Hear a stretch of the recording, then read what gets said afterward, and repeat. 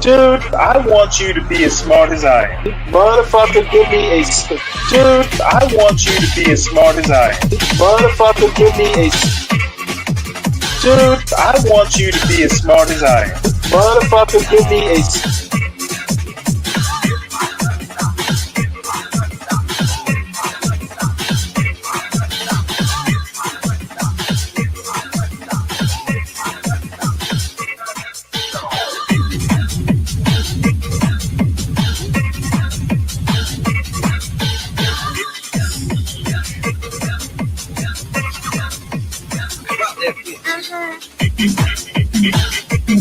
Dude, I want you to be as smart as I am.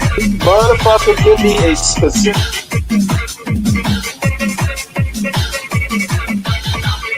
Dude, I want you to be as smart as I am. Motherfucker...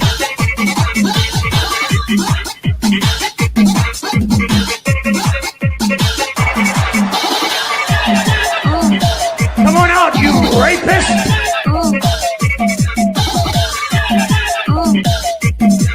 Dude, I want you to be as smart as I am.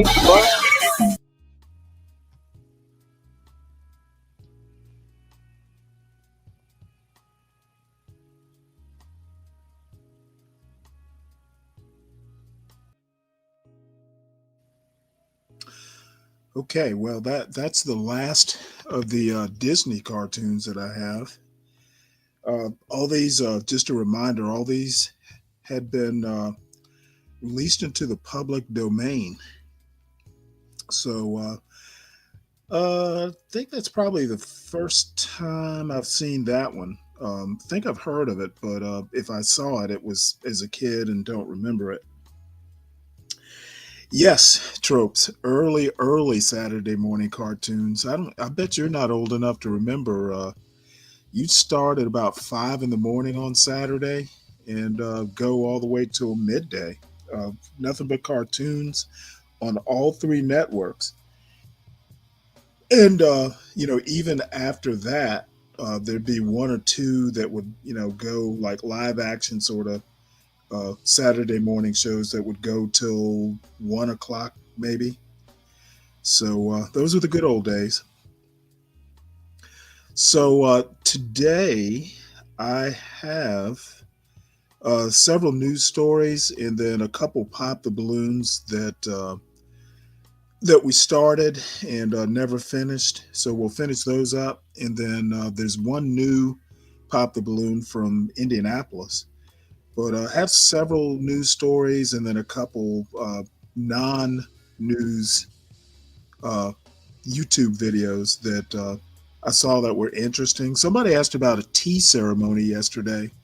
So I found a video about, I guess, kind of the procedures for tea ceremony, which I've seen a while ago, but don't remember it. So for those who are interested in tea, we'll learn something about it, about the ceremony. So we will start. Again, these are some editorials that are left over from yesterday that I want to play. One editorial from Fareed Zakaria, who I've read maybe a book or been meaning to read a book. He's kind of like a foreign policy expert sort of guy. I know he has a show on CNN. If you've ever heard him talk, and I have on in YouTube videos, very smart, very interesting analyses that he gives concerning American foreign policy. I haven't heard him recently, but this is an article in the Washington Post that I'll play. This opinion piece was written by Fareed Zakaria. Trump's manufacturing dream is a mirage. The most advanced economies in the world are dominated by services. At the heart of the Trump administration's policies is one overarching goal. In Vice President J.D. Vance's words from a speech this week, it is to stage the great American manufacturing comeback. Donald Trump believes that the key to transforming the United States along the lines that he wants, economically, socially, and politically, is revive the factories and foundries across this country. Unfortunately, not only is it highly unlikely to happen, but the efforts to move in this direction will be costly and damaging for Americans. The idea that America should make more things is a seductive one. We all think of a rich and powerful country as one with huge factories belching smoke, churning out stuff and selling it to the world. It is deeply imprinted in our minds, but it is an image of the past, not the future. The most advanced economies in the world today are almost all dominated by services. Services account for the vast majority of jobs in the world's richest industrialized countries. In the US, services account for more than 80% of all non-farm jobs. Manufacturing is less than 10%. America's distinctive exports to the world are software and software services, entertainment, financial services, and other such intangible things. And in these, the US runs not a trade deficit, but a surplus with the rest of the world. Why this transformation? Because as people get richer and better educated, they spend more money on services and not goods. In 1960, US consumers allotted more than 50% of their consumption spending to goods. By 2010, it was only 33%. And the money for companies is not in goods, but services. A sneaker might cost $25 or $30 to make. The value is in the design, marketing, and sales that allows you to sell it for $100. Which part of this product would you rather your workers be involved in? Over the past 40 or 50 years, manufacturing as a share of the total economy and manufacturing jobs as a share of total jobs have steadily declined in almost all advanced industrial countries. U.S. manufacturing jobs made up around 25% in 1973. Today, they make up about 8%. You see very similar declines in Britain, Canada, and even places that were traditional manufacturing strongholds, such as Germany, France, and Japan. Japan is particularly important as a case study because it did pretty much everything that Trump wishes that the US had done over the past 60 years. It protected its domestic market from foreign goods through high tariffs and other barriers. The government pursued an aggressive industrial policy, society venerated manufacturing, and the educational system prized technical skills and shop work. And yet, manufacturing declined steadily in Japan. It's actually not right to say "and yet." One could easily make the case that many Japanese industries declined because of these policies. Government bureaucrats favored certain sectors, such as VHS tape recorders and Walkman-style audio players, and missed the technological shifts that rendered them obsolete. Huge levels of corruption within the ruling elites ensured that firms were favored for political reasons. Most important, the tariffs and other barriers kept Japanese companies shielded from competition. Those decisions and others led Japan, far from dominating the world economically as Trump had imagined in the 1980s, to enter into a decades-long stagnation that it has now barely emerged from. Countries such as Japan and Germany that tried hard to boost their manufacturing sectors, and countries such as France and Italy that protected their workers through tight labor laws, all saw their manufacturing decline. But they also missed out on the growing service sector that now dominates the world economy. Germany, the world's third largest economy, has almost no great companies in the digital world, unless you count one 50-year-old second-tier software firm, SAP. The US was more open and thus more innovative. As Ngozi Okonjo-Iweala, the head of the World Trade Organization, has said, America has quietly become the dominant player in the service economy, generating $1 trillion of services that it exports. She points out that professional and business service jobs pay an average of $43.60 per hour in the US, compared with $34.83 for the average manufacturing job. So forget the misty nostalgia about manufacturing. The hard reality is that services is the fastest growing sector in the world economy, generating higher profits and good jobs. The effort to revive manufacturing via protectionism is an effort to defy basic economics. In a free market, people and countries are forced to specialize, moving to those things they can do best. I quoted Vance earlier from a speech he gave at the American Dynamism Summit. In it, he explained that the Trump administration would use tariffs to protect domestic industries, but promised them lots of tax breaks and government support to innovate. But the long history of capitalism tells us that countries and companies don't innovate because of tax credits and depreciation. They do so because of competition. That is why markets work. They force efficiency. If you shield US companies and workers from competition, You will get not dynamism, but stagnation.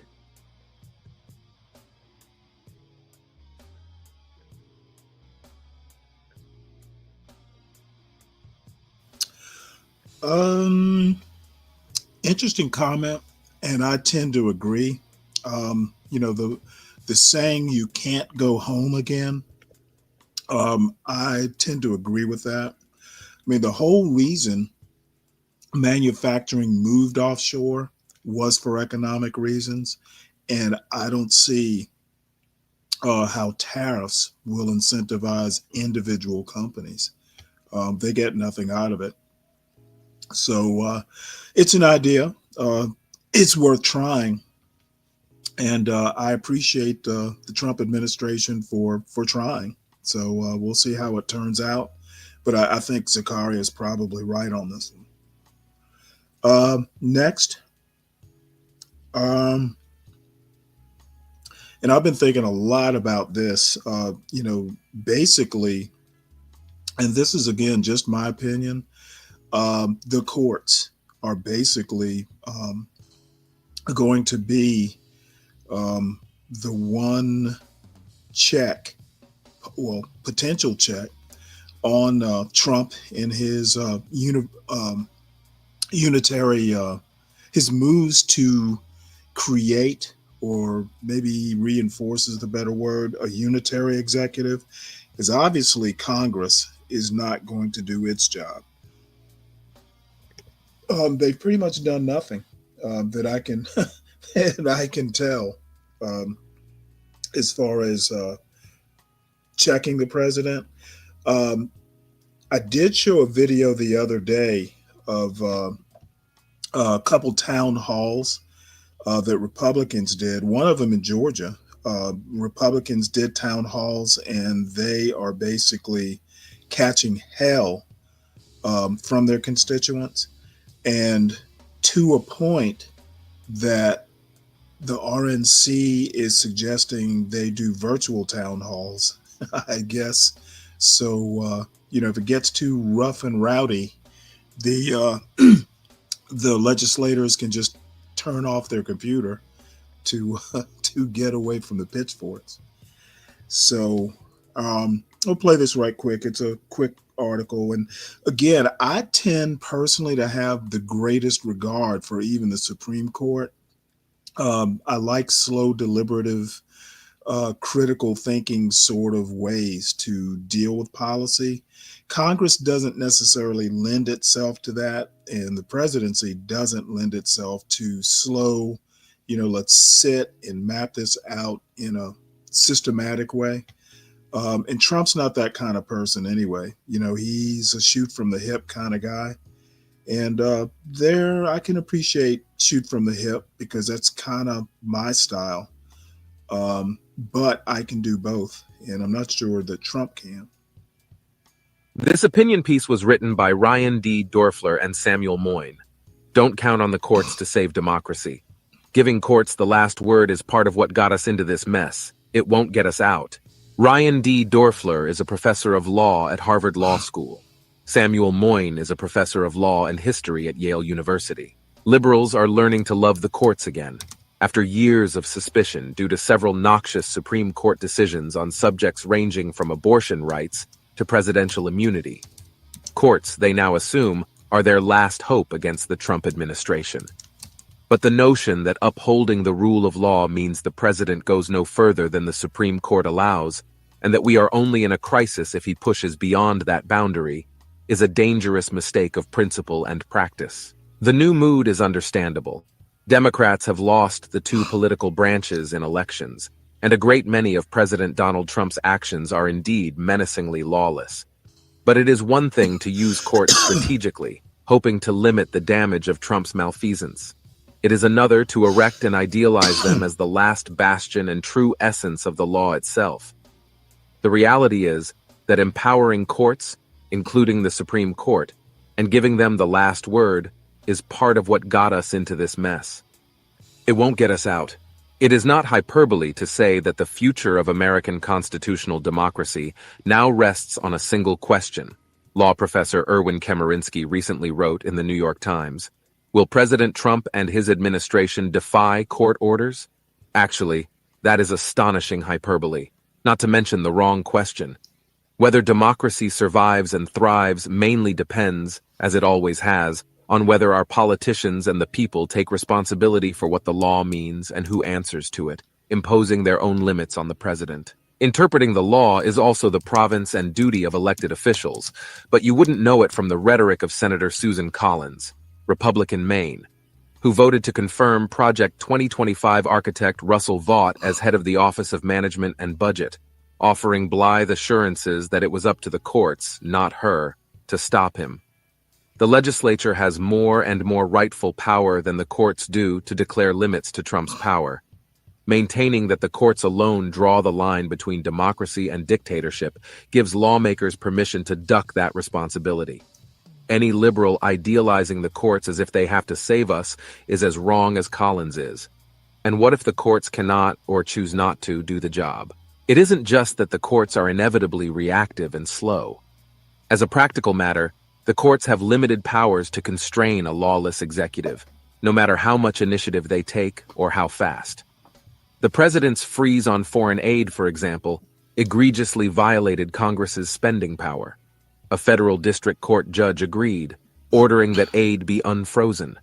The administration dragged its heels in complying with the order, prompting a rebuke from the judge. After an emergency appeal to the Supreme Court, in which the justices sided 5-4 with the district court, the judge reaffirmed that the government must make good on its contracts for aid work already performed.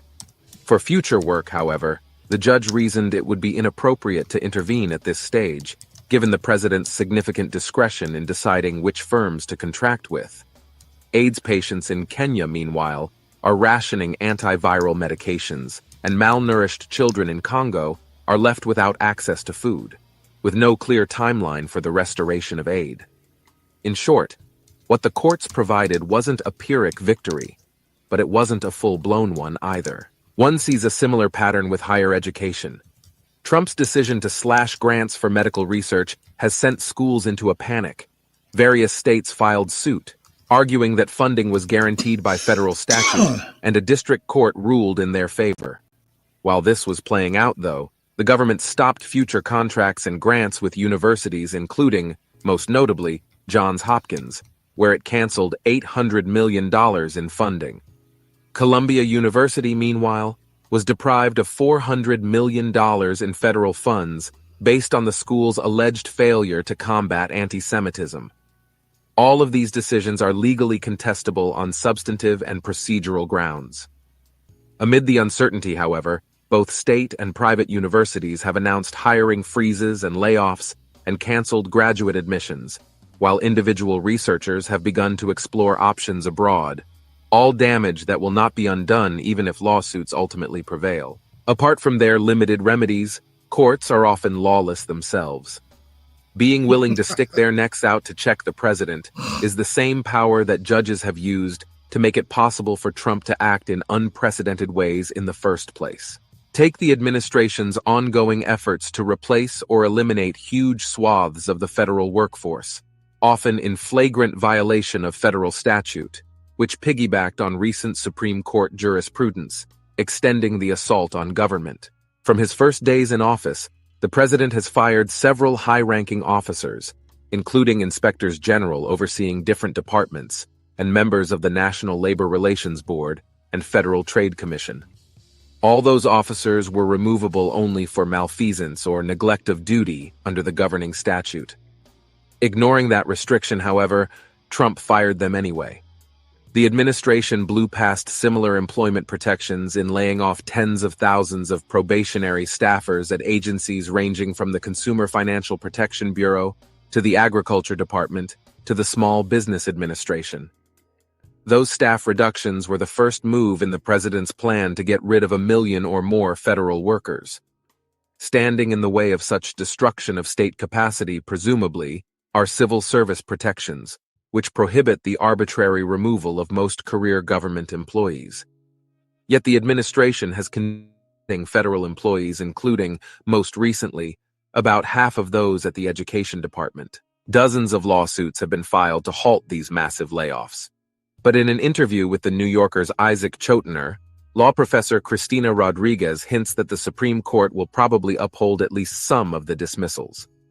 Despite the fact that Congress's laws protect nearly all of these workers from being removed by the president at will, Chief Justice John G. Roberts Jr. has declared such protections unconstitutional in numerous settings. Rodriguez forecasts, entirely plausibly, that existing precedents do not yet suggest the court will declare for-cause firings unconstitutional as a matter of course. The precedents Rodriguez mentions all hinge upon a discredited constitutional theory, the unitary executive, which says the president gets to control most or all officials in the executive branch. That theory is as dangerous as it is unfounded. So if the Supreme Court upholds some but not all of these firings, it will not be helpful, as Rodriguez suggests, nor will it serve to clarify the law. Given that the justices might be too embarrassed to strike down all for-cause protections at once, it makes strategic sense for liberals to seek judicial relief in these cases. But it is possible to do so while continuing to insist that all the firings were lawless, no matter what Roberts or the other justices have to say. The reality is that the second Trump administration is only pushing things further in the same direction the Supreme Court has been heading toward for years.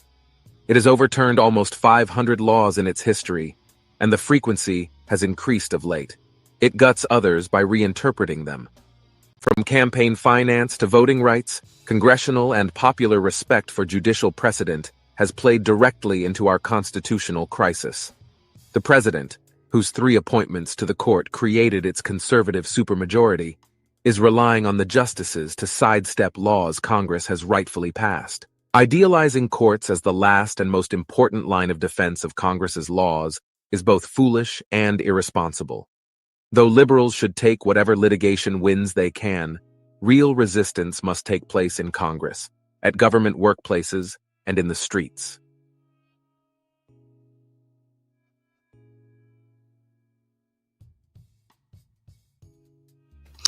Yep. Someone asked me a day or two ago, how will courts, what can courts really do if they can't enforce their decisions?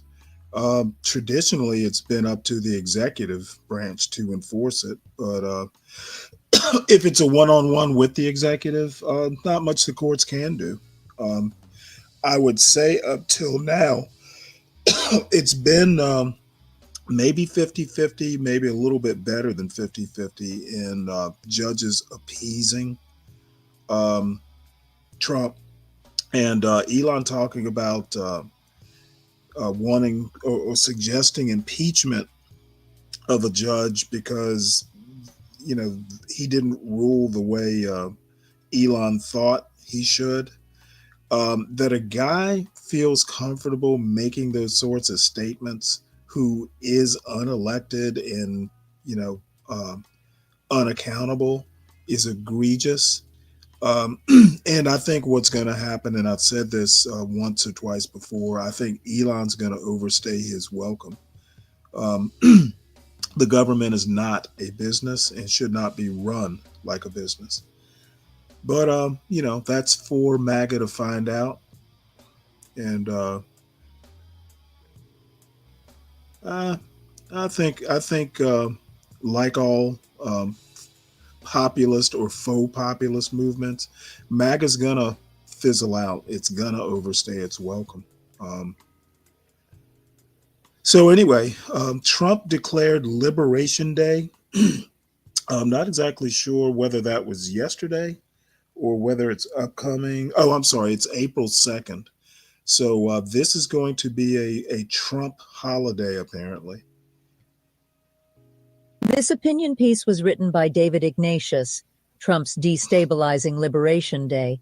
Maybe you aren't counting the days until April 2nd, which Donald Trump calls Liberation Day.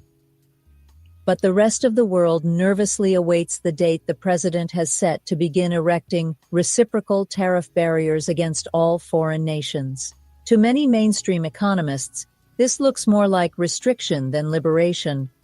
The Federal Reserve predicted this week that tariffs and the uncertainty surrounding them will boost U.S. inflation lower growth, and increase unemployment. A triple whammy. The European Central Bank foresees a similar downdraft there. The dumbest trade war in history is how the Wall Street Journal described Trump's initial tariff forays against Canada and Mexico. Later, after Canada began to retaliate, the journal's editorial board said it was being kind in that earlier, dumbest ever description. But no one, it appears, can talk Trump out of his fixation on tariffs. He imagines that, behind this economic barrier, a new golden age of manufacturing will arise. I won't recite the vast economic literature arguing that the president is wrong. Instead, I want to focus on how the rest of the world might react to Trump's version of global economic reciprocity. The first response has been to use gifts to win the favor of the Emperor of the Oval Office. Mexican President Claudia Sheinbaum helped Trump crack down on migrants and drug gangs, and tariff talk about Mexico eased, at least momentarily. British Prime Minister Keir Starmer brought a wax-sealed, handwritten dinner invitation from King Charles III, and the tariff howitzer wasn't pointed at merry old England yet. Japan, one of the United States' most important trading partners, would like to get a special deal too. When Japanese Prime Minister Shigeru Ishiba visited the White House on February 7th, Trump named his price. Trump asked for a Japanese investment of billions of dollars in oil and liquefied natural gas production and pipelines in Alaska. The problem is that Japanese officials, after studying the technically challenging project, aren't sure it makes economic sense.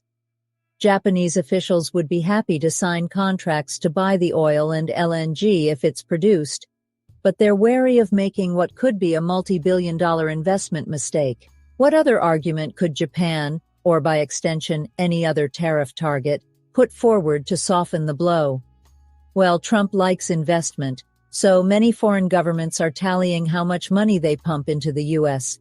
Officials tell me that 32% of all automobiles made and sold in the U.S. are produced by Japanese companies, nearly reaching the 41% share of U.S. companies. Not enough? Okay, those Japanese cars have 70 to 80% of their parts made in America versus 60 to 70% for U.S. manufacturers, according to one estimate shared with me. But gifting Trump is an uncertain strategy, so Japan and the European Union are preparing lists of retaliatory tariffs that would increase the pain and financial dislocation for the U.S. Foreign diplomats. Wouldn't share details with me, but they appear to agree that the most effective approach would be to target red states, where Trump's support is strong. Gillian Tett of the Financial Times reports that Treasury Secretary Scott Bessent foresees 3 sets of nations in Trump world: red foes, green friends, and yellow floaters. Green countries and some yellow ones will get some relief from sanctions, Tett writes, if they go along with a plan to lower the dollar outlined in what she calls a must-read paper by Stephen Moran, Trump's choice to lead the Council of Economic Advisers. The deeper worry for me is that these economic machinations will affect broader national security policy, as Trump deconstructs not just the free trade system, but the entire global order. Once upon a time, before January 20th to be exact, the trade balance was part of an overall global architecture. The U.S., as the only truly global military power, provided security for its vast array of friends. The dollar was the world's reserve currency. The Fed was its monetary brain, and Wall Street provided the global financial wiring. The U.S. ran trade deficits with many countries, but this was vastly outweighed by the benefits of our global leadership. As Trump turns on allies and partners, these countries are beginning to examine the fundamentals of their relationship with the U.S. If they can't depend on Washington for mature economic leadership, what else is at risk? Inevitably, many are beginning to question whether, in the age of Trump, the U.S. nuclear umbrella is reliable. Allies that are newly considering their own nuclear deterrent range from Poland and Germany in Europe to Australia and South Korea in Asia. The best case I've seen for rethinking Pax Americana comes from David Kilcullen, an Australian strategist who has worked closely with the U.S. military and the State Department. We partner with Washington not for sentimental reasons, but because we need an ally powerful enough to stabilize the global system, Kilcullen wrote this month in The Australian. But what if Washington were simultaneously declining in relative military strength, lacking in national will to secure the global system, moving out of alignment with our values, damaging our trade, bullying its partners, and becoming unreliable as an ally? Kilcullen answers his own question. In such a hypothetical scenario where our traditional nuclear-armed ally was no longer reliable, Australia might need its own sovereign nuclear deterrent, or at least an extremely capable array of long-range, non-nuclear strike assets. Kilcullen told me his article has encouraged an urgent discussion down under. That's how fast the sweater can begin to unravel. Trump's aim for a decade has been to force America's allies in Europe and Asia to take care of their own economic and military security, rather than free riding on the United States. To which I would say, be careful what you wish for.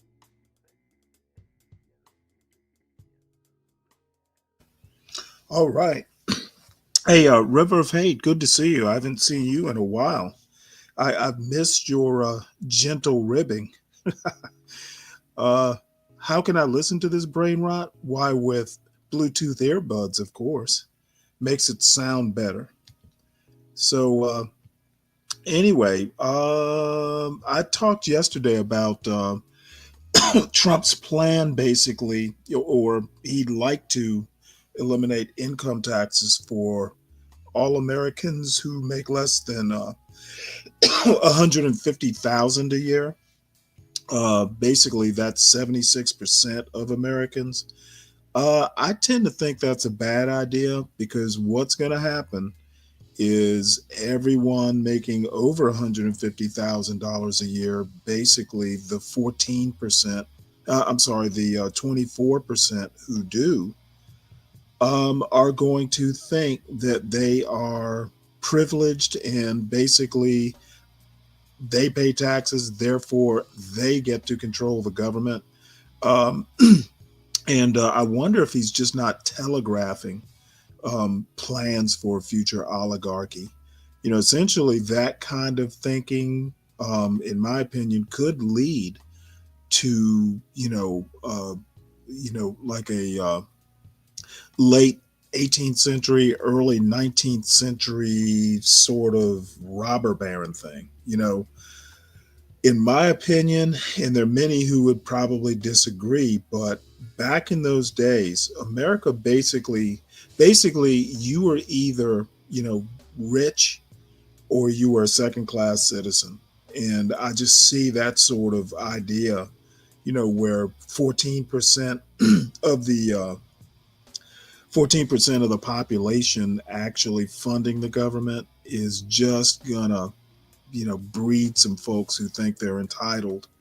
And, I think the progressive income tax, you pay what you can, pay what's fair.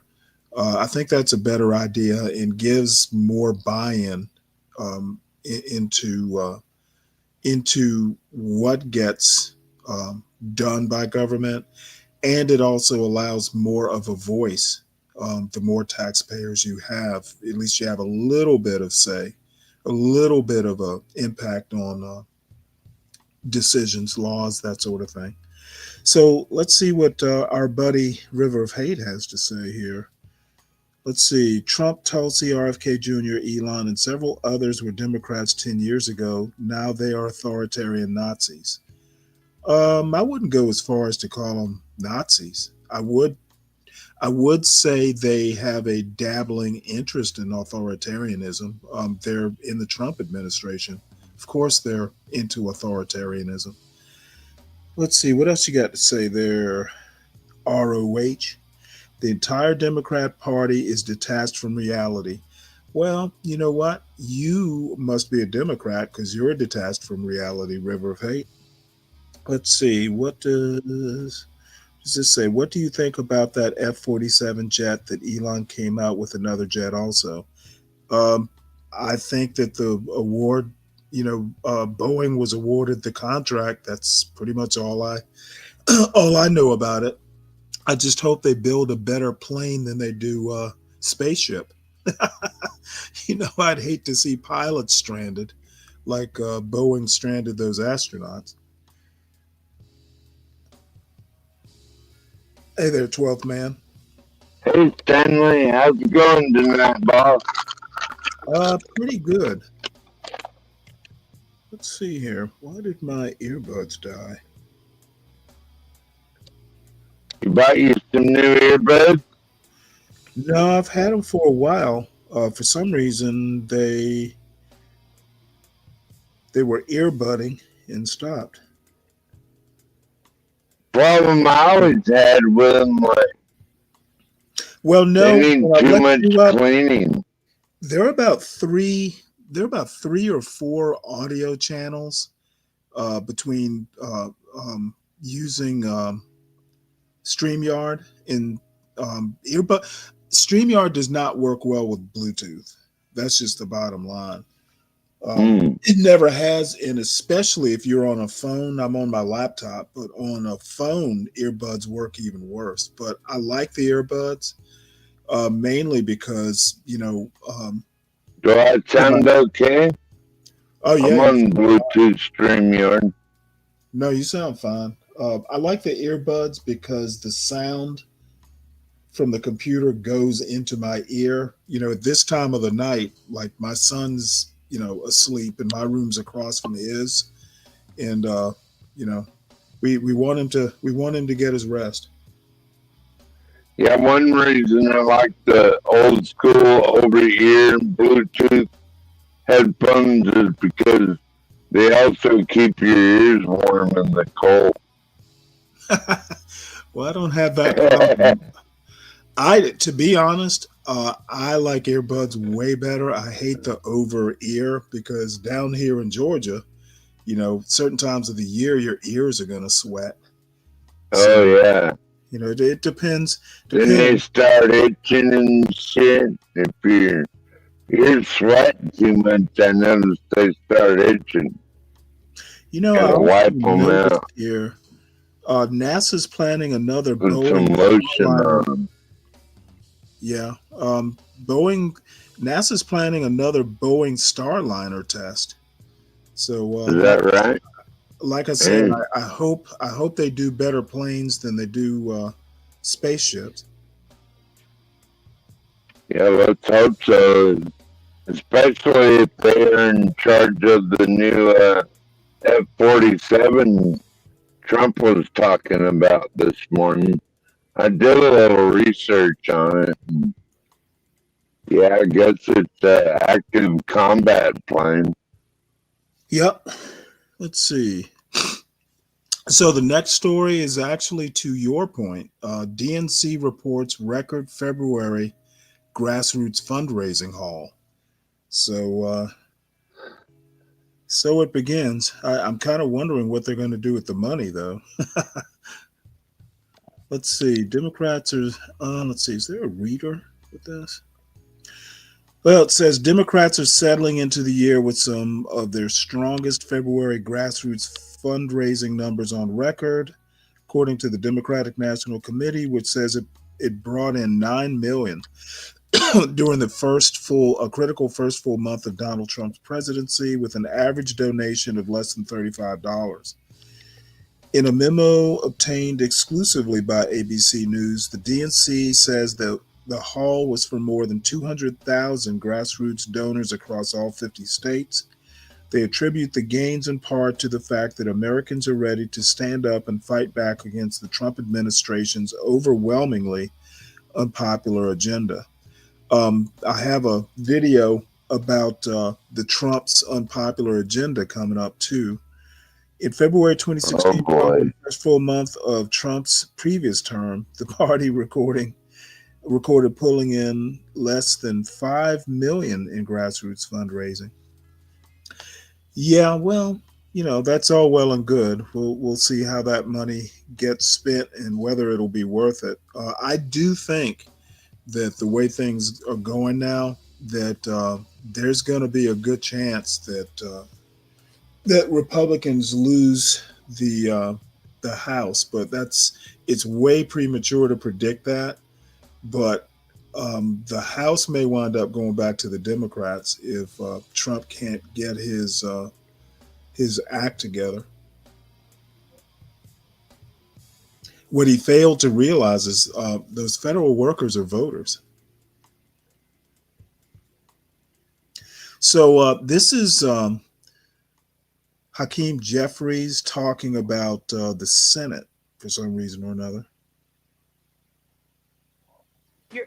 Senator Chuck Schumer is from your state. He clearly has a different view of this than you. He is not saying let's go back to the negotiating table. He's saying let's take this vote. So have you lost confidence in him? The fact that you guys see this so differently. Next question. I've dodged multiple times. Hakeem looks like a broken down Obama. Can I just, to clarify here, none of you are willing to say at this point that you have confidence in Chuck Schumer as leader. You keep engaging in these parlor games because you want to take the focus off the American people. What we're saying is we look forward to continuing to work with our Senate colleagues, all of them, in opposition. I actually have to say that it's not reporters' jobs to look out for the welfare of the American people. It's his job. So, I'm going to have to say Hakeem Jeffries is no Nancy Pelosi. I actually like him better than Nancy Pelosi, but the American people. He's no Obama either. Is on everyday Americans, on children. He's not going to be the leader of the Democrat Party. Fighting for who Donald Trump and House Republicans are intentionally trying to hurt. Yeah, well, it's all. We started seeing things being taken from her. One painful. It's all academic, to be honest. At this point, for the Democrats anyway. So, lab-grown meat. It's been a while since I've heard a story on lab-grown meat. But, well, you know what? I don't think growing meat in a lab is any more disgusting than, hog killing, pig picking. If you've ever had to do it or participated in it, it can't be more disgusting than that. Who's afraid of lab-grown meat? This article is by Andrew Jacobs and Emily Anthes and read by an automated voice. Curious to try a lab-grown chicken sandwich? Don't look to satiate your craving in Mississippi, which earlier this week moved to ban so-called cultivated or cell-derived meat.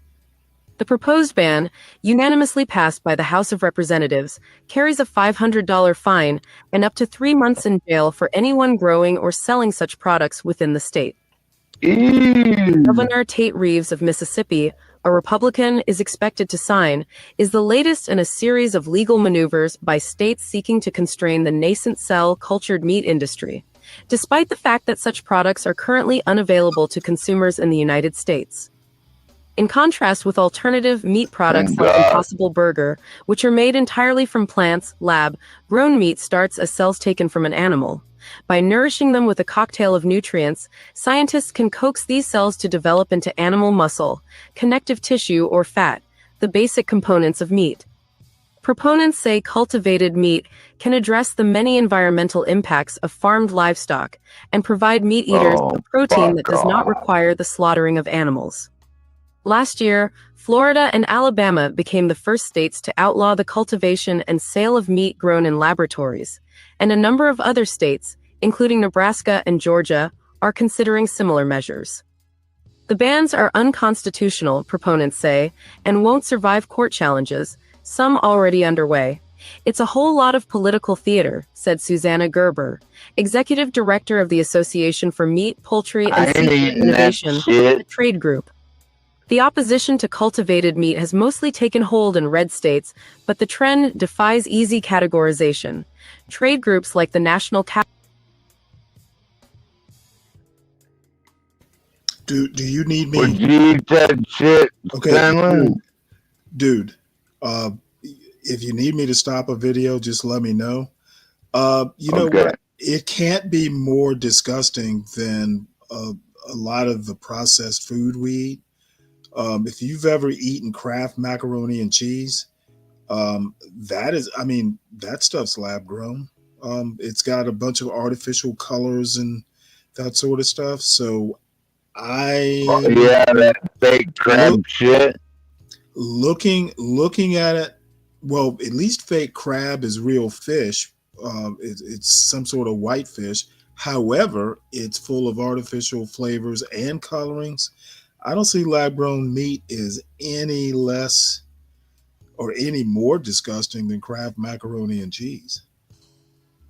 As a matter of fact, if you ever stop to think about processed food or read the labels or anything like that, yeah, this might be the least of our problems.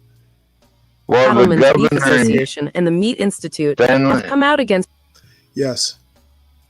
the governor here wants to allow fish farming for king salmon, but the problem is it gets into the ocean and then it breeds with the wild stock and then creates a whole different kind of fish. So that's what we're battling here in Alaska right now. Yep. Well, fish farming creates a lot of pollution also. Restrictive measures, and Republican lawmakers in Wyoming and South Dakota have quashed similar bills, with many describing the proposed bans as anathema to conservative values like limited government and free trade. If we let the government decide what foods we eat and what medicines we take, our bodies will soon be in as sorry a state as the souls who live under tyranny, State Senator Bob Ide of Wyoming, quoting Thomas Jefferson, said shortly before voting against the measure in his state. For now, the measures are unlikely to have much real-world impact, although the prospect of mass-produced lab-grown meat has prompted breathless headlines and drawn billions in investment. Its commercial viability remains unproven. Only 2 companies, Upside Foods and Good Meat, are currently authorized to sell cultured meat in the United States. The companies briefly sold limited quantities to a few restaurants, none of which were in states that have passed the bans. Earlier this month, the Food and Drug Administration granted regulatory clearance to a third company, Mission Barns, for a lab-grown pork fat product. In addition to being under FDA oversight, cultivated meat products are regulated by the Department of Agriculture. Some opponents of cultivated meat traffic in falsehoods about the health risks of cultivated meat, while others, like Governor Ron DeSantis of Florida, have embraced the opportunity to defend domestic livestock producers. But cultured meat has also been swept up in the nation's culture wars. That's in part because proponents often describe lab-grown meat as a no-kill, humane alternative to farmed animal products.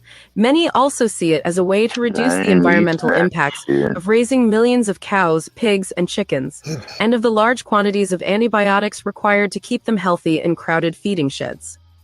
There's no way we can sustain healthy food the way we're doing today with livestock production, because we just don't have the land and the resources, said David Kaplan, an expert on cellular agriculture at Tufts University.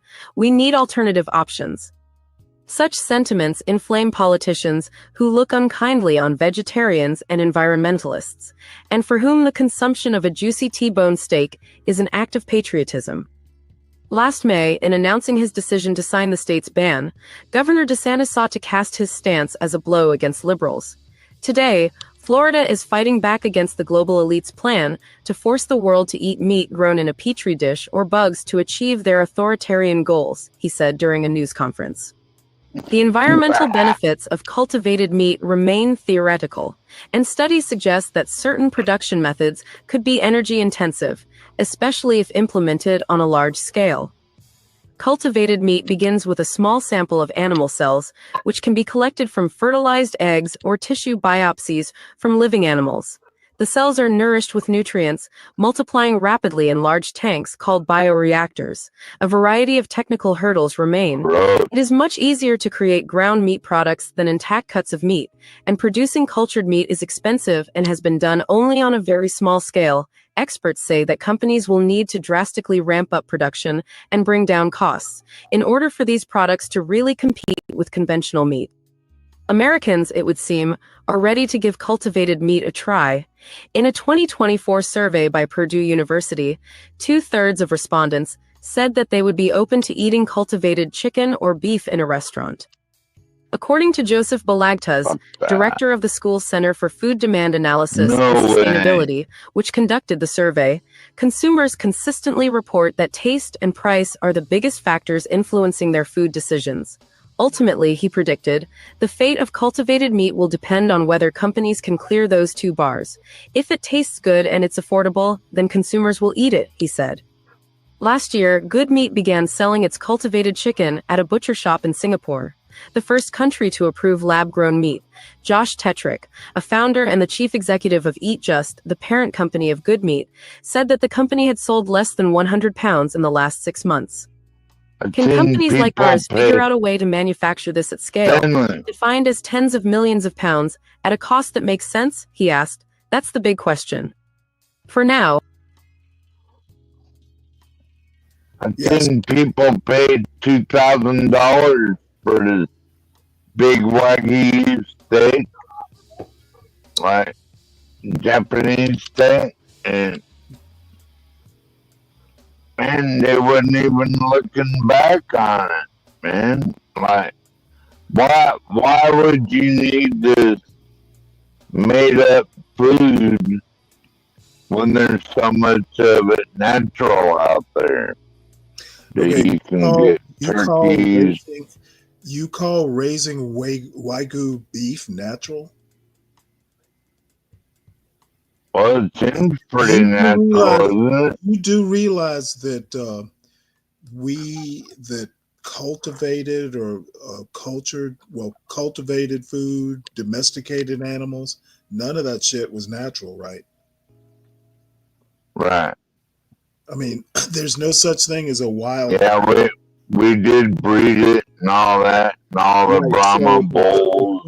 The point is that having domesticated animals, domesticated plants, we've been, dealing with genetic selection, breeding, all that stuff for 10,000 years, or for thousands of years. So labs are just, while different. What do you think a breeding farm is? It's a lab. Yeah, I'm not eating that, Stanley. Sorry. Okay, listen to what I'm saying. Okay, your Wagyu beef, those cows, nature did not create those cows. Man basically manipulated nature to create, breeds. So I don't know where you're going with this, but most of the food we eat is not natural. Yeah, but at least it gets a nice, happy life while it lives. Yeah, that makes my steak taste better. Are trying to thwart the state restrictions. Upside Foods filed a federal lawsuit last August challenging the Florida law as unconstitutional. The Good Food Institute, an alternative meat advocacy group that is providing legal assistance to Upside Foods, argues that the bans violate the Commerce Clause of the Constitution, which bars states from interfering with interstate trade. The laws, experts say, also violate the so-called preemption doctrine, which gives federal laws precedence over state laws when the two conflict. These laws are pretty flagrantly in violation of both, said Madeline Cohen, the Institute's Associate Director of Regulatory Affairs. Backers of the Mississippi bill have not publicly explained their antipathy to cultivated meat. State legislators did not hold a public hearing or comment before unanimously voting for the ban. Representatives Bill Piggott and Lester Carpenter, two Republicans who introduced the legislation, did not respond to requests for comment. Mr. Reeves, the Mississippi governor, declined to comment, as did the state's agriculture commissioner, Andy Gibson. Still, Mr. Gibson has not been shy in criticizing cultivated protein as hostile to farmers.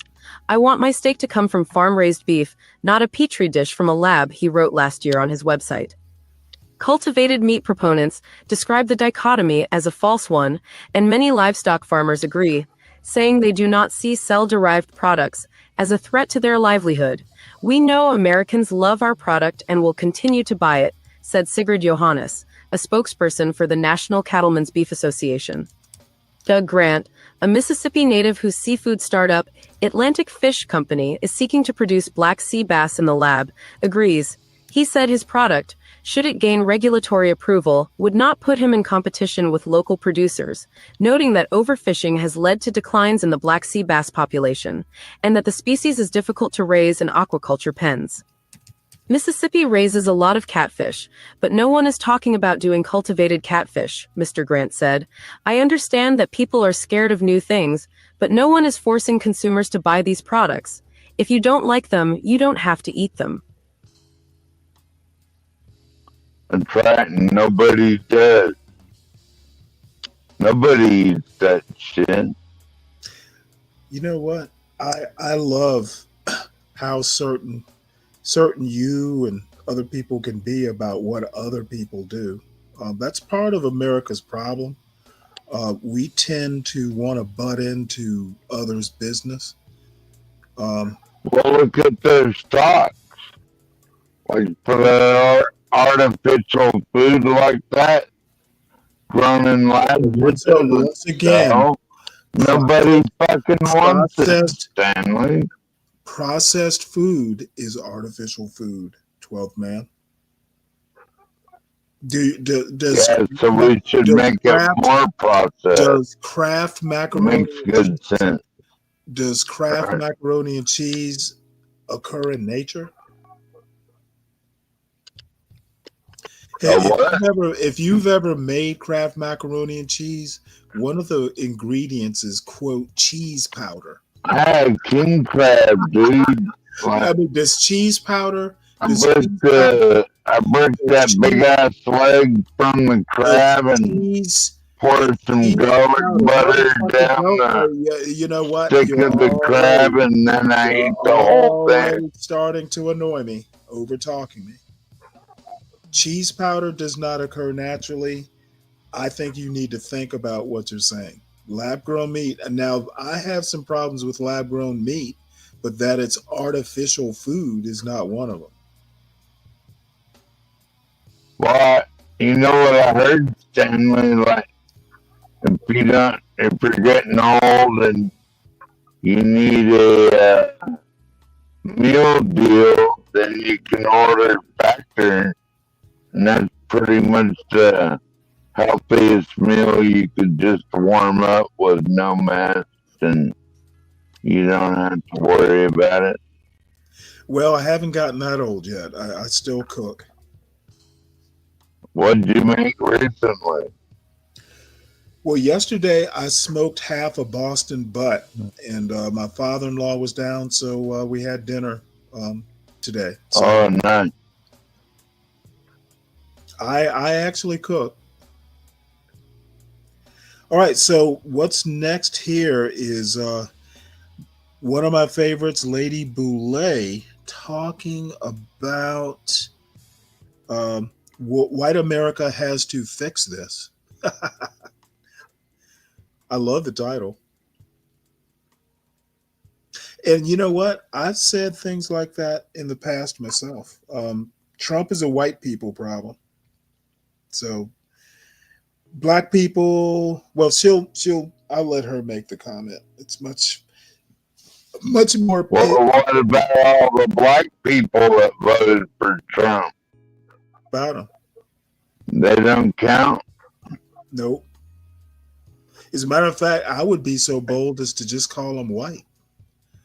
81% of men, black on a bunch of your okay, motherfucker. I will get out my sentence, and you need to wait.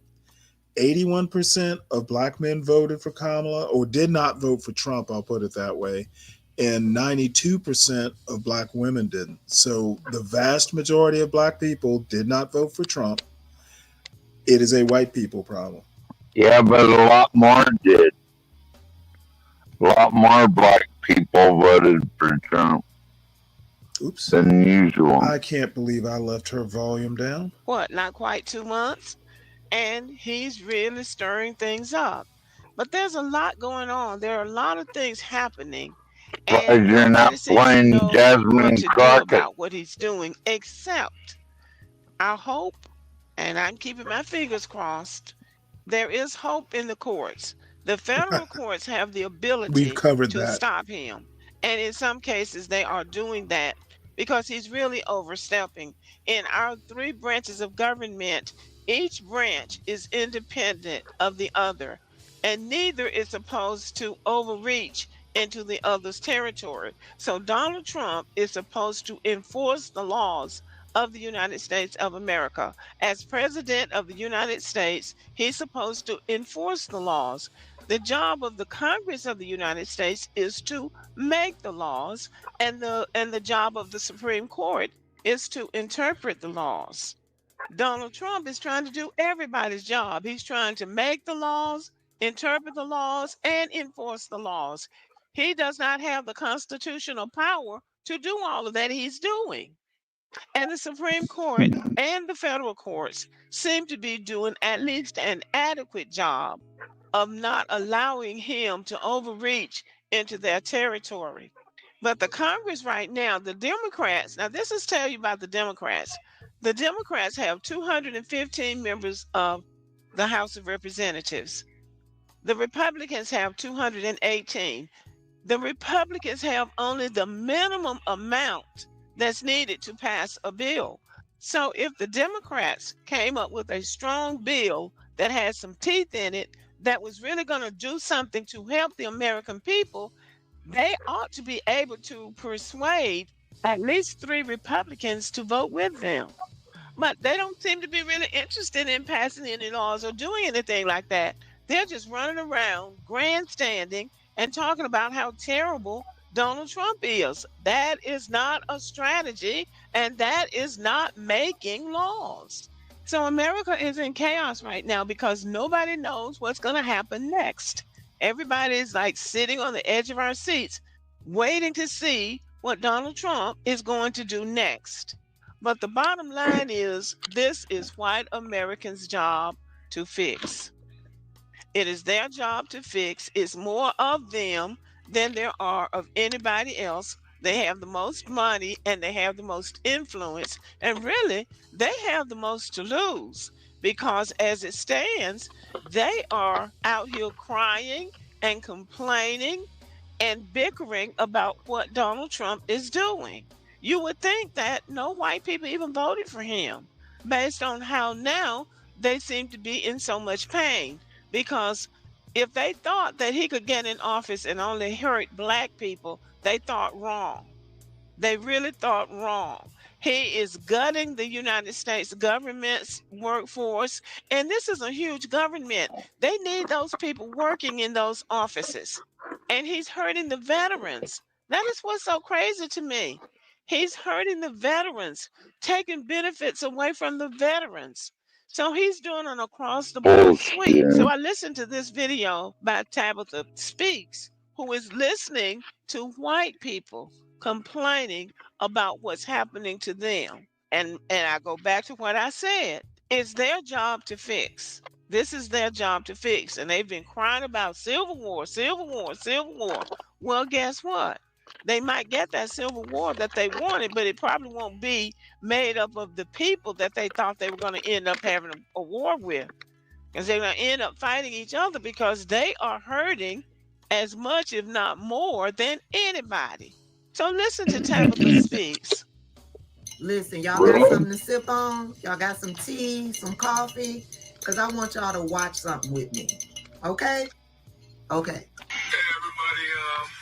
Hope everybody's having a great Valentine's. I told myself I was going to get upset this morning, and this is destroying me, like, so bad. Like, I was building, I've had this business for 24 years, and I built it out for my son, so one day they wouldn't have to work so hard. And now I'm just letting it go. That's not you, is it, 12 man? Oh, God. No.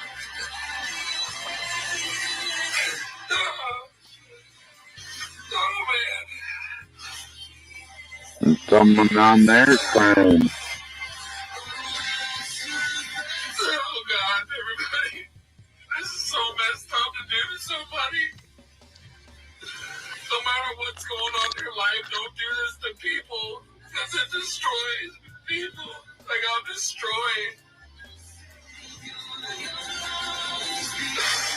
Oh, God. Somebody told me let it all out. Like, today is really bad. Like, I can't believe that I had to do this again. But that way it'll all be out of my storage, so I won't have to look at it no more. I'm not sure I'm going to be able to make it all the way through this. Like, I've had stuff for a very long time from my childhood, and now it's got to go.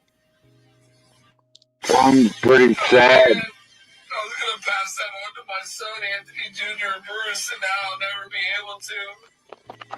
Anybody go to jail? That's all I want to know. Everybody watching, and have a great Valentine's Day. I wish I had my family here. Oh, my Lord. I'll let y'all go. Listen, I don't know what was the catalyst for him losing everything and having to sell his business, because he doesn't say in that video clip. But there was a time I would see that video and I would feel empathy, I would feel sympathy. But since November 5th, 2024, and we got those election results, when I see stuff like this, I have one question. Who did you vote for? And based on your answer, that will determine if I have any empathy or any sympathy. But wait, there's more. I don't know how any of you guys are going and going and going. I know you guys have the same level of mental health as me.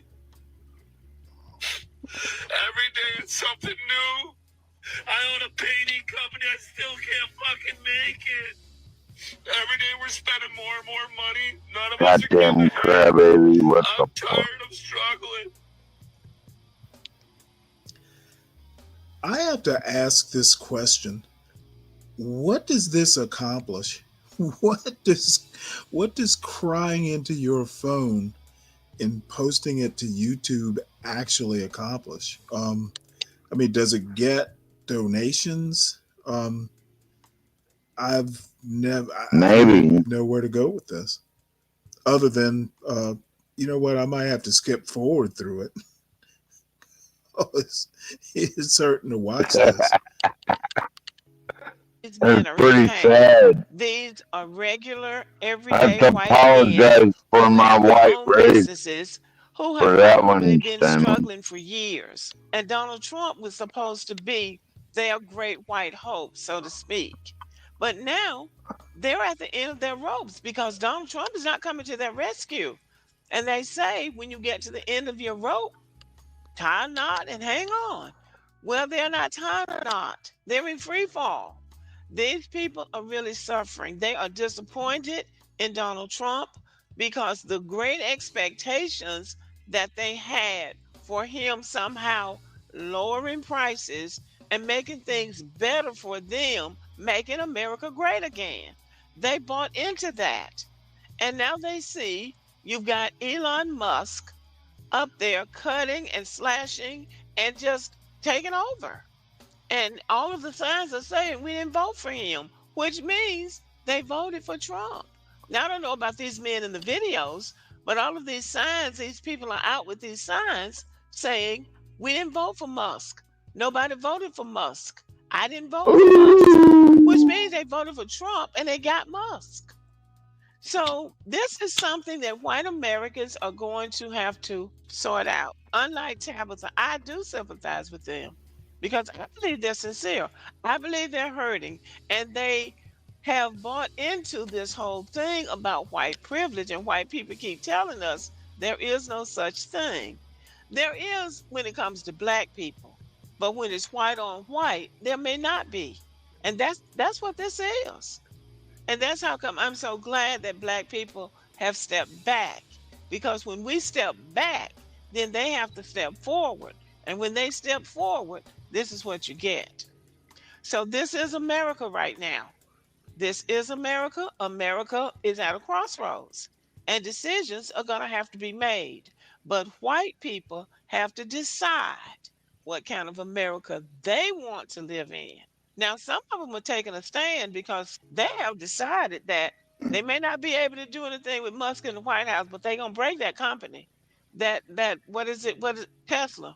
In Europe, all over the world, sales are down.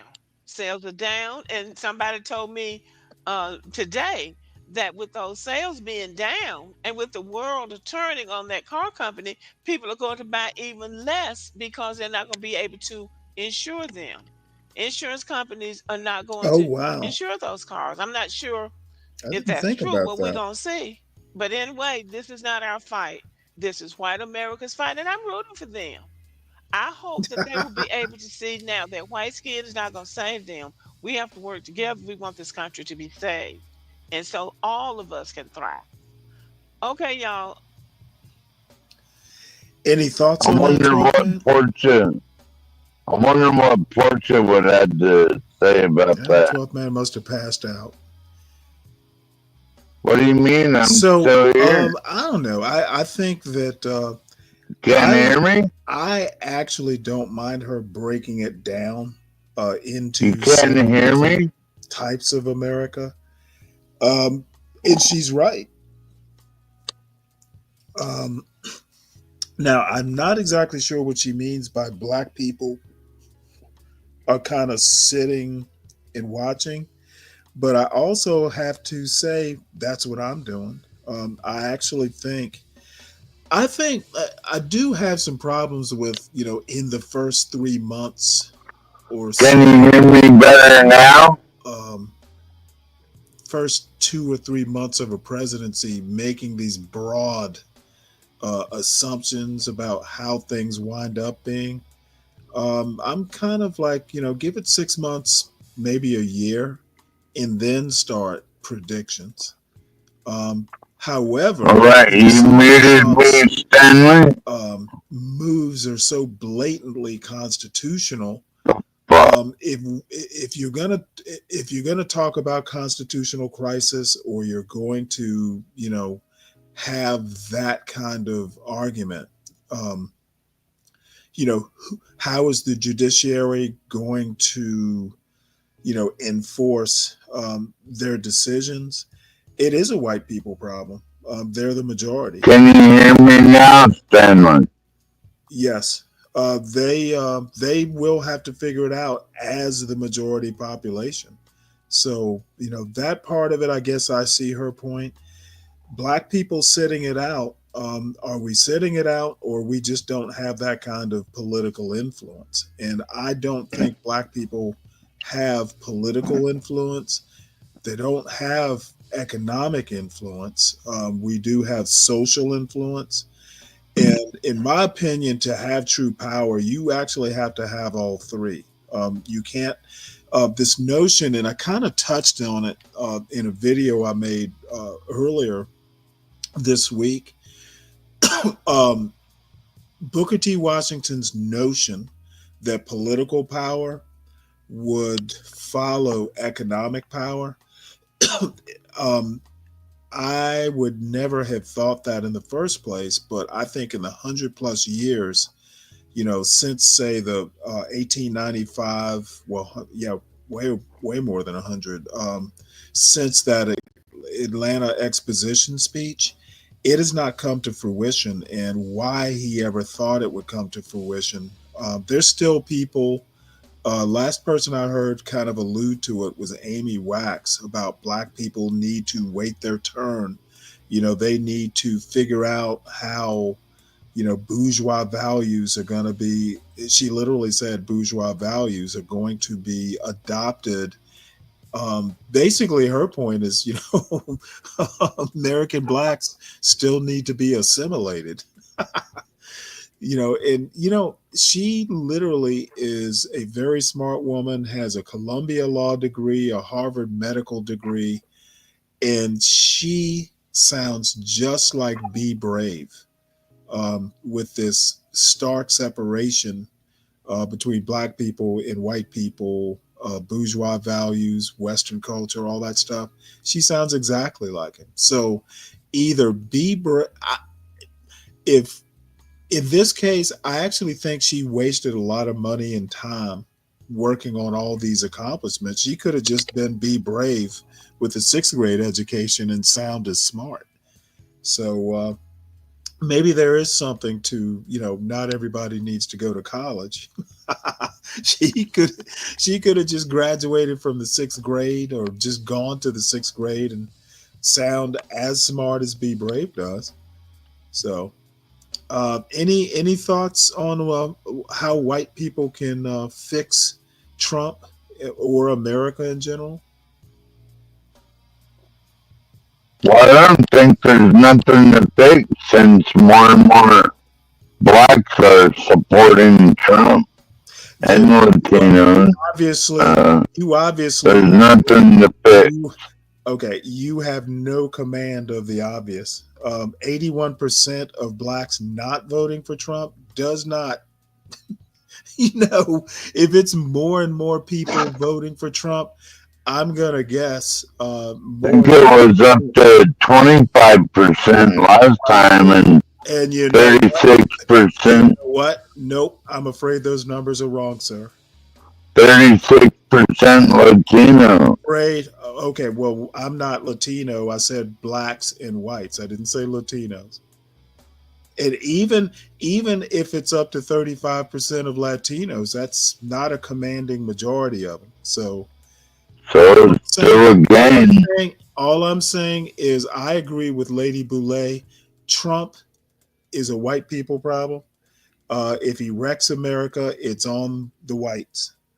Can't be brave blaming black people. Yeah, Stanley, everything is always the white boy's fault. You know what? White boys like you and Be Brave, yes. Is the country not run by white people? When are you gonna quit blaming your problems on white people, Stanley? Hey, you know what? I have no problems. Of all the people I know in the John Galt universe, I probably have the least problems of all of you. Yeah. You live in a white suburb. Hey, you know what? You want to know why? With a nice farm down the street. Number one, I don't live in a suburb. Technically, I live in a small town in Georgia. It's an exurb, if anything. Number two, it is literally a mixed neighborhood. The town mostly white people tell the truth. I will not. Hey, 12 man, you might want to wait till I'm done talking. I live in a town that's 50-50. One of the very few in this part of the world. My neighborhood, I don't know if it's 50-50, but there are plenty of black people who live in my neighborhood. It's very middle class, and I have the fewest problems of probably anyone I can think of. I'm retired. You have to follow the rules. No, this motherfucker just does not understand that I don't want to be interrupted this morning. Basically, I have few problems. As a matter of fact, I'm almost a third party watching some of the shenanigans. The truth is this country's run by white people, at least for now. And she is right. It's a white people problem. Trump is a white people problem. If he does great, then you know what? It'll be something that Be Brave can talk about till he dies.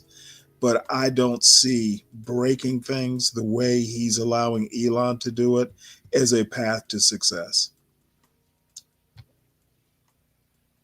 You can make a comment or two, and then we can move. You couldn't believe the fake news surrounding Elon Musk. You know what? There is no such thing as fake news. That the news about fake news is fake news. Like he's not shutting down Social Security officers. Only the ones that are useless, like 5 of them for hearing or something, and they can do that TTY on the internet and get that service. or on the telephone, either or. Sure, I'm not sure I understand where you're going. Well, he's trying to say that Elon Musk was going to shut down all these satellite Social Security offices, and it's all fake news, right? None of them are shutting down. Elon Musk is so haphazard, shutting things down, and then he has to open them back up. Who knows what the hell Elon Musk is actually doing? Least of all him. So, I think the first step that Trump needs to do to get this country back on the right road is get rid of Elon Musk. Vivek Ramaswamy would have done a way better job, quite frankly. And I'm not a Vivek fan, but I do understand that Vivek might actually be smart, as abrasive and annoying as he can be. He does not have the same, obvious personal peccadillos that Elon does. So Trump fucked up when he got rid of Vivek. So is this the video where France wants the Statue of Liberty back or something? Who gives a fuck what France wants? Now, see, that's news I just ignore. Figure the odds. They're gonna get it. Yeah, they're not getting it back, are they, Stanley? So, kind of like a low-level judge saying that he can't. Okay, you know what? The president there is. Hold on, folks. There is no such thing as a low-level federal judge. If they can basically enjoin if they can prevent a law from being enacted nationwide, your definition of low level is different than mine. So the next story, this is from Lead Clinton. He emailed me this story, which I think maybe I'd heard of it, but hadn't paid much attention to it. So he and I were talking on another show about kids. And he and I kind of, disagreed on parental control. It was about kids and, the sex change operations and hormone treatments and stuff like that. And my contention is that parents, if they're acting responsibly,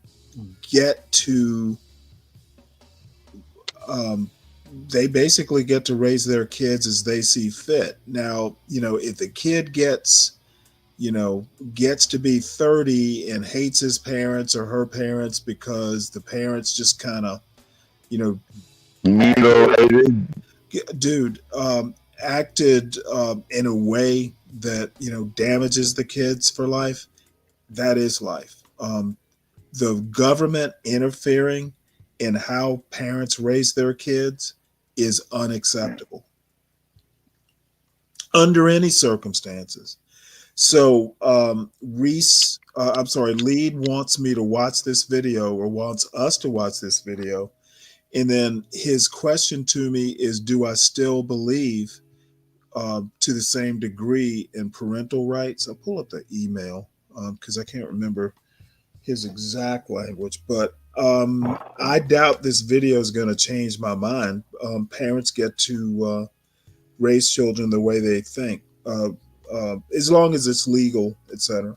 So Lead asks, please check out this video and tell me if you still think no lines should be drawn when it comes to children. Okay, I didn't say no lines when it comes to children. I said very few lines, as long as they're legal, moral, etc., in parenting children. So hopefully Lead's still listening. So let's play this video, see what's up with it. We have a major update. Hundreds of years. That is the sentence for two parents who adopted black children and decided to enslave them. Put up the picture full mass. We've been bringing you this story since day one, providing the updates as they come. West Virginia judge admonishes the white couple, Donald Lance and Gina Whitefeather, who kept their adopted black children as slaves, gives them the maximum sentence for doing so. Lance, 65, was sentenced Wednesday to a maximum of 160 years behind bars and will not be eligible for parole until he's 101 years old. The 63-year-old Whitefeather, who received a maximum of 215 years, will also have to live in prison, not eligible for parole until she's 112, if she makes it. The couple will also be required to pay a restitution of $280,000 each. But at least they will have access to a working toilet, a luxury not afforded to their two oldest adopted children. They will also receive blankets, which they refuse to provide their oldest daughter and son, forced to spend their nights inside a cold, drafty barn. Now, if you remember in the initial reporting of this story, the law enforcement personnel who found the children locked inside of a barn, and it was locked from the outside, okay? They had no blanket, they had no toilet, and it was cold. The irony is, even with this sentence, they are going to live in conditions much better than the black children they adopted. Put it up full mass. The judge, before issuing her sentence, listened to impact statements written by 4 of the children and read in court by prosecutors. The oldest girl, now 18, addressed her adopted mother directly, telling Whitefeather, quote, "I'll never understand how you can sleep at night. I want you to know that you are a monster," end quote. The couple were found guilty in late January of more than 31 counts, including child neglect and human trafficking, among other charges, following 12 days of shocking testimony about the horrors endured by their adopted kids. Whitefeather and Lance were arrested October 2023 in their home near Charleston, West Virginia, after a neighbor spotted him locking the couple's 2 oldest children into the barn. Now, I'm going to take you back to a reminder of what happened, all right? So deputies responding to the neighbor's 911 call required a sledgehammer to break into the facility, where they found the 16-year-old girl and the 14-year-old child, boy, reeking of body odor with sores on their feet. They slept on a concrete floor, no bedding, and shared a bucket as a toilet. Inside the main house, a 9-year-old girl was found alone crying in a loft with no guardrail, according to prosecutors. The couple adopted the victims, 5 black children, all siblings, while living in Minnesota. The white couple took the kids with them to Washington State in 2018 before settling in West Virginia, May of 2023, when the children ranged in age from 5 to 16. The siblings proved to be quite lucrative for Whitefeather and Lance. A financial intelligence analyst who reviewed the couple's bank statement testified they pocketed $318,000 in child assistance from the state of Minnesota alone.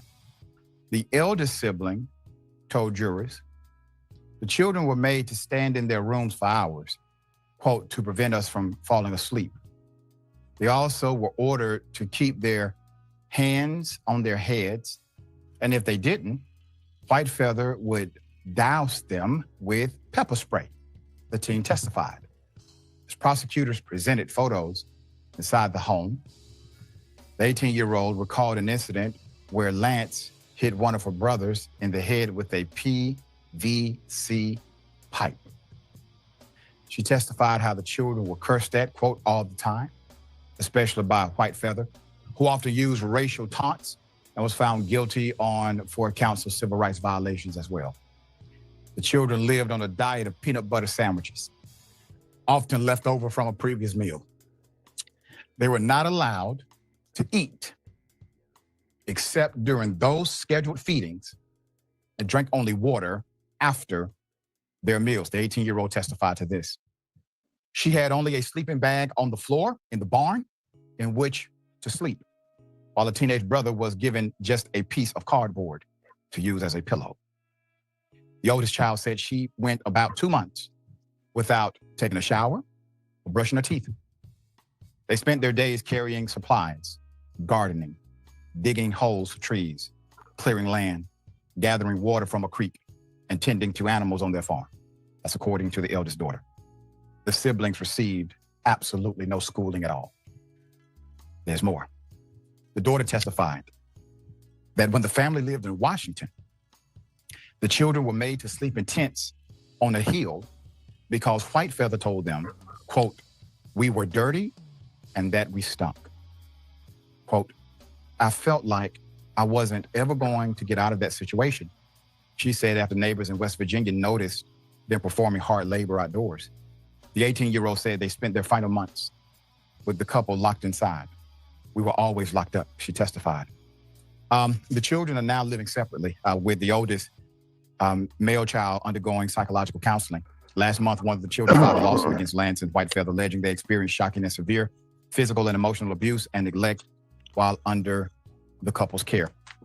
From day one, this was one of the most horrific stories we've covered at Indisputable. It's difficult for you to hear that. It's difficult for me to report it. It's much more difficult for them to experience it. 3 opportunities prior where law enforcement got wind in other jurisdictions that something was going on with this family. And what the family would do is they would basically move every time someone got wind of their abuse or there was an accusation. Somebody may be coming later for a pending investigation. They would simply move. And when they would move, the previous jurisdiction would basically lose interest in following up in the investigation. And that is how they were able to avoid authorities or responsibility for their crimes. Hey, Stanley, this is a note to those who work in these agencies. Don't allow them to get away that easily. Stanley, do you this think could have been stopped?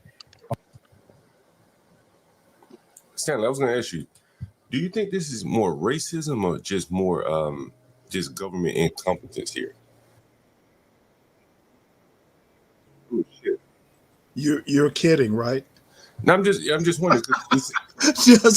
Does it really matter that much, John? Yeah, that's what I'm saying. Like, you know, if you were going my response is going to be, I don't know and I don't care. It doesn't matter.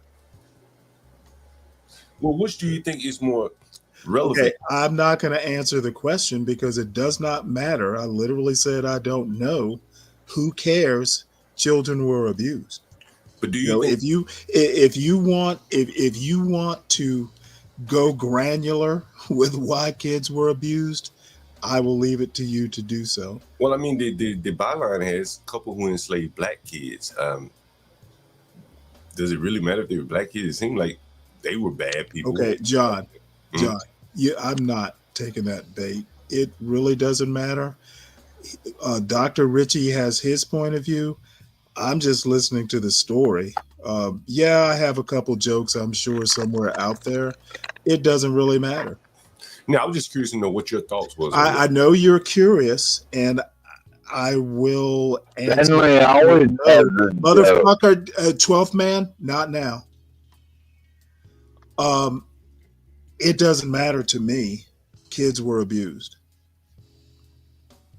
So that's my answer. You gonna ask 12th man now?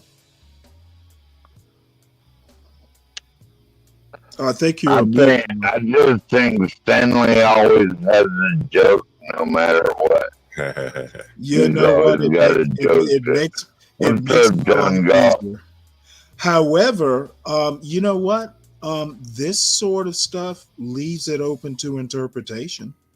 If he wants to interpret it as, an act of racism, it is kind of odd that there are 5 black kids to a white couple and they move around a lot. I don't think he is. You couldn't disprove it. So I don't really care what the motivation is. The results are this. A few years before it was, if the agencies decided to follow up outside of the state jurisdiction, but they did not.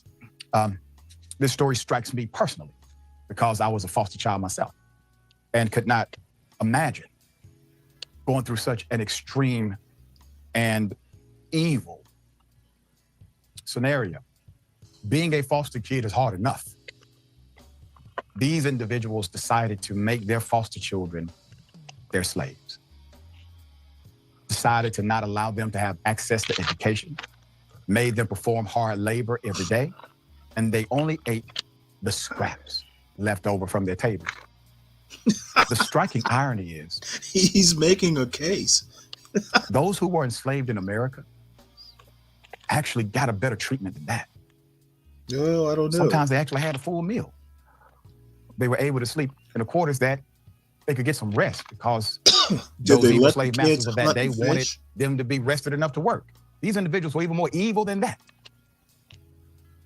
All right. Jackson, thoughts here?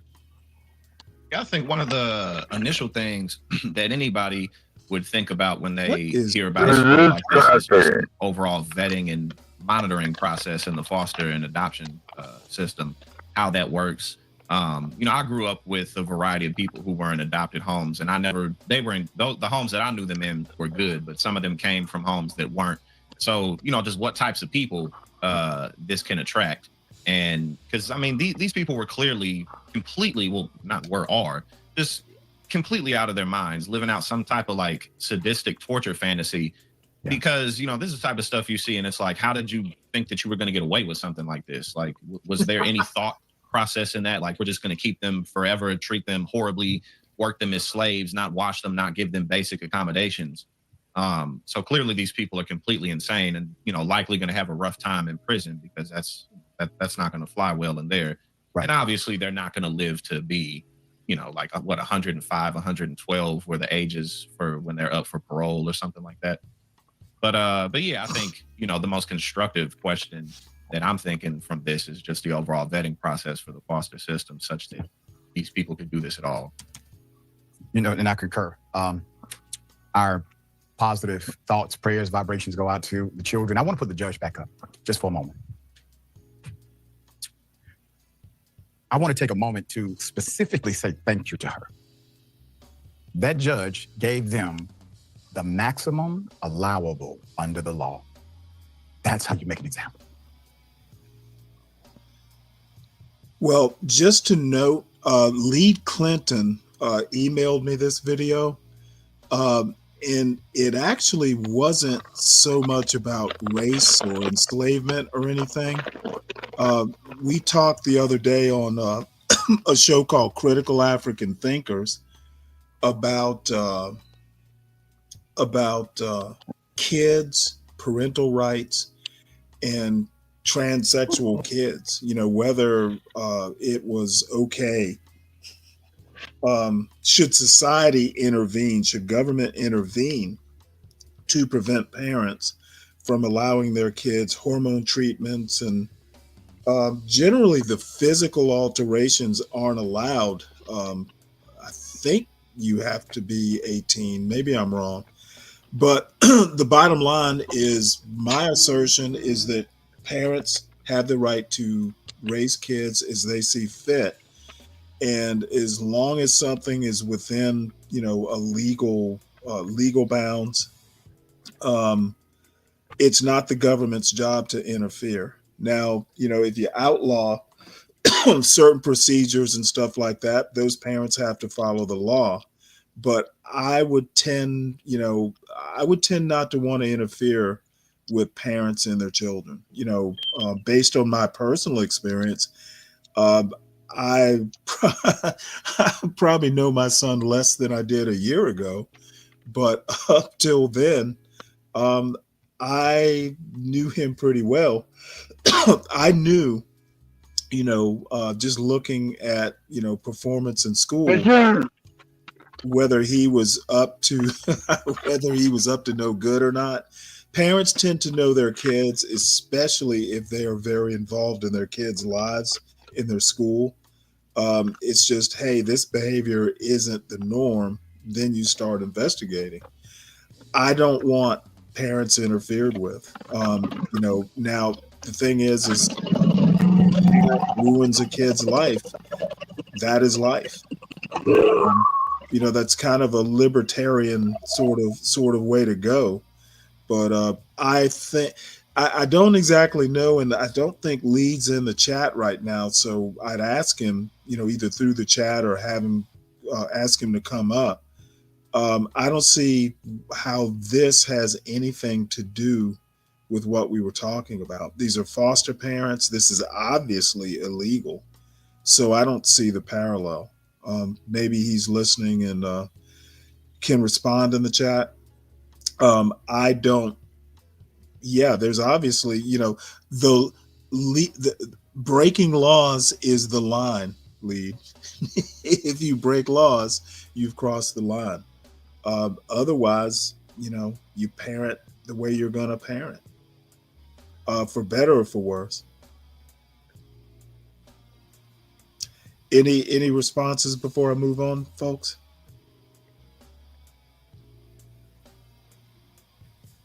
Well, I guess not. This is something someone asked me, and I cannot remember who it was. It might have been Kelvin. Wanted to know about Japanese tea ceremonies for some reason or another. We got to talking about tea. So, HB, what point was John making? HB, why don't you come on up? You seem to have a lot to say in the chat. I didn't get John's point. It does not matter whether it's racism or sadism. It can be all things or just one or two things. But the bottom line is it was child abuse. And I'm not going to waste time, at least my time, wondering whether, Rashad Ritchie has his point of view. I don't. It might have been actual racism, but failure of government, probably. But the government can't oversee, the everyday life of every child in America, or even they can't oversee the everyday life of foster kids. So, and by the way, government. Well, I could go farther, but I'm not going to bother until I have either a rebuttal or we move on. This point is the climax. The demonstration of the tea serving at this point is the climax of the ceremony.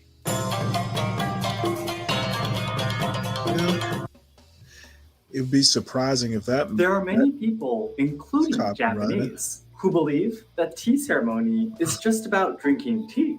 But actually, drinking tea is just one part of the tea ceremony. And the full tea ceremony takes about 4 hours. Oh you don't want to be sitting with your legs folded and drinking tea for 4 hours, right? So today, as a tea ceremony trainee in Kyoto, I will explain what goes on during the 4 hours of the full tea ceremony. This video will help you deepen your understanding towards Japanese tea ceremony and give you a clearer image of the important culture of Japan. The most important part of drinking matcha comes in at the latter half. You know what? I didn't know matcha was Japanese. So I hope you can stay till the end to find out. And even if you get confused during the story, that's okay. I will wrap everything up again at the end of the video in today's conclusion. それでは本日も参りましょう。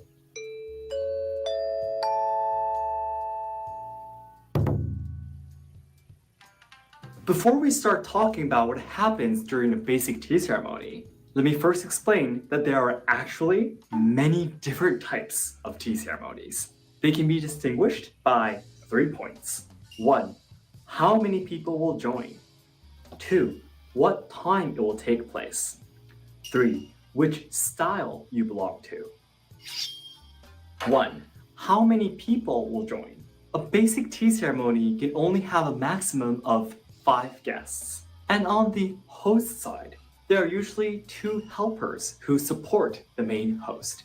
If there are more than 5 guests, it will be a simpler style of ceremony with food boxes for the meal or just one type of matcha, omitting some of the procedures. There's even a kind of a very simple tea ceremony where more than 100 to 1,000 people can join in one day. In those cases, the tea ceremonies can be held outside or on tables and chairs. 2. What time it will take place? A basic tea ceremony should start at noon. However, there are special ceremonies, for example, that take place in very early summer morning or after dark in a winter night. At these irregular times, the tools that are used during the ceremony and the procedures are a little different. 3. Which style you belong to? There are about 20 styles in the tea ceremony, and every form has different ways of running the tea ceremonies.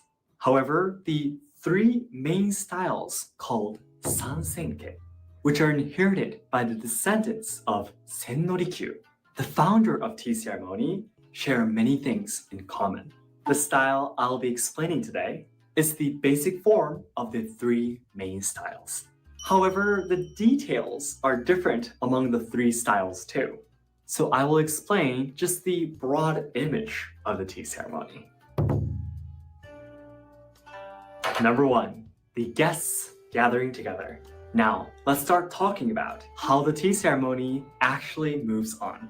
The guests will first gather together in the waiting room of the tea house at the designated time around noon. They obviously must not come late, but also not too early either, because you might make the host rush in order for preparation. Once all the guests have arrived, the helper of the host will each serve the guests a cup of hot water. This is for the guests to quench their thirst and also relax before the tea ceremony begins. After all of the guests have arrived and finished drinking the hot water, they will leave the waiting room to move to a different waiting area outside. Why do they have to move from one waiting room to another waiting area? It is believed that by walking through the garden to move to the second waiting area will cleanse one's mind and body, withdrawing you from the mundane world. It may be difficult to understand through exclamation, but from my own experience, I can say that this moment of walking through the garden is surely relaxing, and you do feel like you're coming into a different world. Number 2, the hosts welcoming the guests enter the tea room. After a while, the host will come and greet the guests. This is when the guests will see the host for the first time that day. However, at this point, the hosts and guests will not speak a word, but simply bow to each other quietly. Why don't they speak? This is due to the philosophy and virtue of the tea ceremony. It's best that the people joining the ceremony speak the least as possible in order to enjoy the sounds of nature. Please take a look at my other video about the philosophies and virtues of tea ceremonies for more information. After the host returns to the tea house, the guests finally head to the tea room. However, they must wash their hands this is too just like zen they do at for the me. shrines to purify themselves. The guests will enter the room one by one as they quietly examine the hanging scroll and the pottery the host has carefully chosen for that day. Once everyone has seen the items and have taken a seat, the host will appear to say his or her greetings to each guest. The first guest, called shokyaku. The most experienced or aged person will ask the host about the garden and the hanging scroll at this point. So this means the timing when the hosts and guests can speak and who can speak are all fixed too. Number 3, burning the charcoal, eating kaiseki, and the main sweet. From here, the procedure will differ depending on the season.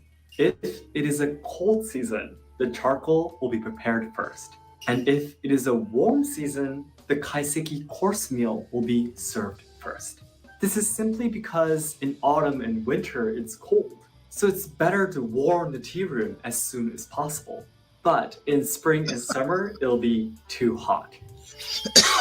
Many Japanese people, including myself before I started training, don't know that preparing the charcoal to heat the pots in front of the guests is part of the tea ceremony.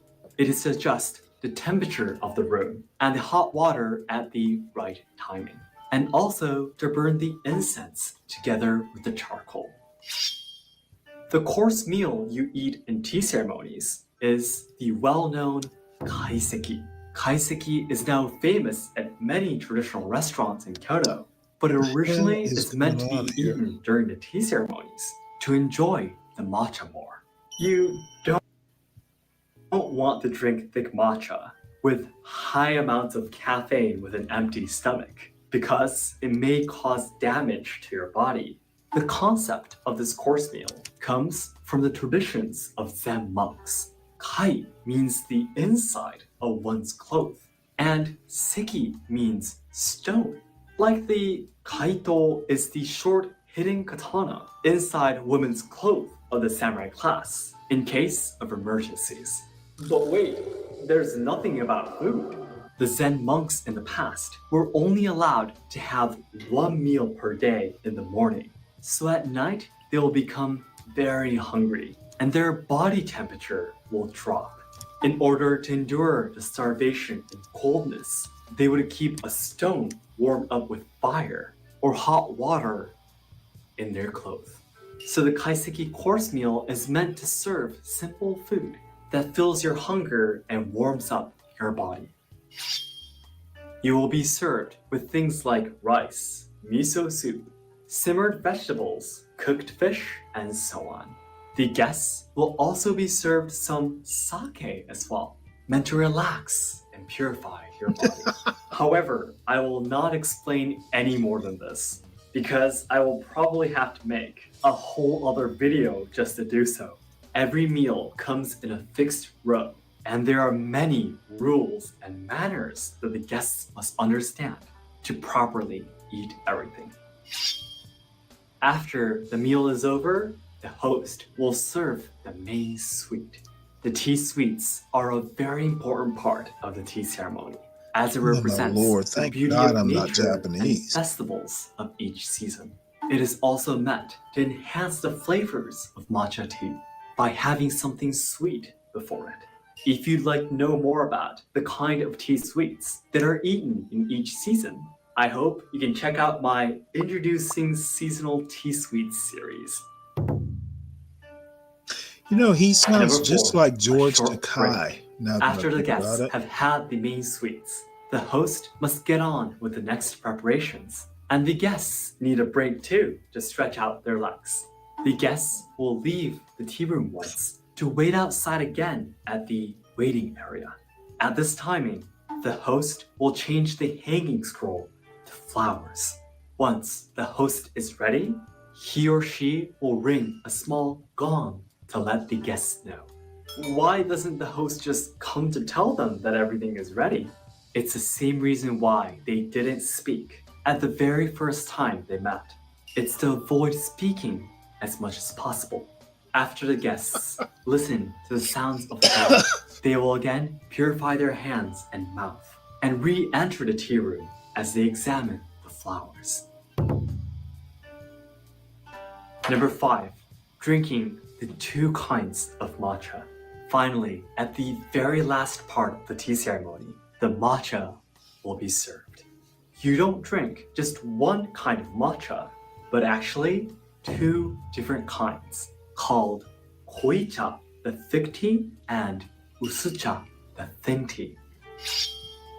The koicha represents its name with its thickness. It's almost like espresso coffee. The demonstration of the tea serving at this point is the climax of the ceremony. No one will speak, and everyone focuses on the sounds of heating the water, pouring hot water, and kneading the tea. Once everyone starts to drink though, the first guest, Shokek, will meanwhile ask about the and manufacturer of the and the name of the main sweet they enjoyed earlier.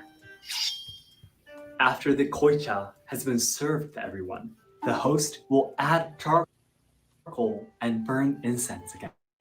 This time, the usucha, thin tea, will be served, which is much easier to drink than the koicha. The sub-sweet called higashi will be served first, and then the host will start the demonstration of the tea serving again. Unlike the koicha, the usucha tea serving will be done in a relaxed atmosphere. After the guests have enjoyed the matcha, they can ask the host to examine the tea utensils as well. Each bowl, tea caddies, and tea scoop are all carefully chosen by the host, especially for the guests. In order to express your gratitude and respect, the guests will enjoy watching these utensils as they examine them with the utmost care not to damage them. Now that everyone has finished their matcha and enjoyed the beauty of each utensil, it is time for the tea ceremony to end. After the guests leave the tea room, they will bow lastly towards the host, who has seen them off at the entrance of the tea room. This is how a basic 4-hour-long tea ceremony goes.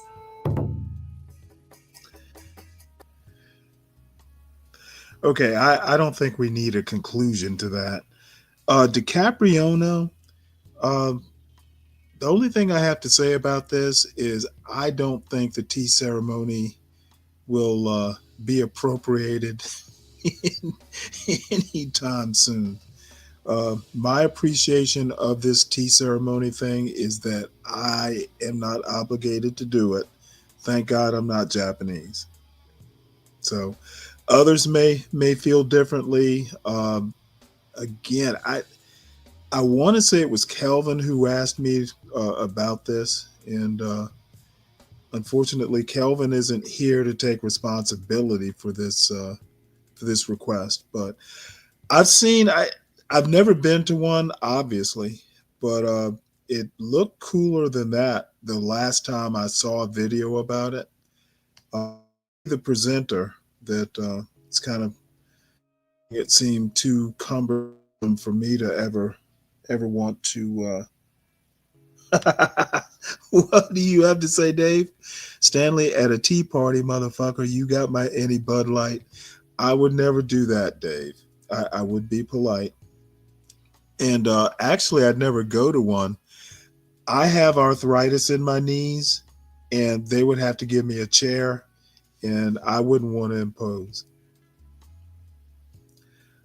This next video, well, it's actually not a video.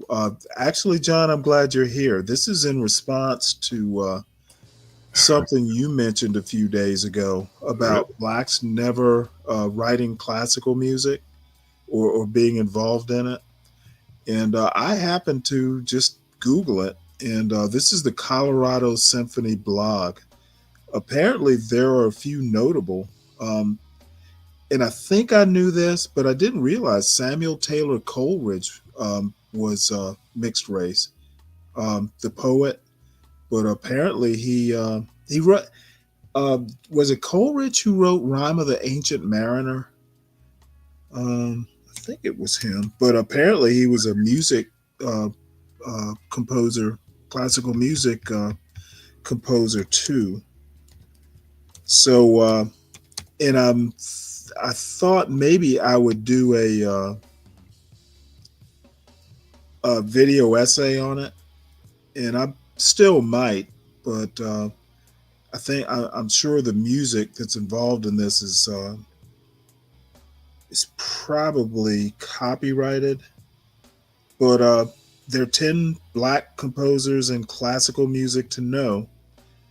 And I'll drop the link in the chat so we can put that myth to bed that black people aren't involved in that medium. Not many, not as many as there are rappers, but I would imagine classical music is harder to do and harder to get in. But this young lady here, Jessie Montgomery, born in 1981, so and I'm guessing the Colorado Symphony is going to do, excuse me, some sort of program around it, around the composers. So they didn't say if it was for Black History Month or not. So any comments, John? No comments there. Interesting. I didn't know much about this. Yeah, I'm not much of a music. Well, person, yeah. Oddly enough, believe it or not, I'm not so into it. But I actually started when I was in high school. I had a music teacher, and she, I wouldn't say she got me into classical music, but I have an appreciation of it, even to a point to where I own classical albums, but I have particular favorites, like Paco Bell is one of them. There are a couple. You remember a movie called Master and Commander years ago? No. Well, it was well, there's a guy named what's his name? The movie was about well, it was about a back in the old days, a British like privateer, and they kind of sailed around the world fighting people. And the soundtrack to the movie was excellent. There's a composer called Boccacelli, and the theme song, like the music to the movie, was so impressive to me that I actually went out and tried to figure out who the original composer was, and it led me into it led me to this composer who actually uses classical guitar in his music, and it's incredible, to a point to where it beats almost. It's incredible music. I wish I could play it, but I'd recommend it. What's up, What's up, HB? HB? Hey, good morning, gentlemen. You come to ghettoize my show? Just a little bit. Well, speaking of great music, Is speaking of classical composers too white for you? oh no. HB probably into this shit. Yeah. You know, all we need is Deacon Dave up here. It'll be a quorum. I know a lot of, especially back when I was in school. You know, I would listen to a lot of classical music just for like scores and stuff for short films and student films. Well, it's good So, yeah. stuff to drive by. If you can get like upbeat stuff. I used to like it as driving music. Yeah. Like Mozart, Debussy, Beethoven. I mean, there's a lot of classical stuff that I like. I'm into. But speaking of music, I did just listen to that the Kanye album. Man, Is it good or bad? oh man, it is. It's something else. It's definitely better than that Kendrick bullshit. I'll tell you that much. I heard a snippet of it. Yeah. Yeah. You gonna tell us about it or what, HB? Do we have to hear it now? Yeah, I have a show. There's like one that I've been the album as a whole is pretty good, but there's one song that is really over the top, and it's to me this is what I think this is what hip hop is really about, honestly. You know. Well, when you do a show about hip hop, I will appreciate. I'll be in the audience listening to it. Well, Stanley, Dave, Dave, I never wish for anything I don't think I can handle. Well, I know, Stanley. You think hip hop is all nigger babble. You know what? I actually don't. But I think that Outkast, that sort of stuff, I'm okay with. Way back in the day, I missed the naughty. I've had chances to go to concerts by Two Live Crew and Naughty by Nature and those guys, and just I was always too busy to go. However, I am literally like, the early '90s is really the last time I even bothered to keep up with it. What was your favorite? Other than Outkast. What was your favorite Two Live Crew song? Was it Hey We Want Some Pussy? Was that Two Live Crew? And it's funny how I know the song. I was dating this woman who got to talking about it, and she was like, well, how much do you know about Two Live Crew? And I think it was Two Live Crew. Maybe it's Naughty by Nature, but either way, she's like, well, I can't believe you don't know this song. I can clear that up for you. Let me explain it. I'm going to frame by frame it. P is for never mind. The Mama Lopenga is the best True Life Crew song. Oh, is that right? Yeah. Hey, to Nando, man, salute. Nando just sent me a cash app, man. I appreciate that, man. Good morning, man. Good for him. You get cash apps, and it's not even your show. Thanks, Nando. I know. Thank you for your service too, Nando, man. Thank you for your service. Nando's in the military. He was in the military. Oh yeah. He's in the Marines. Oh yeah. Oh wow. Yeah, Okay. yeah. He caught a lot of bodies, John. He caught a lot of bodies out there. Yeah. And how many did he get venereal diseases from? No, not those kind of bodies. He didn't catch those kind of bodies. Nah, he took some lives out there, man. Real patriot. Yesterday, a wrestler hopped up on the panel after you left. A wrestler? Wrestler. You know wrestler?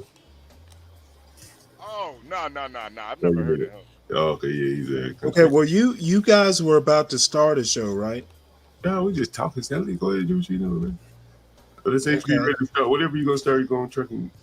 And then go ahead, HP. I didn't think you did them on weekends. Oh, that's right. What's going with the schedule around here? It's starting at 5:30 in the morning Eastern show. Well, no, I've been on since short. Well, I think it was about 3:20. That's you're late. 2:20 my time, so it's about 2 hours.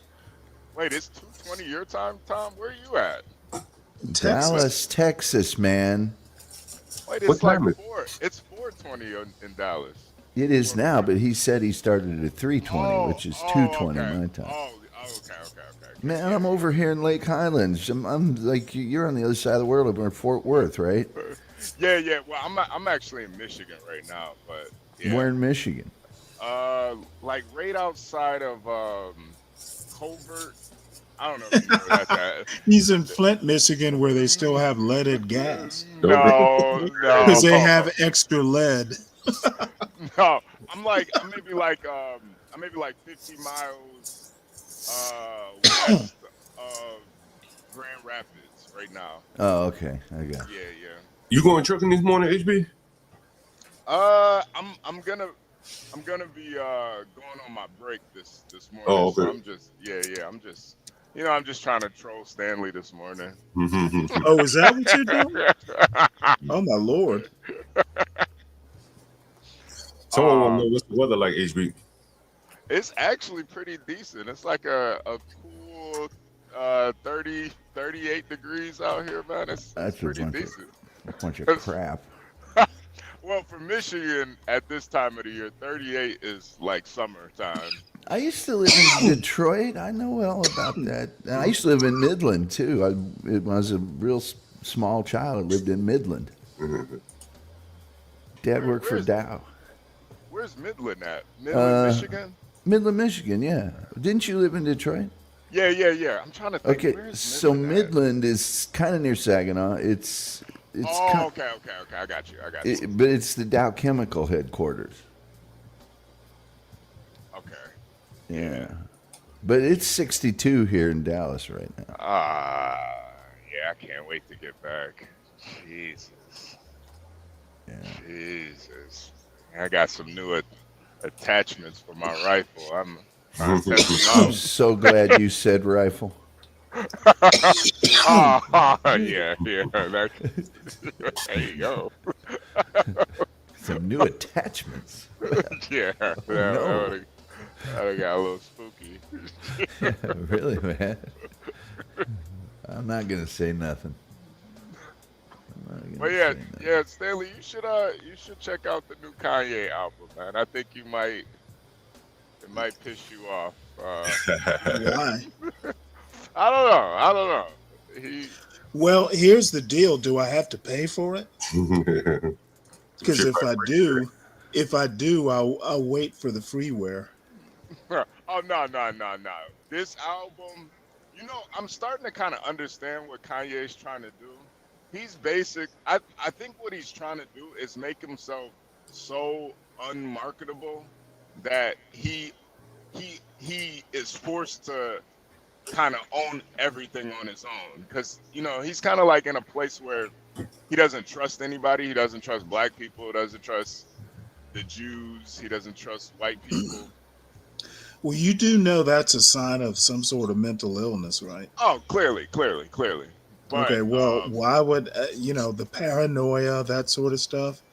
And I actually kind of sympathize the tortured genius. Yeah. But yeah. I have a life to live, and he doesn't directly impact me, and he's probably exponentially more rich. Yeah. So why would I worry? No. Hey, it's more just kind of like what you said, like the tortured genius. You know what? I guarantee you 100 years from now, there will be tortured geniuses that are remembered, and he won't be one of them. I don't know, man. You give me double his problems and half his money, and I will live a happy life. I think his music will probably live. It'd be probably as timeless as some of the music of your day. I'm gonna be honest with you. He might be one of the select few. Mm-hmm. I'm just not sure about the staying power of and that's probably any music genre.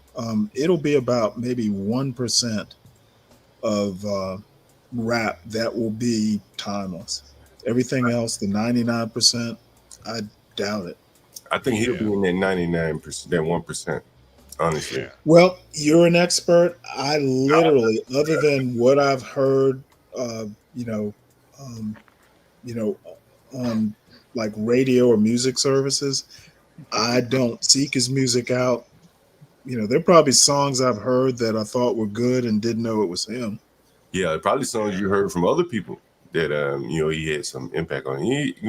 I give a man credit where it's due. He is pretty. He's pretty good at it. You know what I'm saying? You gotta, give a man his flowers. He's earned it. He's damn good. He's damn good. You know what I'm saying? That's actually pretty funny, Lawrence. Good one. You know what? I think that's a show title. Stanley asked me if I suffer from mental illness, and I said no. I rather enjoy it. That's pretty funny. Thank you, Lawrence. What do you rank Kanye versus Michael Jackson? Who, me? You're talking to HB. Both of you. Well, you don't know much about Kanye, but not even close. I know Michael Jackson, and only because of my sister was crazy about him back in 8th grade. I don't know enough to make a comparison, to be honest. I think Kanye. Go ahead. No one's ever called Kanye the king of pop. Go ahead, Shmi.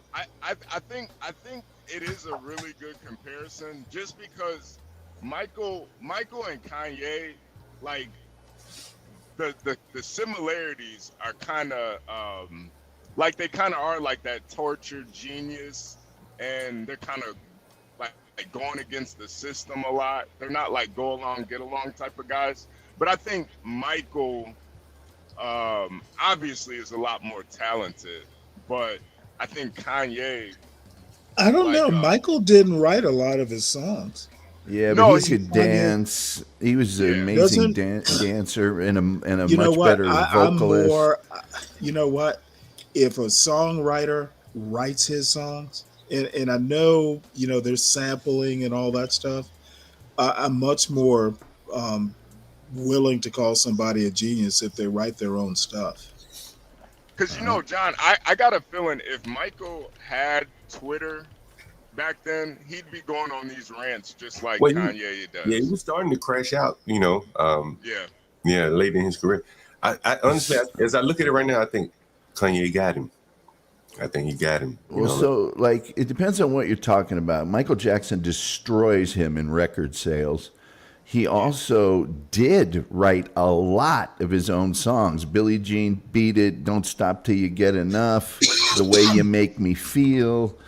He wrote a lot of his own songs. And he wrote a lot for other people, too. Yeah, plus way better performer in terms of dancing, vocally way better. I would also say that Michael made the jump to the white community and dominated kind of on a word. No, not the way Michael has. I would say Kanye probably has as many white listeners as black, passionate white listeners.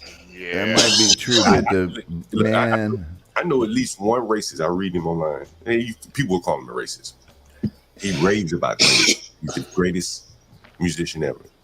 The guy used to work for me. He was kind of an Antifa-like motherfucker. He loved Kanye, raved about it. Like I'd never seen anyone like the passion that he has among some of these white guys.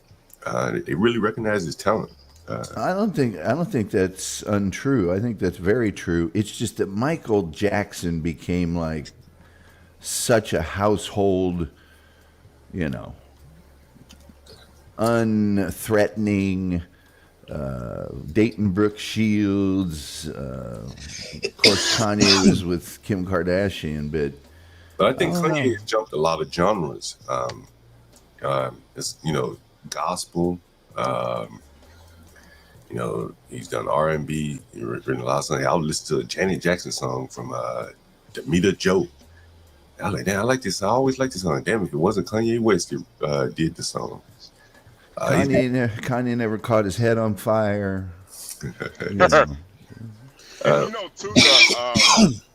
Kanye did something that Mike never did. He was really successful with the apparel stuff. The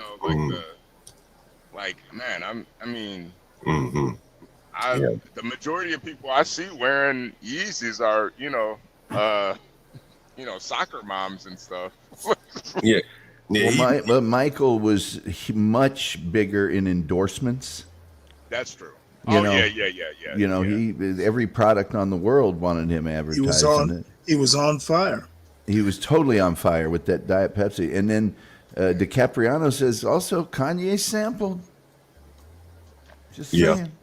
People sample Mike, It's a good question, though. It's a good question. And also, Kanye's not done.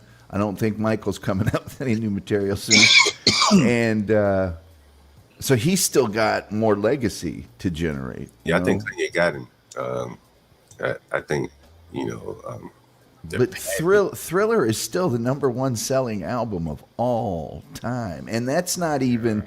I think there was like 7 top 10 hits on that album. And then that doesn't even consider Off the Wall. People completely forget how big of an album Off the Wall was for Michael Jackson. So, I don't know. It's a damn good question. Yeah, it's a very good question. I think it's a difference in time. You know what I mean? Where today you got a million different artists, some independent, some, and they can all, more or less get as much reach as anyone else. Back in Michael Jackson's time, Prince's time, much more, formatted. The record industries had a lot more control. So what Kanye is doing, outside of all of that, and still maintain a lot of popularity. A lot of other artists cannot do that. You see them trying to do it, and they can't do it. He's been able to do it. You got to tip your hat to that. You ever seen that video of Kanye walking in the street sign? Was he yelling at TMZ or something? Yes, he Yeah. was. He was yelling at the paparazzi. He was with Kim, and he walked. He just. Yeah, it's terrible. I'm sorry that happened. Yeah. But he never held his baby over the edge of a balcony or any of that stuff either. So, and Michael was in at least one movie. He was in that Wizard of Oz thing that they did. Oh yeah. Oz, or not Oz, the Wiz. The Wiz. But I did a show last night. I did a show. I wonder what John, you and HB think about this, or you probably knew about it. John might, because he lives in the D.C. area. President Woodrow Wilson, his wife pretty much ran the government for, a year and a half. She was pretty much the president for a year and a half. He had a stroke. And she decided who could talk to him, when they could talk to him, what documents he saw.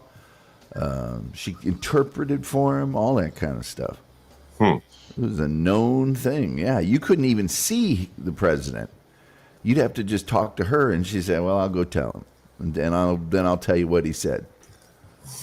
What the hell? Yeah, we have had a female president. What the hell? Totally paralyzed on one side of his body, and one of his eyes didn't work, and he was in bed, and he got really sort of crazy. He'd start crying out of nowhere and yelling at people and things like that.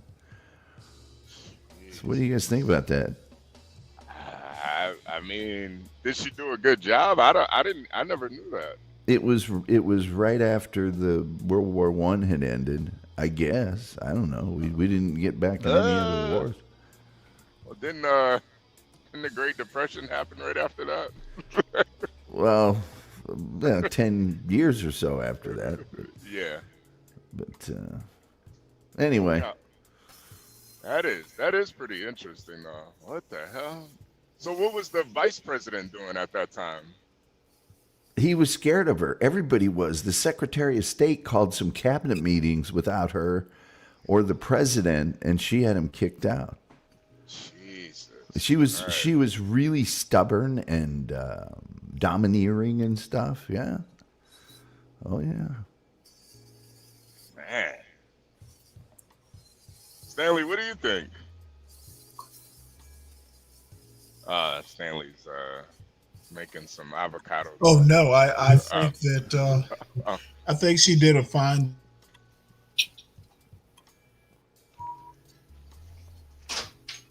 Wow. Too bad she wasn't alive to have his name erased from Princeton history. Well, she lived until 1961.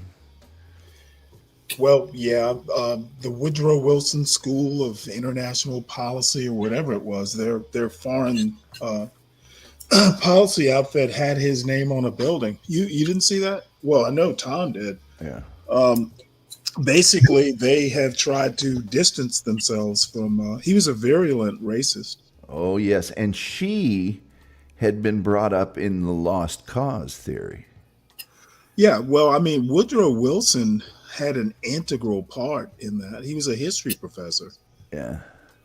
He was knee deep in that Dunning School stuff. Yeah, the lost cause theory. You guys know what that was, right? The South was heroic, and it wasn't at all about slavery. It was all that nonsense. Excuse me, states' rights. Yeah, it's just about states' rights, is all. Do you think heritage? The war of northern. Yeah, the war of northern aggression. Stanley, do you think Michael Jackson or Kanye has got the biggest impact? I would say right now, Michael Jackson, but I can't say that John is wrong. I just don't know the music well enough. Plus Kim Kardashian. I got to give Kanye a lot of points for that. You think so? Oh man, you realize she would be the all-time GOAT on Pop the Balloon. Yeah. Unpopped balloons for the whole. Yeah. Oh, she and her sisters could be a whole lineup. Then they could have NBA players be the contestants.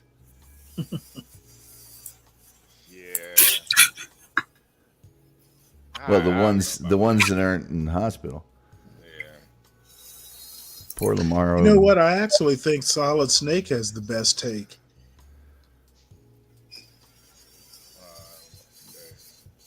What's up, Uncle Fatty? How you doing, guys? Solid said he's killing me with this mastermind one day, victimhood mentality the next. No, Solid Snake, I actually listened to his album. I get what he's trying to do. Like, he's like, it's not that he's pretending to be a victim. He's making himself so untouchable, as in, like, nobody can work with him, that toxic. He's basically like just being as like racist, and he's making it so no company can work with him. So he can completely own everything. It's like a power play, But he could do that without alienating everybody. I mean, Taylor Swift owns all her stuff. And yeah. And I think that's where his insanity kind of creeps in. You know what I really think, honestly, is I was listening to him when he talked about Jared Kushner having part of his the Spanx. I think it was Spanx. Somehow they were apparently friends, and Jared Kushner weaseled his way. I didn't mean to use that word, but had figured out a way to get a part of what Kanye felt was his ownership. Be like, what the fuck did he do to maintain ownership? And maybe it probably was a financial position where Jared Kushner helped, liquidate the company so they can go to the next level. Mm-hmm. And those things are necessary if you want to go from millions to billions, scale up your product. You gotta have to go to somebody with deep pockets. And I don't think Kanye understands that, understood that. Maybe he does, and he realizes that all those brothers around him, they ain't do that shit. Like, they didn't help him finance Spank or any of that other shit. Yeah. And just so happened, Jared Kushner is Jewish, and he's the one that, got his hands into it. And that has seemed to be the case from Kanye's standpoint in every aspect of his life. When he wants to take it to the next level, he has to deal with people who, have their own best interests at heart as well. And, it's a different world. You have to be able to deal with that. Lawrence, I have lived in an igloo.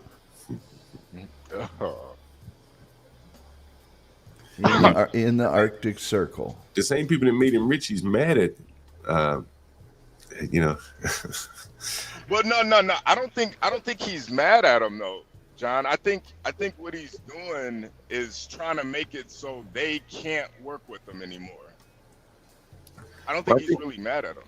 But it's one of those things where, like Tom was saying, that he could have easily just stopped working with them, and then without burning all the bridges. Yeah. He, what it kind of reminds me of is that that tenant that called the other day that said, I don't want to live in a room with any women in the house. Oh yeah. Mm. And it's kind of like that mentality where he knows he can't really help himself, so he's just kind of blowing it all up so they won't work with him. Like I'm not. You know, DiCapriano and Jonathan Earl are dead on. Michael Jackson, he's talking to Paul McCartney, and he asked him, what should I do with my money? How can I get bigger? Well, I'll tell you, it's a very good idea to invest in music. And then he goes and buys all the Beatles' entire catalog out from under him. Yeah, I remember. Good advice. Yeah, John, I really do think this is like a psychotic, like he's kind of like he looks at himself as like a god. Like, yeah, I wouldn't say that, but more Yeah, like yeah. world He said it quite a leader. few times though. Yeah. I mean, but he does. if you take aside all of that, you look at some of the things he said about people close to him. Some of the stuff you got to just filter out. But you look at some of the things he said about Jay-Z, and I think there's a lot of hurt there. He felt like he contributed a lot, and he's not saying much different than what Dame Dash is saying. And I think, in business and, typically when you're dealing with, I think honestly, he feels like, Jay-Z took advantage of him and he didn't treat him like a friend. And But kind of what you're going doing there earlier, John, was those guys are watching out for their investment too. If I've invested in my friend and he's running around, doing the things that Kanye's doing, saying the thing that Kanye's are saying, I'm probably going to pull my investment, no matter how good of a friend they are. I didn't hear. I can hear everything he said. Pulling the investment out from underneath him is really their responsibility as investors, right? To watch out for their investment. That they wouldn't have a guy like him running around saying the things he's saying and acting the way he is. I think it's mental illness, and he's not making his meds. But I don't think it's medication. Yeah, I think I think there's definitely some drugs involved in there, but I think from his perspective, there's like a moral high ground that he feels like he's on, where he feels like everybody has taken from him in some way, even though he's filthy fucking rich. He feels like everybody, even like Kim Kardashian, like pretty much everybody that he's put trust in has kind of taken from him and used them. Yeah. He reminds me kind of like OJ. You know what I mean? Kind of like OJ in a way. OJ kind of, left the community that, built him up, and he got rich, you know what I'm saying? And then some shit happened with a woman, whatever. And, Kanye had this woman, very similar situation. And then, she didn't work out. Now he's kind of like, if he didn't want to be all Richie Rich and, try to pierce through this, corporate veil that has him beaten down, he probably could live very happily just doing, catering to his base. But I think, he wants to, prove something to the people that are holding him down. And that drives him more than, just his internal drive, That's my thought. I can see that. Because he keeps talking about other people and, and how other people are holding him down. But his base, he's running his base away at the same time. They thinking he's crazy and shit like that. I don't know. It doesn't work though. I don't think he's running his base away. I think he's kind of making his base like see his perspective a little bit more. I think Yeah. I don't think he's. The new album sucks, dude. That's all I'm gonna say. The new album sucks. Nah. It's bad. I mean, once people start thinking you're crazy, it's kind of hard for them to take you seriously. Sure. But the victim complex is bad. The victim thing just doesn't play off very well with him, I don't know. I thought this was probably his best album since like Donda, honestly. I don't really see the victim thing, man. I kind of I kind of think it's more of like a power play, you know? Like, Yeah. I mean, Yeah, it's power play. yeah, I think he's playing chess. You know, he's making himself look like a victim in a way by You know the one. complaining about all these groups and people. You Did you know. see his tweet about Kendrick Lamar? Yeah. Mm. Yep. He called him a puppet. And but again, like it's like there's the industry can make puppets out of people. Yeah. Kanye West is rich, and like no one's going. There's so many poor young black men want to be rappers that they're not going to align with Kanye's cause. They've seen Jay-Z rip him off when he said he was going to do something for the artist with Tidal. He ended up ripping him off. It's just a dog-eat-dog world out there, and he can't get enough people to align with him to take on this big corporation. Yeah. Right. And I think that's where like the psychosis comes from, because he really is alone on this. And even like this beef with Playboy Cardi, like Playboy Cardi basically said he couldn't put his verse on Kanye's album because he was talking about the Jews and stuff. Right. So it's like I can't align myself with that. Playboy Cardi ain't rich enough Playing yet. the Spusters is not a very good idea usually either. But he's not rich enough yet, right? Playboy Cardi may feel just the same way as Kanye, or may not care or even think much about it. Do you think he had a little bit of a complex with the girls having more money than he did? I don't know, maybe. But I mean, he was doing this before he was married, wasn't he? Oh yeah. But I mean, they got him, probably, who knows, 5 or 10 times the amount of money than he does personally. And Well, if you want to go there, then I think that they're Armenian, right?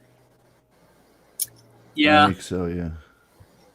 We've had Nas 415 in the chat, right? I remember early on in the stream, Nas came on and he was like, yo, he's talking about his father. And he said, father wasn't shit, but he was a boss. And he was like, as bad as he wanted to talk about it, the man was a boss. And he like, shit, I got some respect for him.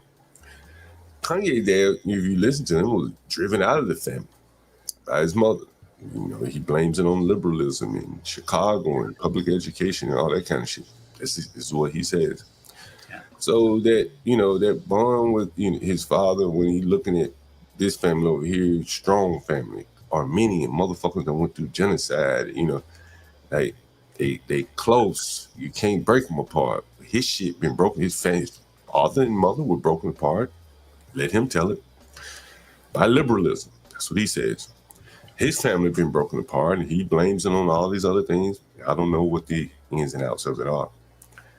But he don't have what those Kardashians had. The strong family. You know what I'm saying? It go back, built on fire, built by fire. He ain't got it. And that will drive a motherfucker crazy.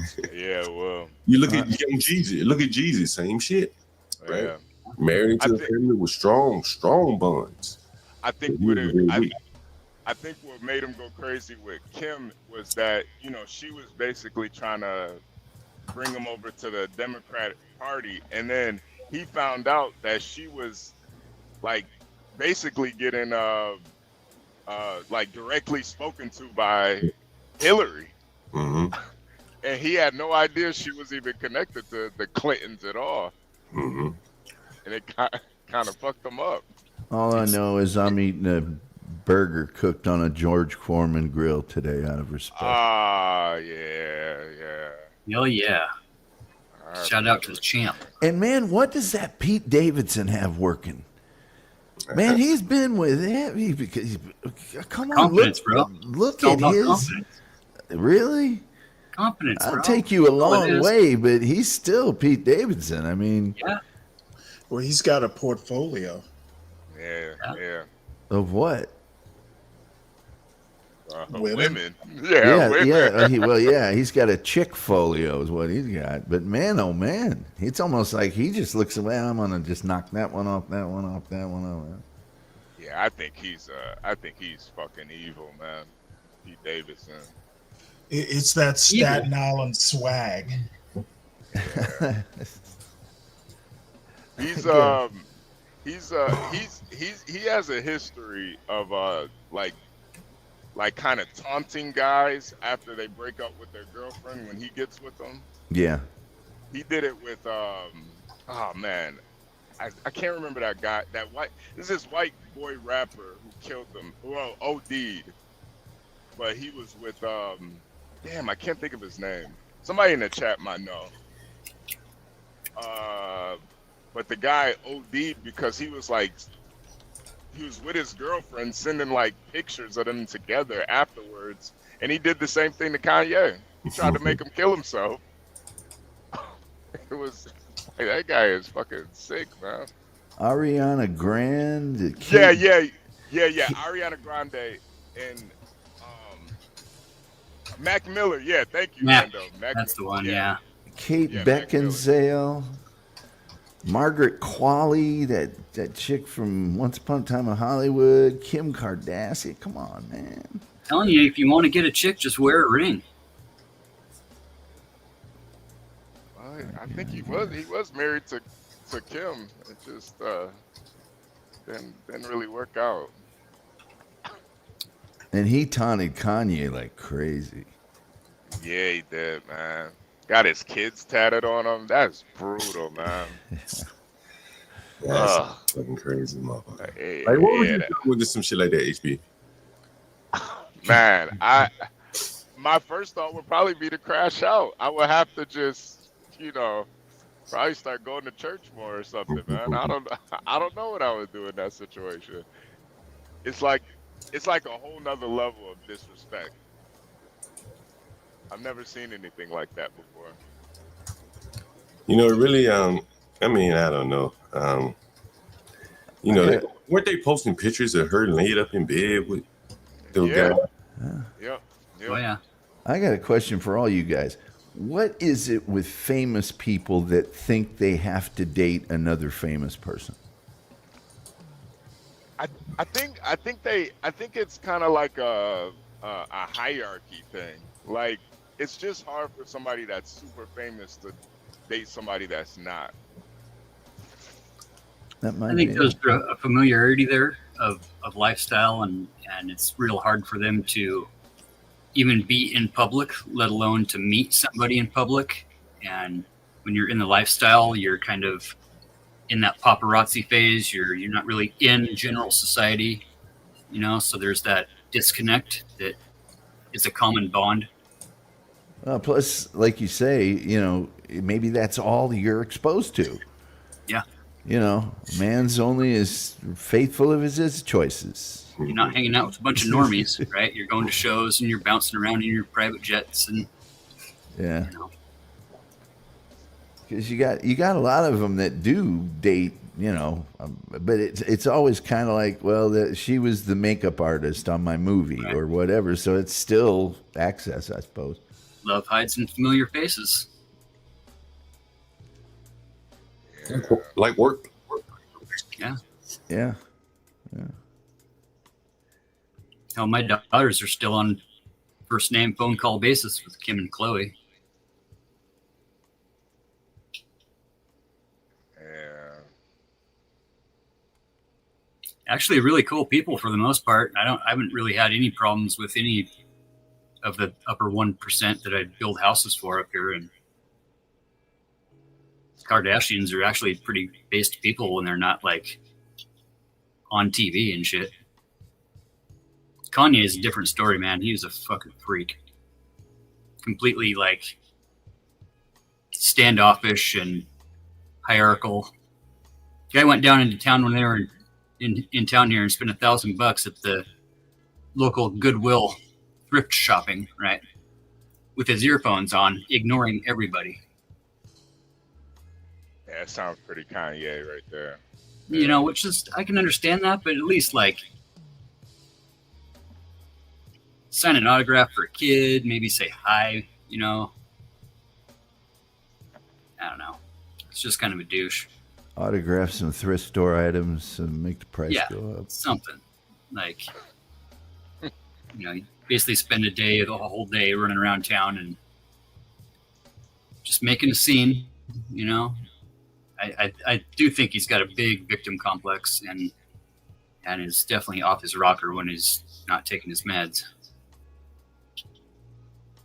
Whatever they might be, but You know, the other thing about Michael Jackson is he was in the spotlight from when, how old was he when he first started? I mean, he was like, what, 7 or 9 or something like that? Yeah, he was So a kid, yeah. man. He was a baby out there. Kanye dancing. wouldn't necessarily be around if it wasn't for MJ. I mean, he changed the whole spectrum, you know. Had a hit with a song about a rat. Love song. Slow dance. Yeah, I don't know. I do kind of think Michael has the more timeless music, but Kanye maybe the impact on like society is a little bit bigger. Michael reminds me a little bit of Elvis, just in terms of the fact that at a certain point in his career, he just had handlers, you know, and the drug addiction, you know, and sort of build his own Xanadu, and fell prey to that, you know. You know, I was watching a documentary about Michael Jackson, and I ain't gonna say it changed my opinion about him, but he didn't create the moonwalk. It blew my mind. Like one of his choreographers was up on stage and they did the moon. Now Michael did it, executed it, you know, probably better than anyone else could have done it. But you know, again, like you know, Stanley saying the writing with the dancing, a lot of that choreography, which is kind of written in a way. You know, the person dancing oftentimes doesn't think it up. Like Beyonce probably doesn't think of her choreography routine. She has a choreographer, you know, it helps her do that. She pulls it off. That's her talent. But yeah, I never knew that, you know, that there were choreography people behind the scenes creating all these dances. I don't know that he invented the robot, but he's the one that like popularized it. That all came out of the breakdancing movement, you know. You're talking about the moonwalk. The moonwalk. Well, no, I know the moonwalk's one thing. The robot is another one. Oh, I don't remember the robot. The moonwalk came from the robot stuff and the smooth robot, you know, and the sideways robot and all that. The robot was out way before the moonwalk. Yeah, he did the robot back in the 70s. Yeah. The moonwalk didn't come until the 80s. It kind of spawned from those foot movements of the robot. He did the robot on some big special or something. People lost their minds. It was, but again, we don't know that he's the first one to do it. I remember seeing a video where he did like the robot with Cher. It was pretty crazy. Yeah. I saw a video the other day where he did ABC with Carol Burnett. It was sad. Oh shit. Carol Burnett was like played this really uptight secretary or teacher or something, and she tried to get hip when they were teaching her ABC, and it just never happened. Because she had absolutely no moves, and I felt shame for her. But yeah, white people don't have much rhythm, do they? Some do, but Carol Not Burnett me. didn't. Carol Burnett did not. Vanilla Ice could dance at least. Yeah. In my experience, white women don't really have that much rhythm, unfortunately. Unfortunately. Clapping on the three. Clapping on the three. Stanley, you still there? Yeah. Okay. Did you ever do the robot, Stanley? I'm sure I did in 8th grade or something like that, or at least attempted it. The robot was very, very well accepted in the white community because it was something we could actually do. We were usually pretty robotic most of the time, so it wasn't that far of a stretch. You don't even have to follow the beat. Yeah. I can't imagine Stanley dancing. That's hilarious. Why not? Yeah, well, I was I had a couple of parachute pants and a couple of a couple No, of them windbreakers. I never went that far. Oh yeah. You know, I never crossed the threshold of chess king. What about merry-go-round? No. I there was one in the mall. Yeah. But it just wasn't my aesthetic. Those clothes would last 2 washings, but they were extremely stylish. I had a pin through my cheek, and like, oh my Lord, I would dye my hair orange and black and polka dotted, and I shaved lightning bolts in the side of my, Well, that was a soccer thing, though, right? Right there with you. It was a punk rock thing. Oh, but I see. for me, it was both. But yeah, I had to Did you use take Jello for your mohawks or no, mousse? I used what was it called? Glue stick. It was that hair glue. Oh is my what they Lord, called the it. one they used in first grade? No. No, it's hair glue. It was a product called hair glue. Okay. Yeah. But I had to take the pin out for the. They wouldn't let me keep the pin in for the games. Right. Jesus. Tom, you had an emo phase? No, it was hardcore punk rock. Oh, okay. Yeah. That whole preppy thing, God. Oh, you guys, that was. No. I couldn't stand that preppy movement. That. Well, duck you'll shoes. love me. I still to this day buy topsiders. The topsiders are okay. I just didn't like the duck shoes. Yeah. And members only vest. Yeah. I still to this day have a pair of those too. Oh. As a matter of fact, I used to use them in the garden. LL Bean, but these were worn for style and fashions, and then the ultra expensive sweaters that just look like they were Cosby sweaters, basically. It just were like no pattern, just the whole preppy thing was. I was not into that. Kind of pre-Metro. Yeah. Oh yeah, it was very pre-Metro.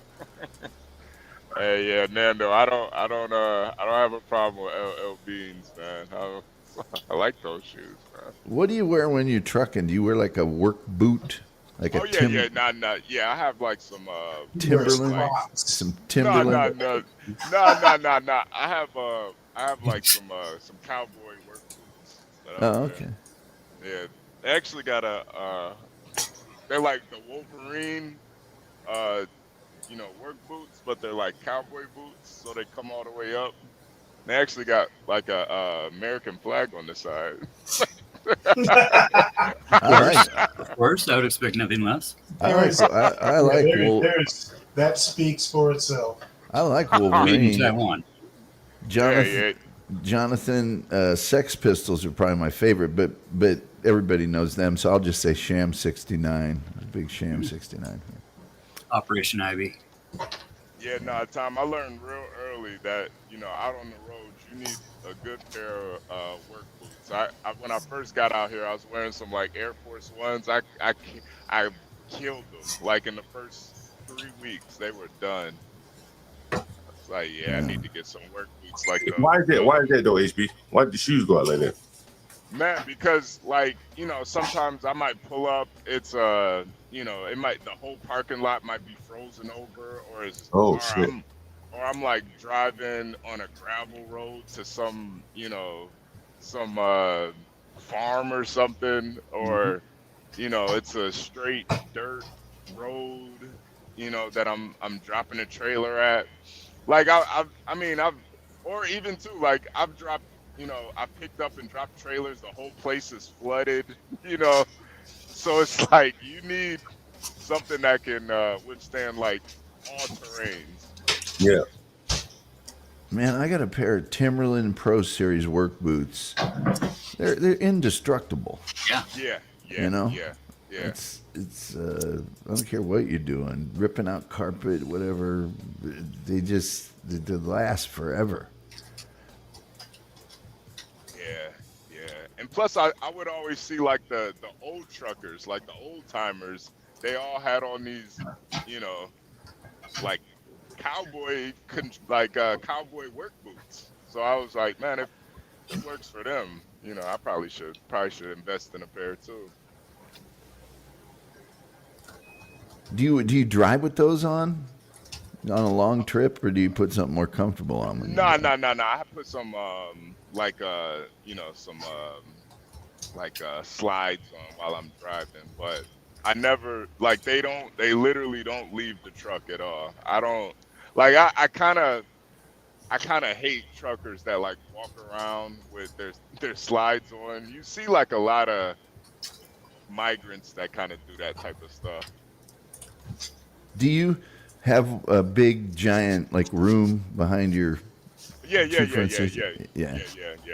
I actually have like I have bunk beds actually. So. Man. Nice. Man, John's not renting those out. I told John he's gotta have like a bunk bed set up for one of these places, man. 2 for 1 in the sleeper cab. Yeah. HB, man, you missed yesterday. Oh man, you missed it. Oh, we had a day yesterday, HB. Stanley, I don't know if you were in the audience. Well, you saw my roofer came by here. You were here for that, HB. Yeah. And then we had to call a couple of tenants, HB, and man, it was amazing. So we were putting like we did a Price is Right yesterday, HB.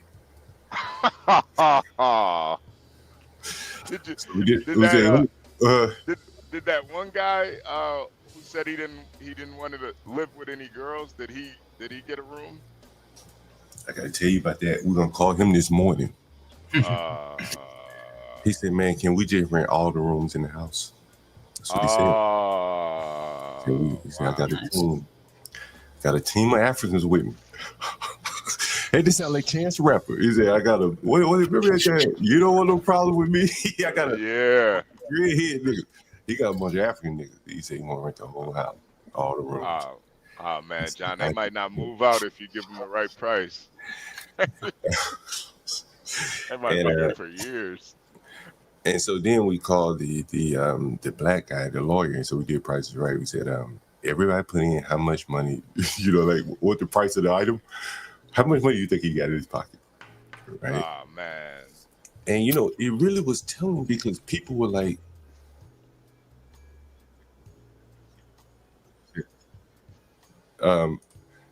it was so telling HB because people were like $50, $20. Like, it's a man. And he like, they don't think he had much money. And then we called the woman who also owes some money, and the bets that she would have, how much money she would have was more than the man. Isn't that amazing? It's like people in the audience saying, between HB and Portia, who y'all think gonna have more money? Everybody said Portia. Oh yeah. Hey. Well, yeah. That's no secret. That's no secret right but there. You know what I'm saying? But that would be kind of embarrassing to a man just in general. That everybody's saying, I think that woman gonna have more money than the man, right? Yeah. Portia. You know, Portia's an extreme example, but you know what I mean. Yeah. She's not the average woman by any means. But two people living in a room, a man and a woman, you probably say the man probably. Yeah, but like on that level though. Right, on that level, yeah. right? Yeah. I mean, any gal named Portia is gonna have some money. She better. Her name is Portia. Give me a break. I mean, you go. You go. This is really embarrassing, but I don't even, and I shouldn't do this. This is really bad, but I don't carry cash on me anymore. Yeah. Well, we just asking money in general. How much money do you have, right? Like in your bank account, like. Oh, well, that's a whole different stuff. Yeah, how much money can you give John Galt before he kicks you out? I might have a few dollars in the bank, but I don't physically carry cash anymore. You know what I mean, Tom. If your landlord call you and say, "Hey, how much money you got for you?" Yeah. I thought you were talking about Price is Right stuff, because that's a Price is Right game. They would. Price is Right. The Price is Right is How much? Don't go over. How much money? I got you. If you I got got you. $1, you bid 250, you win. I see what you're saying. I see what you're saying. Well, my old man gets mad at me. He's like, "You got to have some walking around money. You got to have some walk around money." I'm like, "Well, everything's on a card, and I just forget. I don't because nobody ever. People look at you funny if you try to pay something with cash nowadays." Walking around money literal when you don't have a car. You driving around. Hey, John, what do you think about DiCapriano's comment? I mean, I don't get off on it. I mean, I think it highlights something. You know what I'm saying? You know, shit, they should be embarrassed. You know what I mean? That's what Wrestler was up here saying. Man, I'd be embarrassed to say I only had $50. You know? Yeah. They're not embarrassed. I think too. Like if you're paying attention to social media at all, man, it's a much bigger issue than John's world. Like I see so many people like living in their cars, living in shelters, and I mean these aren't like homeless looking people either. We just saw that story of that singer from In Vogue is she's been living in her car. Like there's something a lot bigger going on than like it's kind of brutal out here. Well, she was unwilling to work unless she could be an actress. Yeah, many things that someone would have hired her to do, she wouldn't do it. This guy, he's pursuing working in a law firm. Shit, that damn black woman talking about selling pussy. He could take her job, hauling packages. They probably looking for a guy like him, but they can't. These companies can't find people like him because he thinks he's good enough to be a lawyer, but clearly he's not. Right? Why don't you go do somewhere you have some stable, steady income? The law degree precludes him from doing it. And so he has to end up begging me for a place to live. Right? He depends on my benevolence. AI is coming for all of our jobs. Bro, speaking of AI and robots, bro, I saw an AI robot doing drywall. Motherfucker did a whole room. You know what I mean? Skimming that motherfucker every day. I said, oh my God. Well, but see, that's a tough one because the instructions on that robot are in Mexican. Straight up. That motherfucker straight did. You know this, man. I said, damn, like people thought that the trades weren't going to be affected. Yeah, It's like you're talking with your roofer, though, yesterday, John. I mean, I've traveled around chasing hailstorms and tornadoes, and I saw you coming. Yeah, I can't, for the life of me, tell you that I've ever really ran across a good crew of white boys that show up on time, that aren't drunk, that bring a lunch, that bring their gloves, that wear their high vis, that don't catcall the neighbor ladies' little daughters, and like, I mean. And that's why I wanted to show him because again, he's not very political. You see, he just voted for the first time. Yeah, and he's 64 years old. I've gotten along with him very well for a very long time. My mother, you know what I mean. He's just a regular old white guy, too damn broke to think about racism. You know what I mean? Right. He just trying to keep his head above water, not push anybody else's head up below water. But he's been affected by immigration just the same as so many other people have. Yeah, man, you heard his story. Yeah, I mean, Idaho is straight up dependent on migrant workers. All of our farming in the south and even up north, we've got the big hop fields for Anheuser-Busch has got their hop fields up there by the Canadian border.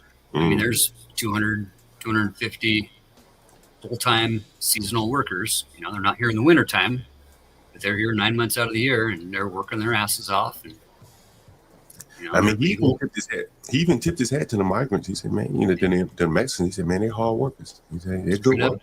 He had to say that. I mean, when it comes to roofing, those guys will have a big house done. About 4, 5, 8, whatever it takes, however many guys it takes to get it done in one day. Yeah. You have to do it that way. I got white boy crews putting sprinklers up on the top of the roof, right, with bare tar paper, so that they can cool the asphalt shingles down, so they can walk on them and not leave footprints on them. Yeah, I highlighted some of that here as well. Yeah, that's you know, they definitely come in and really dominate that field. Yeah. Seeing them put a roof on is like something amazing, bro. Them motherfuckers will go through a roof, take that shit off, and put it back on. That shit is amazing. Yeah, straight up. And you got to do it that way, insurance-wise too. You get a storm overnight or something stupid happens, and now you're paying for drywall and everything else, and blowing insulation in the attics and mold issues. Yeah, I've been there.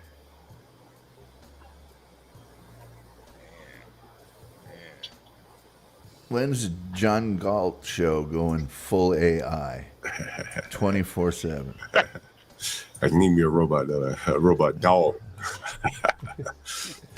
We got enough to probably, put it into some algorithm, some AI algorithm, and create a AI John Galt at this point. Have you guys seen those? It's Patrick Melton's got this technology where you do super chats, but you do them in the voice of somebody. You can pick from all these people, and it reads your super chat aloud in someone else's voice. I think I've seen it. Yeah, you get to pick the voice. Yeah, that's. I think I vote Samuel L. Jackson. Yeah, there's Discord bots that'll do it. There's different apps that'll do it.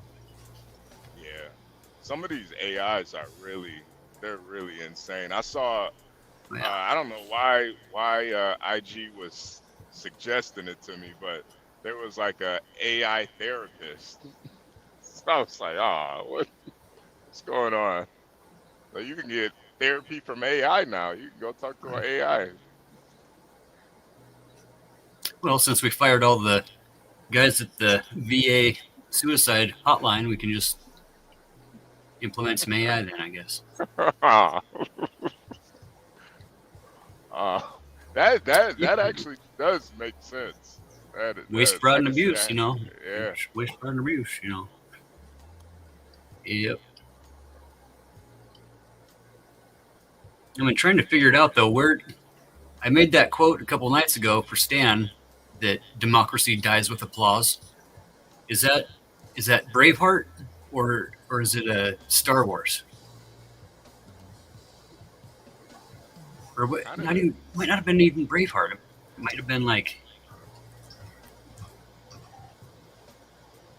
You said democracy. Oh, dies the with Gladiator, right? Was it Gladiator? Wait, would you say democracy dies with what? Yeah, democracy dies with thunderous applause. Is the That's Star quote. Wars. Oh, yeah, I think that's Gladiator. I'm pretty sure that's Gladiator. It's Star Wars. It's got to be. Now that I think about it, it is Star Wars when Palpatine's taking over. Yeah, but it's liberty. She says liberty. Sure, right. But and I had to look that up because I don't watch Star Wars. Nice. Sounds right. I think some people are both, but I think most people are either Star Wars or Star Trek. Yeah, I'm more of a Doctor Who guy myself. Yeah. Yeah, I'm more Star Trek than Star Wars. Yeah, same here. I don't need the fairy princesses and all that. Give me some Doctor Who and some MacGyver, and I'll be just fine. Yeah, especially when you can travel through space. Who needs a princess at that point? It's kind of retarded. Do you know how many inventions? I did a whole show on it. The things from Star Trek that like shaped or inspired inventions that currently exist. I mean, you look at the old flip phones. Yeah. They were directly from Star Trek. Yeah. And all the handheld stuff and the tricorders, they're using that now. The iPads. Yeah. Yeah, man. Pocket doors. Yeah, I made a point that something like Google Lens is just like a tricorder. Yeah. You just kind of scan it and it identifies what it is. I've done that with spiders. I've done it with plants. Yeah. Done it with any Venus flytraps? You know what? Tom got me interested in them again. I'll probably get one or two. Oh man, Stanley, when you were talking about that, man, I've owned like 3 Venus flytraps, and they never last more than like a couple months. I think I like overfeed them or something. I would like Well, give as an that thing a adult, fly every day. Every day. Like as an adult, I'll try and do better. But I really do want that's man sized, like you threaten people with it. Lieutenant Uhura was the first chick to be toothing. She had that thing in her ear. Yeah. The fly traps and all those, they're really interesting because all of those carnivorous plants evolved independent of each other. There wasn't like one and then they branched out into variations. They all grow in soil that is like nutrient poor. It's not, maybe that's the reason they die or something, but when people try to raise them, but there's no nutrients in the soil, so that's why they evolved to get all their nutrients from bugs. What's that word called again, Tom? It's called, Stanley was talking about the other day. It's, I don't know, God, I can't think of the phrase now. But it's independent evolution. It's Yeah, it's polygenesis. Yeah, polygenesis. Yeah, when you said that, I started looking up other things that were polygenesis, like those African crickets that turn into lotus. Those are polygenesis too. Yeah, most of the vast majority of creatures on the earth and plants have sprung from one main source and then just made a variant. But you see, there was a chunk of iceberg that just broke off up off of Greenland somewhere that was the size of Chicago, and it's floated out of the way. And now they've taken ships in and gone underneath where that thing used to be, and found all kinds of new species of fish and jellies, corals and worms and all kinds of shit that was underneath that thing. And Trump's buying the iceberg. Oh, I'm sure. Is he really? Yeah. I would imagine. Got to have some way to keep that Trump wine nice and cold. Buy that iceberg. It's going to be the 51st state. Oh, wow. I thought Puerto Rico was going to be 51st. Haven't they been waiting in line for a little while? Well, yeah. I mean, there was a huge revolution down there during the Truman administration, and that sort of resulted in the assassination attempt on Harry Truman. Yeah. A couple dudes because we went there and we, even though they have their own government stuff, we bombed the living bejesus out of a bunch of their cities and stuff where these overthrows were going on, and they got upset about that. I think 50, it's weird, 50 is just a nice round number for the number of states, It's like, well, I don't mess with that. Sure. Guam and Samoa have kind of been waiting too, though, huh? Yeah. Indiana, I think they want to become part of the rest of civilization someday too. Are they ready? I don't think so. Can they handle it? I don't think so. Yeah, I don't think they're ready yet, man. I don't think so. Well, you got to put all the flyers about it in an outhouse so people will see it. Yeah. It's the reason they call them the flyover states. Yeah. Yeah. John, do you get more people wanting rooms in the cold weather than in the warm weather? I think warm is probably high tourism season, so people it's probably more demand in the summer there. I guess it's probably more desperate in the winter though.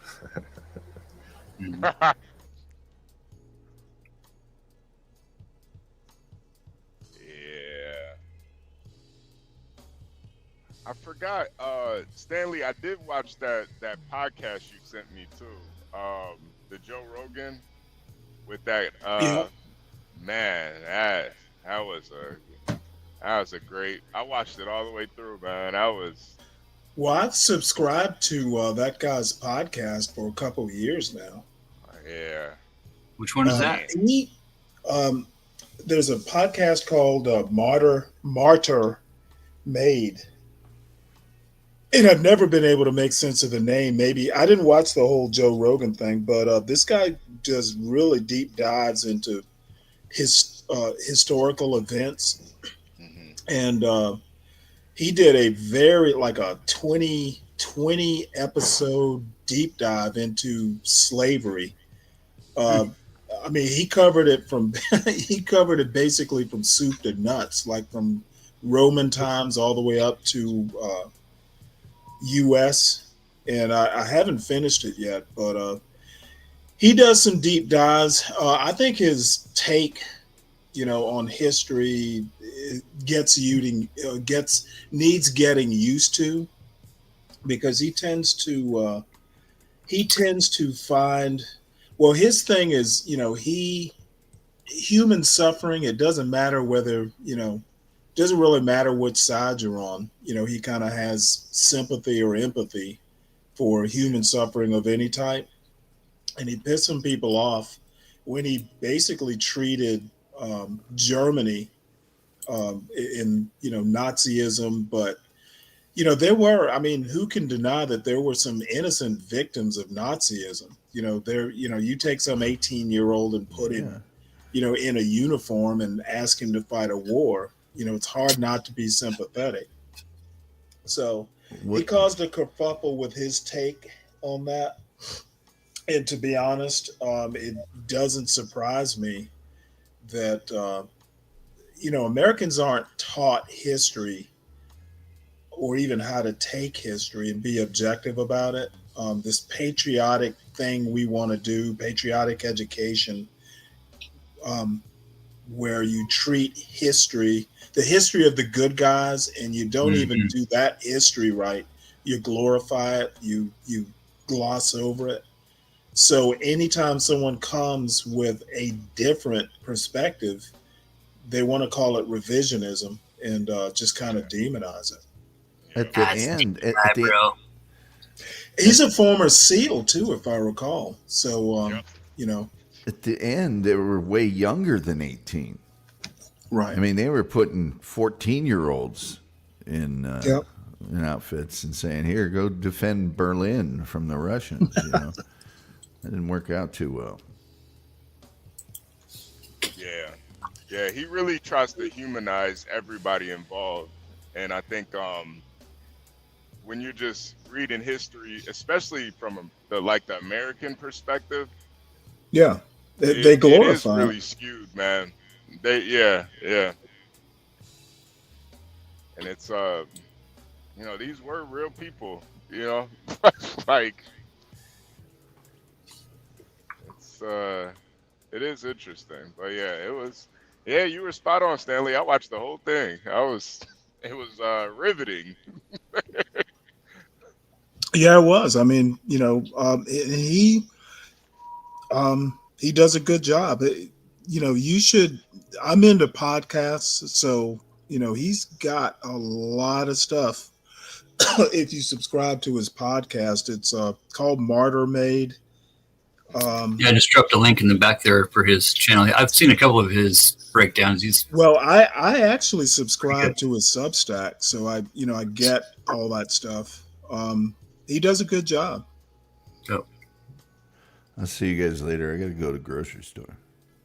Before anybody gets there. 12th Man recommends Wagyu beef. Yeah. Good stuff.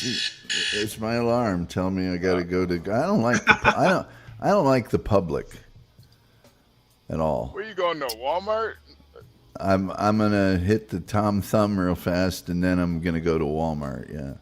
Okay. Yeah. Get there as soon as it opens, man. Them corporations, baby. Yeah, I got it, so I can indulge in my weekly volunteer service for a major corporation and bag my own groceries. Nice. I'm never going to get there. Zhang, I don't remember commenting at all about your take on the multi-ethnic component of the Wehrmacht. Bottom line is what conquering army hasn't been multiracial?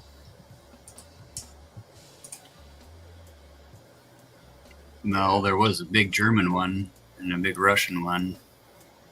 Yeah, well, I mean, the British, the British, Indians, Gurkhas. Is that what they were?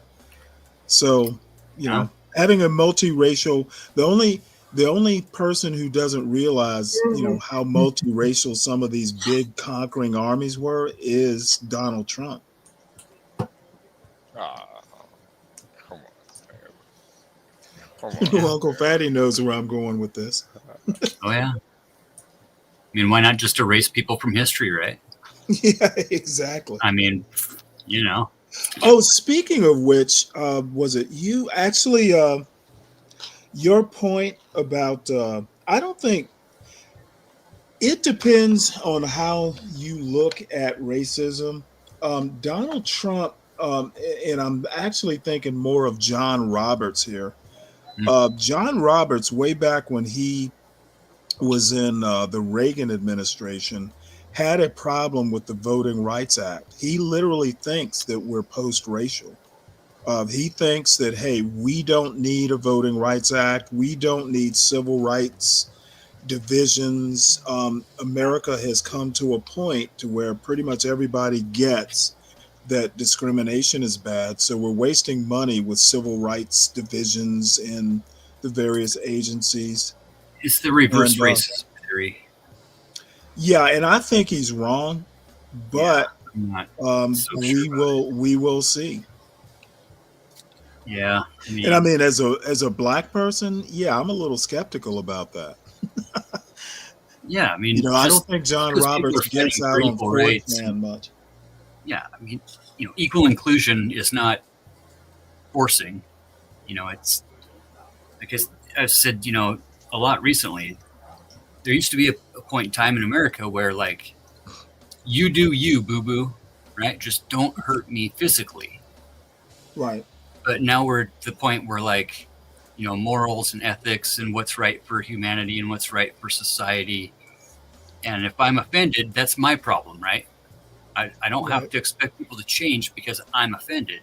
But yet now that's kind of where we're at is, if I'm offended, you need to stop being you because I'm offended.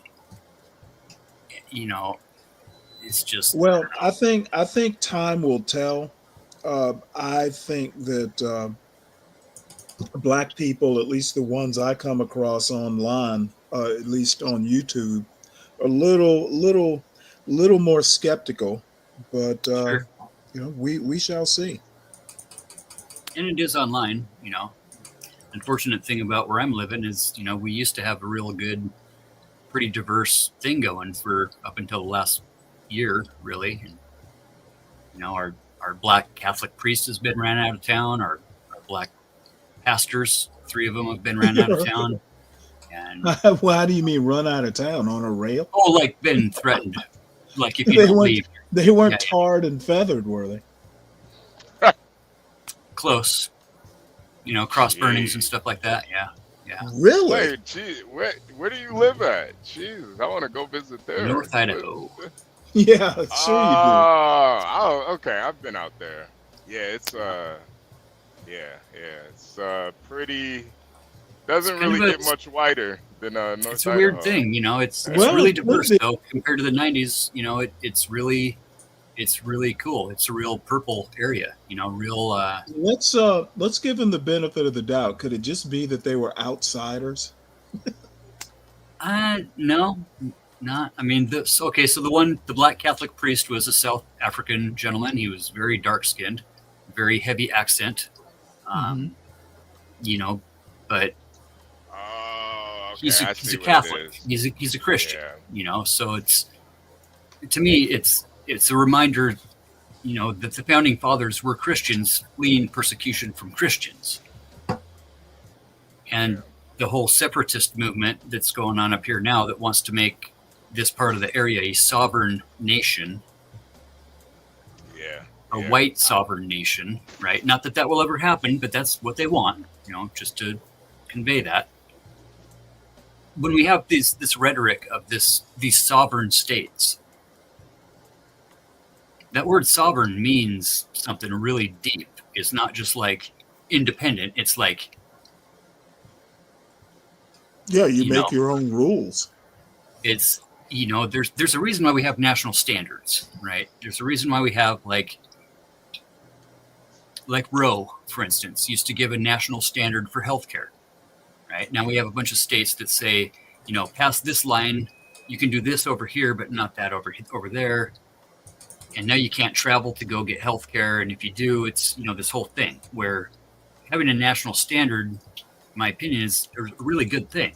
It comes with regulation, whether that can be wasteful, fraudulent, or abused. Obviously, everything can be, right? But when we set national standards, that's like the Department of Education. Is it contributing to the dumbing down?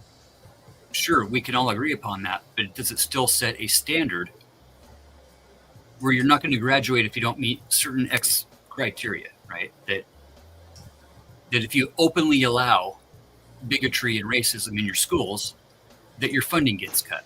Well, not anymore, because now we're going to just go ahead and allow that, right? So, because that's reverse racism. Well, I mean, we don't want we don't want racists to be offended by people that just want to be included, right? So, well, the thing is that this federalism versus anti-federalism, to use a historical term, has been and nationalism, really.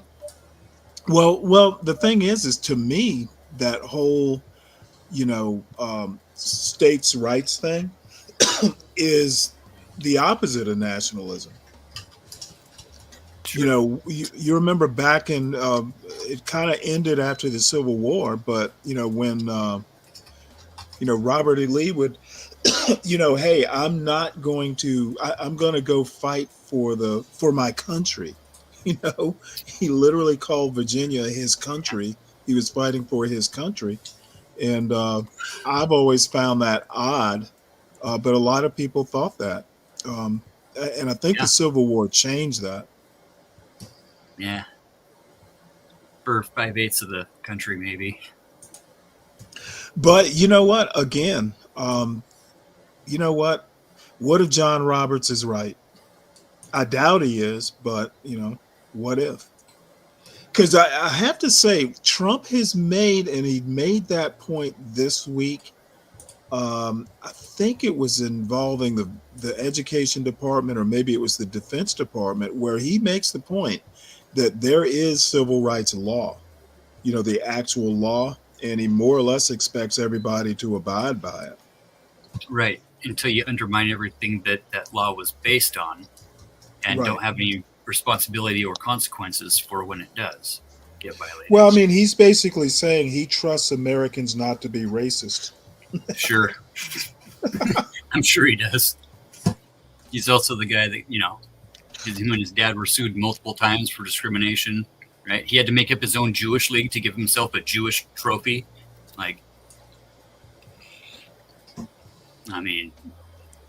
Well, it'll all come out in the wash. How many colored folks are in his cabinet? 2. Well, 1 technically in the cabinet, but his pardon czar is black. The one he pardoned in his first administration, he's got her in charge of. And all the women are blonde-haired, blue-eyed, beautiful little gals, aren't they? Now I like his press. His is she the communications director, press secretary, whatever she is? She's actually really good. Oh, she's great at the spin for sure. And by the way, I found out she's married. She definitely has to talk. She's married to a 60-year-old. What? Stanley, you got some hope out here. Yeah, you know what? You don't know the hope that gave me. Jesus Christ. There's a little more pep in my step today. Man, Stanley, I keep trying to tell you, man, man, women, especially no, they nowadays, have man. a child. They have a child together. Yeah, man. Caroline. How old is she? 30. I think she's 32. Damn. Caroline? Mm-hmm. She's like 27 or 28. Shit. Yeah. No, I saw an interview. She interviewed with Megyn Kelly, I think she's, if I recall, she said she's 32, which is okay by me. You know what? Even if my memory's off, even if she is 27, that's even more pep. That's why, Stanley, I really do think you gotta lower your age range, man. These women nowadays, man, that age thing, it's not as big a deal as you might think. Well, you know what? It's not so much the actual age as much as what the hell am I going to talk about? You know, I'm not going to sit here and talk Kanye. You know, his dinner table talk. Ah, man, Stanley. Yeah, I think listening to the Kanye would be the bigger issue. It's just how you talk about Kanye. You know, there's some things where he makes his news, and I'm not just saying Kanye. But you know, if he makes news, you know, some of it is news. Well, you know, some of the stuff he's tweeting, you know, if he gets debanked, you know, that's probably something within the range of a 30-year-old and you talking about. Now, listen to his music. Now, I don't even listen to his music that much, so. Yeah, well, you know, I'm good. Now I'm not going to count. I'm push not back going on to say. Cold Snake I'm here a little not bit. going to say if someone comes knocking at my door or something like that. You know, I'm not saying. I'm saying, and I'm a big believer. You know, due to how I met my wife, I'm actually a big believer in just kind of letting things happen. They happen the way they are. Yeah, I agree. You know, now the thought of me going down, you know, to the club in Atlanta, that's not going to happen. HB, speaking of Atlanta in the club, you hear about Tamar Braxton? No. What happened with her? I want to make sure it's Tamar Braxton, so I don't want to call out the wrong person. Somebody be suing me. Let me make sure I got the right person first, just so you know what I'm talking about here. I didn't know they lived in Atlanta. I think it's Go up to Jersey, hang out with the Jersey boys. I'm pretty sure it's her. Give me 1 second.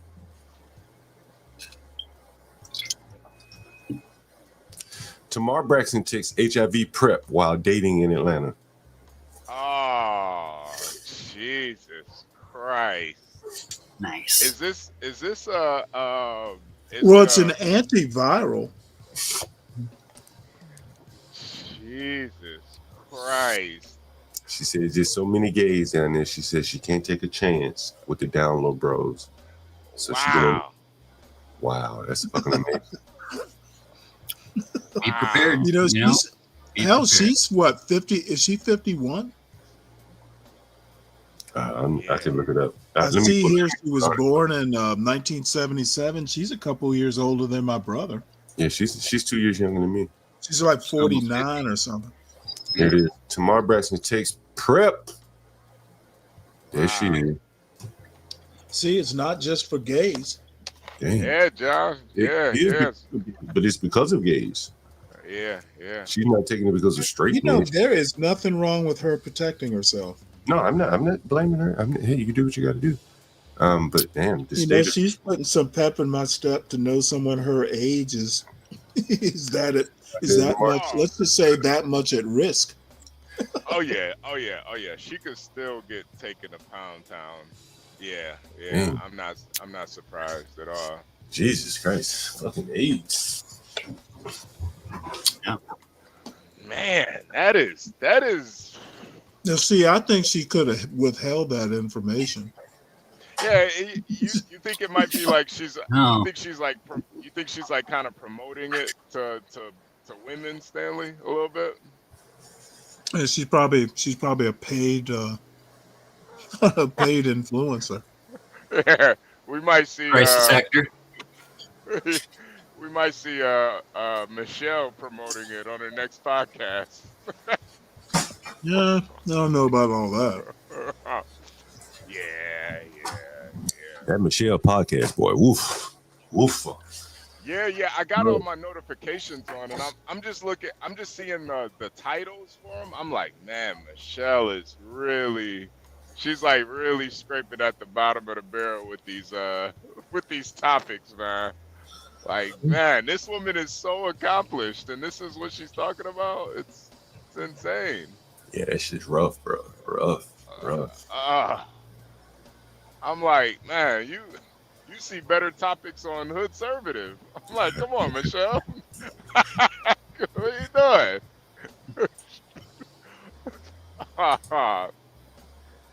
She needs Yeah, to she's get gonna have a Stanley hard up way to there. go.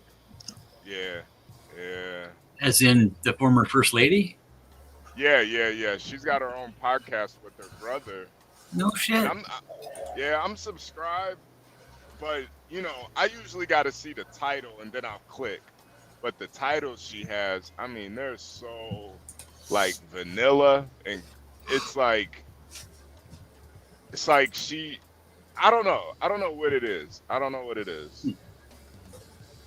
Like she's doing topics that won't, like, nobody will ever have any pushback against, and it's like waste, it's fraud, and like abuse. Yeah. Hey, T, I had Lisa up on yesterday. She called in. And so I asked her, I said, well, what would you like to hear Michelle Obama listen to, talk about it? Lisa hadn't listened to the podcast. And she was like, I would like to hear more about her and Obama, their relationship. Oh, well, she can't talk about that. Yeah, she can't talk about it. And so I think that's what everyone wants to hear. Yeah. Her brother, I think they want to see her and her brother, her and her husband. You know what I'm saying? Not her and her brother. Who the hell is her brother? Nobody really knows him. It's not a criticism of him, but he just doesn't have the Q quotient to bring people to the audience there. It was only like 9 months ago you guys thought she was going to swoop in and take the nomination and end up being president, right? Nah. I knew she was never gonna run. Solid Snake, you know what? Prices are dropping, huh? What is he talking about? Oh, he says that Donald Trump might have saved his retirement because prices are dropping. Like Donald Trump has something. I'd like to to do know with how that. Yeah. Solid Snake is he has a very unique take. Yeah, fueled by crack cocaine. I'm just playing Solid. Some friendships need to go. What he doesn't seem to understand is if you are a single old man, of course prices are dropping. You don't buy much. You don't buy much in the first place. Is he talking about hookers? The prices are dropping. Who knows? John, I thought that was the craziest thing that your roofer said. He said he paid $40 for a whore, and she was attractive. I'm like, man, what the hell? When was this? The 80s? What? And she stayed clean. Yeah, and she got tested every week. I'm like, $40? What? In DC? Maybe she get a white man discount because he had a truck. Right? Yeah. Maybe she probably would have charged like double or something, man. Like, what the hell? $40? All I have to say is lasagna's in the wrong place. Yeah, seriously. You used to live around here. Lasagna used to live around here. Was that right? Yeah, used to live right, like immediately behind me. Maybe a couple miles. Lasagna? Yeah. You say you live in PG. Wow. Yeah, he got that out. And then he said he moved out of PG County because of crime and shit. I don't know where he moved, but or at least where he was in PG County. Yeah. Yeah. And she definitely needs some help with her social networking skills here. This is pretty janky looking page. Are you looking at Michelle's? Yeah. You looking at Michelle's page? Yeah, decent, but definitely needs some very vanilla. Very vanilla. She kind of reminds me of Meghan Markle a lot. Like, it's like, man, you're royalty, but who the hell are you? Like, I don't. Like, who the hell are you really? You know, the Well, thing is, see, like, I think her biggest problem is trying to like connect. You know, Yeah. I mean, don't be if you're not salt of the earth, don't pretend to be. I think her biggest problem is that she can't monetize what people want to hear. Like, Why does she need to monetize at all? well, but she can't, well, that's what people want to hear. Or forget it. Don't focus on the word monetize, but she can't talk about what people want to hear, and that's the relationship aspect with her and Obama. Right. All the things she's been passionate about, she really can't talk about it. You know. I guess, you know, I suppose that I'm just I'm as boring as she is. I'm not particularly interested in her life. Right. Well, but when she was traveling all around the country selling books, people weren't interested. And I think that you got to get the people, what they want from you, right? And what they want from her is, Michelle around the way girl talking about her husband and being real. That's what people come to the internet for. They don't come to the internet for. Has she been on the Breakfast Club yet? I don't know if she's been on there. But the bigger point is she can't be real no matter where she goes. You know what I'm saying? Like, she why you didn't go to the inauguration, Michelle? She could talk about it. That would be big ratings. But she can't do that. She can't be honest. Yeah. Well, I kind of feel sorry for her. Yeah. Because she's trying to be something that she isn't. Like, could you imagine me, wanting to talk about, intimate details about my life? I'd be like, fuck y'all. But I have enough money now. Done it up here. Stanley, you do it all the time. Stanley, what are you talking about? Well, no, you know like what? Like I Not told to the someone the other day, I reveal what I want y'all to know. Well, then that's what I'm saying. Like, you got to reveal something. And, like, you got to touch on the things that people are coming here to hear you talk about. Like, Well, people don't come in here to hear me talk about the tea ceremony. Well, but, and so, things like her daughter dropping her last name, her daughter working for Weinstein. She could talk about that, right? She was, I really didn't think it was a good idea. I thought it was a good idea. Glad nothing happened. Hate to hear what he's done to other people. There are things you could talk about without, being just, Well, how are you gonna be taken as a good mother when you go, hey, I hope he doesn't rape my daughter? Well, you just said, we didn't know it. We didn't know it was that behavior. We met him and he seemed okay with us. Hate to hear what happened to him. It seemed like, things he was doing, didn't have, she doesn't have to say, she's not going to acknowledge that she knew about it clearly. But people doing it, she could broach the topic at least, I think. To make the podcast. She would do better just to stay at home and be like a philanthropist. Yeah. Now I have to admit, she has no business doing a podcast. This trying to be, I can in see some every relevance. woman in a symbol. Right. What I'm saying. How many people are going to be first lady of any color? She's a rare bird. Yeah. But Stanley, as we talked about yesterday, yesterday was an interesting. I don't know if HB was here. I think HB was here. The black lady laying up in bed talking about all the men she's humbling. Oh, Remember? yeah. I saw that. And I'm like, humbling. Like she's humbled this man. He texted her she humbled him by it. But he texted her a day after. Or he texted her 2 days after. Oh, I'm sorry, I forgot about it. And she humbled him.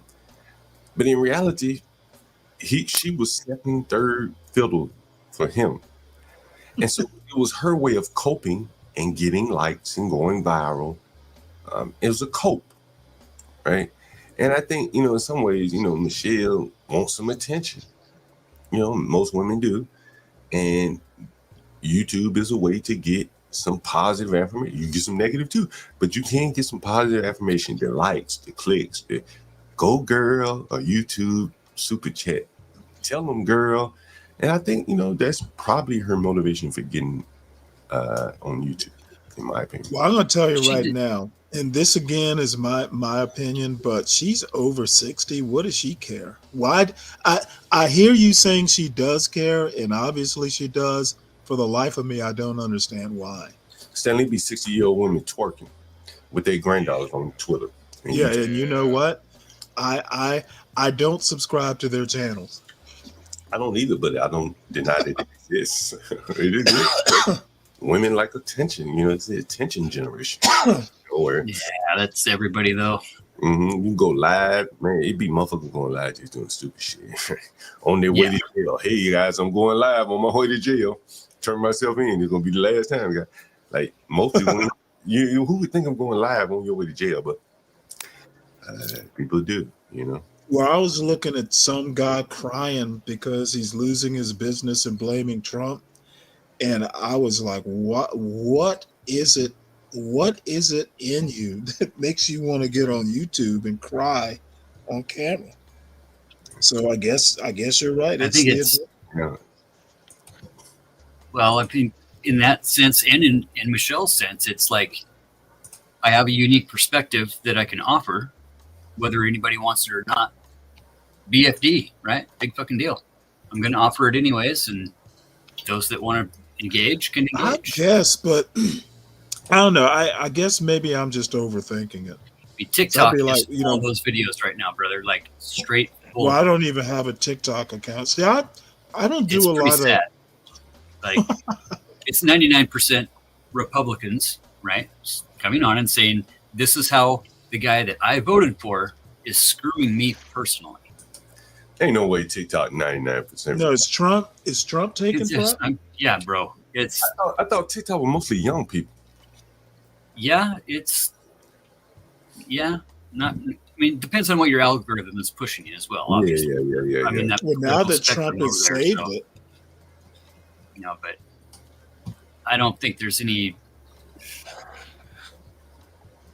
I mean, rationalizations and justifications, right? We never see the addiction when we're in the addiction, right?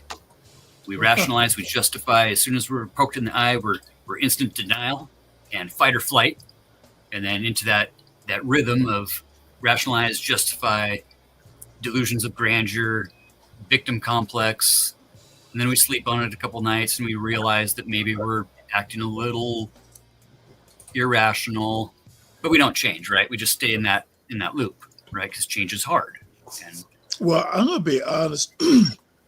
I really think that both the Obamas, but Michelle in particular, and I'm going to sound like John here. You never see Laura Bush doing shit like this. Well, a different generation too. Now, it's a different generation. You know what I'm saying? I ain't taking up for Obama, but they coming from the internet generation. Hell, that's kind of what propelled him into office. The youth. So I imagine there's still some appeal to, what she needs to do. What she I needs wouldn't to be consider doing. Michelle to be a trad wife by any means. I think what's happening is really it may be an attempt, because they see they're losing their grip. I think politically, they're being washed out to sea with all the other older politicians. It seems like to me a new wave is coming through. And all I have to say is I understand it. I think politicians, actors, people who kind of thrive on out in the public eye, the public gaze, I will never understand them. If I were her, I would be willing to just fade away into the history books and be done with it. Seriously. Yeah. You know what I think it is though too. I really do think it's monetary. She has a certain lifestyle where she has to kind of upkeep it. It's not like she can go move back to Chicago, And I think because when we did watch that podcast, the one thing I noticed, and I was telling Portia this, that she's sponsored by somebody. This is a money grab right here. And when we watched that podcast, we saw those advertisements. The live advertisement. It wasn't even YouTube advertisement. Yeah, that was. I don't know, man. That was big. for me. Yeah, it was very tacky for someone like of her stature. You know what I mean? Yeah. You know, Yeah, and I'm with John on this. now me I doing mean, it, if I was on here advertising pawn shops and shit, nobody would say that. well, But- you know but that think Ted about Cruz it, has John. a second job as like a congressman, right? His first job is being a podcaster. I mean, I can see a congressman because it's kind of low. You know what I'm saying? Yeah, Like yeah. that's low. It's I 400. mean, she's literally a historical figure. Right. But think about it, John. I Think think about it's if an some attention grab. I think think of it's all think of about some attention. about if some pawn shop was reached out to you and said, "Hey, John, I'll pay you $1,000 a week to advertise on your show." You telling me you're not gonna do it? Or I do it. Yeah, Do they pay exactly. you? But that's along the lines of what I do anyway. I'm down there. I with know, but I think mind you, look at the companies that did sponsor her. It was Pine Saw and it was some Theraflu, right? Yeah, these are probably billion-dollar companies. Like I mean, if you're Tim Pool, you can get Well, sponsored yes, by like Russia. Solid Snake, you saying that the liberal mindset is very scary is hilarious. And I think honestly, the more and more I think about it, and I know I'm going to get some criticism here, but like I like to think outside of the box, and these people talk about businesses, black businesses. She black girl health and all this. Let's move. I mean, she could give sponsorship time to small businesses of any ilk on her show, right? That would be more admirable. Yeah. And I'm gonna be snarky here. Like What she giving. needs to do is grab Malia and shake her and tell her to stop looking so weird. Well, she need to grab her and put her on the show. Get that unattractive off the show. That's what she I needs. mean, Malia's looking rough. But you can dress her up and make her look cute, right? She's still young. Like I'd rather hear Oh her. no! I think she looks. The older she gets, the more she looks like her father. She always gonna look better than mom. The younger one is like really cute, Mm-hmm. if not a little pudgy. But no, Malia. I think Malia's the oldest one. Yeah, somebody needs to mother her. She needs to get off the podcast. I mean, and I'd go mother say she was just that wishing- child. I mean, No, I would- but John, I actually agree with Stanley. It would be admirable. It would be admirable if she did that. She was sponsoring, curly, kinky hair products. Yeah. Soul Glow. Afro-Sheen. Yeah, Soul Glow. Yeah, sure. Yeah. But I think the reality is she needs those checks, man. She needs those big billion-dollar companies to sponsor her. Let me ask you this. To do what? She's already got millions. Hold on. Let me ask HB this question. You think she's trying to get her own bag to go her own way? Oh man, I didn't even think about that. She's already got her own bag. She's got books. Yeah, I mean, She's probably worth more than Barack. nah. If it was a money grab, she'd be out on a book tour. She'd be doing speeches for a couple $500,000 here, $500,000 there. Like She does all of those things. That's the thing. She literally. That's why I'm. When you look at most presidents and stuff, either they have a lot of money coming into it, or they have these political connections that can make them a lot of money. And I just don't really see it with the Obamas like that. Yeah, that's what I've been saying. HB, like, and I know Sanders gonna push back, but he didn't lay a groundwork of Obamaites that are still here. That he, kind of his people. when you're running the country from the background, you really don't have to have those. What I'm saying, yeah, well, okay, but the Hillary Clinton people with Bill, they still have a lot of people right now. They're aging out. You see the guy from Louisiana, crawfish guy. He's getting old, long in the tooth. He's arguing. He want the money. What happened to the money? But all that old group is seemingly being pushed out, right? And The Democrats are trying to find a new group, and they're not looking to Obama or Kamala. Biden's too old to even ask for guidance or leadership. And so there's just a void there. Trump's older than Biden. Well, by the way, Biden is looking to do something. I just read an article yesterday morning. He's looking to get back into the public eye. Really? Yeah. And that shows you that it's all up for grabs. Yep. It's all up for grabs. Yeah, well, I can tell you right now what they need to do, because Generation X, the Obamas are, a little bit older, but not by much. The Clintons need to move on. They're basically albatrosses around the Democratic Party, in my opinion. Yeah, the Clintons have been washed out. I mean, they still have the old guard there. Well, they're old as shit. I mean, they still have but what I'm talking about is the old guard, like the Center for American Progress. I think Podesta founded that. Yep. It's still pretty big. It's still pretty big around here, and it sees a lot of Clintonites and those type of people. Ryan, he would know you're right. But a lot of young people who come here and they want to be political, they go to the Center for American Progress. But it's not what it used to be. There are probably other groups. We've had Africans call in. They work for trans organizations. And so it seems to be a lot of splintering of the organizations, all vying for power. But there is no one central group that can, corral all those groups. Obama's out. Biden's out to see. The Clintons are all out to see. You need something to get the people to rally around. And right now, I don't see that person. And right now, who's making the big comeback? Well, old Bernie. Who? Bernie? Old Bernie. Yeah, Bernie's old. Yeah, man, he's out just doing. So you know, he's out in Republican areas with AOC.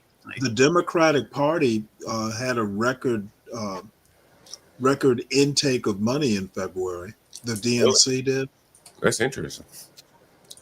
$9 million. That's interesting. Wait, Stanley, what does that Compared to mean? the billions. What does that mean? Well, it means in Trump's first office, the DNC collected a record number of donations, small dollar donations mostly. Mm-hmm. So the Democrats aren't down and out yet, and if people are out or they're anti-Clinton, anti-Michelle, they seem to be okay donating to the party.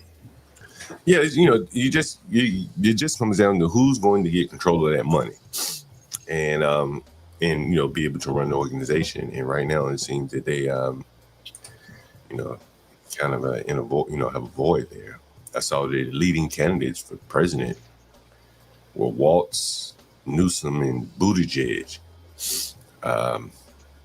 Waltz is done. He's done. I think so too. Yeah. Buttigieg, I think he has some potential. America will not. But he's gay. Elect. Yeah, he's not going. They're not going to elect a gay president. No way. Yeah. That's worse than a black lady. For some reason, I think he has potential. Stop the world. I think if he were a little bit jokes Putin would make. If he looked like Newsom, maybe, but he looks a little soft, right? Yeah. He's too corporate. He's uptight. He's a paid shill as far as it goes. Like he's part of the system. Well, yeah, but if you've ever seen him on Fox News, Buttigieg, they love him on Fox News. He shreds those dudes. He and Bernie.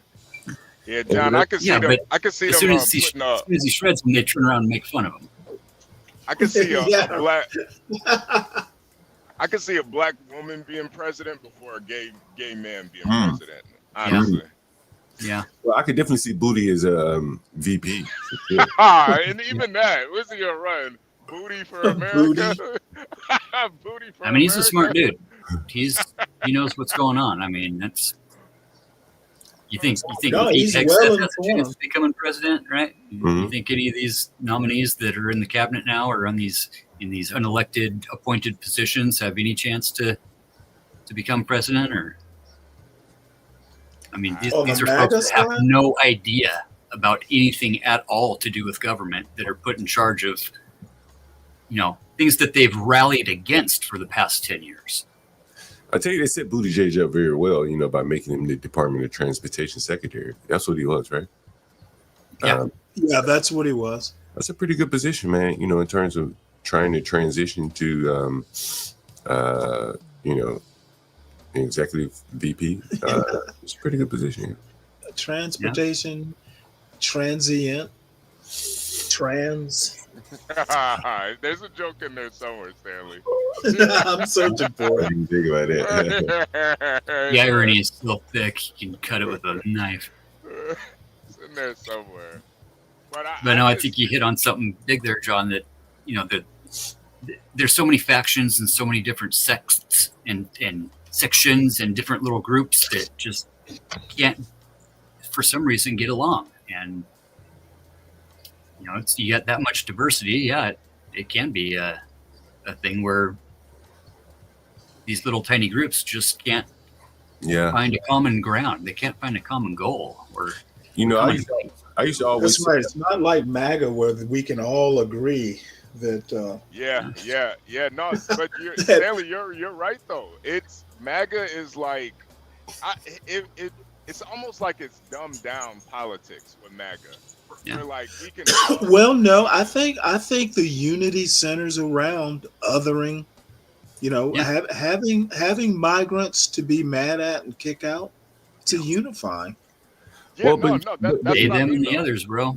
But when you also look at the other side, right? I've been looking at all these Tesla fires, people keying Teslas, burning them up. One side clearly will turn to violence if they can't get their way, and that's running people away. Just imagine you're a big time Democrat, only one side Democrat, and then someone comes around and key your car, burn your Tesla up, right? And John, the left needs its own January 6th. I mean, they've been shooting Bud Light cans with an automatic machine gun is not violent. Has anyone been hearing about the Tesla owners being doxxed? Has anyone heard about that? Yeah. I mean, they're very serious, man. You know the irony too. I would almost bet that the majority of Tesla owners are probably liberals. Yeah. That's the irony. Did you hear about like when Donald Trump doxed all the federal judges and all their families and their kids and stuff? Like, I didn't hear about that. Yeah, I mean, come on.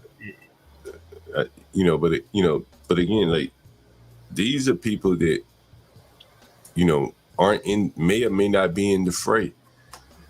I don't know about what you're talking about. The politicians, judges who were doxxed. I do know this, that a man was arrested outside of John Roberts' house here in DC area with a gun. I do know that, right? And I don't think he was sent by Donald Trump. I think about the abortion ruling or something like that. I don't remember. Yeah, right after. But to be going after cars, we're to the point now where I'm willing to just give you the people. You want to go after the people, take your best shot. But just cars and shit, you don't even know who owns the car. And then John too. And you remember, like, because I was in Chicago, you were in DC, how much they pushed for these Teslas to be in these major cities. It's like a mind fuck at this point. Like, you guys forced these Teslas on us, now you're burning them. You know what crazy? As you say that, HB, I will bet you a large percentage of people that own Teslas are poor Uber drivers and shit. They were induced into buying them motherfuckers because of the cities they were in, like New York and DC. Well, now that Trump has bought a Tesla or says he's going to buy a Tesla, you think that'll spur Republicans to start buying them? Well, I think it's going to spur people to continue destroying them and keying them. Yeah. You know what I'm saying? Like, bro, you know what I read the other day, HB? You ain't going to believe that. I think I covered it here. Maybe I didn't. No, I didn't cover it. Storage of Teslas is now going up. Like if you want to park a Tesla in New York or something, the threat that motherfucker might blow it up, right? The park. You guys remember the Ford Pinto, right? Remember the Ford Pinto used to get rear-ended and it would catch on fire, right? Remember how many Ford Pintos caught on fire from being rear-ended? I think it only took one to make light of the situation.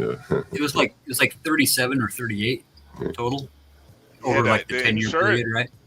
The insurance has got to be crazy. You know how many Teslas have just spontaneously combusted? But it's one thing for a car to spontaneously combust. It's another thing for someone to set fire, arson to a car. Yeah, like not even being plugged in or nothing, just catches on fire sitting in a guy's driveway, right? I mean, that's over the 4,000. Over but so do all 4,000, the right? other Just in EVs. America. But Over 4,000. Tesla Right? suck, but so do all the other EVs. That's not exclusive to Tesla. Sure, but Volvo and Honda and Toyota those are having- all gas-powered Audi's vehicles. not having the same problems. Yes, they do. Are you not reading the news? We get to this. Yeah, I am. But we get to obviously you're the not. same numbers, though. Not the same numbers. Yes, they are. Hold on, What are you talking about? Why are we talking about this? I thought we were talking about people destroying the Teslas. Yeah. You guys are. No, it's not me. I'm just trying to get him back on track because he just want to get him back on track. Like again, the vein that he's coming from has just been liberal all this month.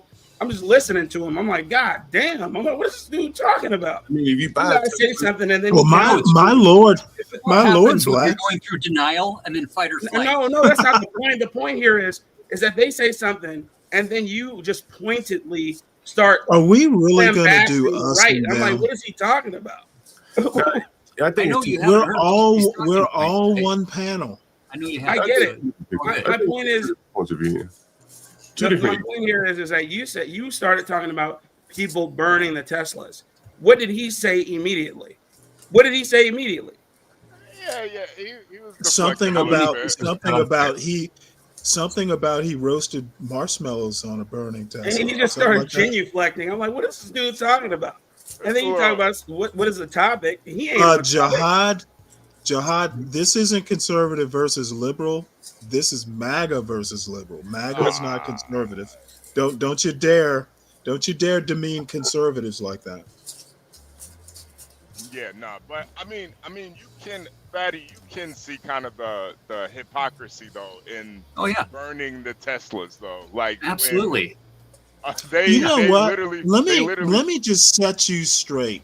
The hypocrisy is all in your head. Okay? People obviously don't care about who owns the Tesla as much as sending a message about the Tesla. So Which the is destroy everybody's personal property. in my That's smart. opinion, the Fucking hypocrisy is brilliant. rhetorical. I will let the conspiracy theorists among you talk about the hypocrisy. Well, Stanley, the hypocrisy is they wanted the Tesla. I get your point, and Right. I'm basically saying your point is only for those true believers. But you could clearly see the hypocrisy. I mean, No, I don't clearly see it. I It depends on clearly see it. It's it very- depends on how you see. My framing is different than yours. I'm not I okay. think it's all about Elon, not so much about the owners. Right? No. That's not his point. Of course, it's about Elon. Of course, they're saying they don't. Right. like So Elon. I'm only concentrating on what it's about. I leave the irony or the The irony is a pivotal part of this entire thing. Well, see, if you are you,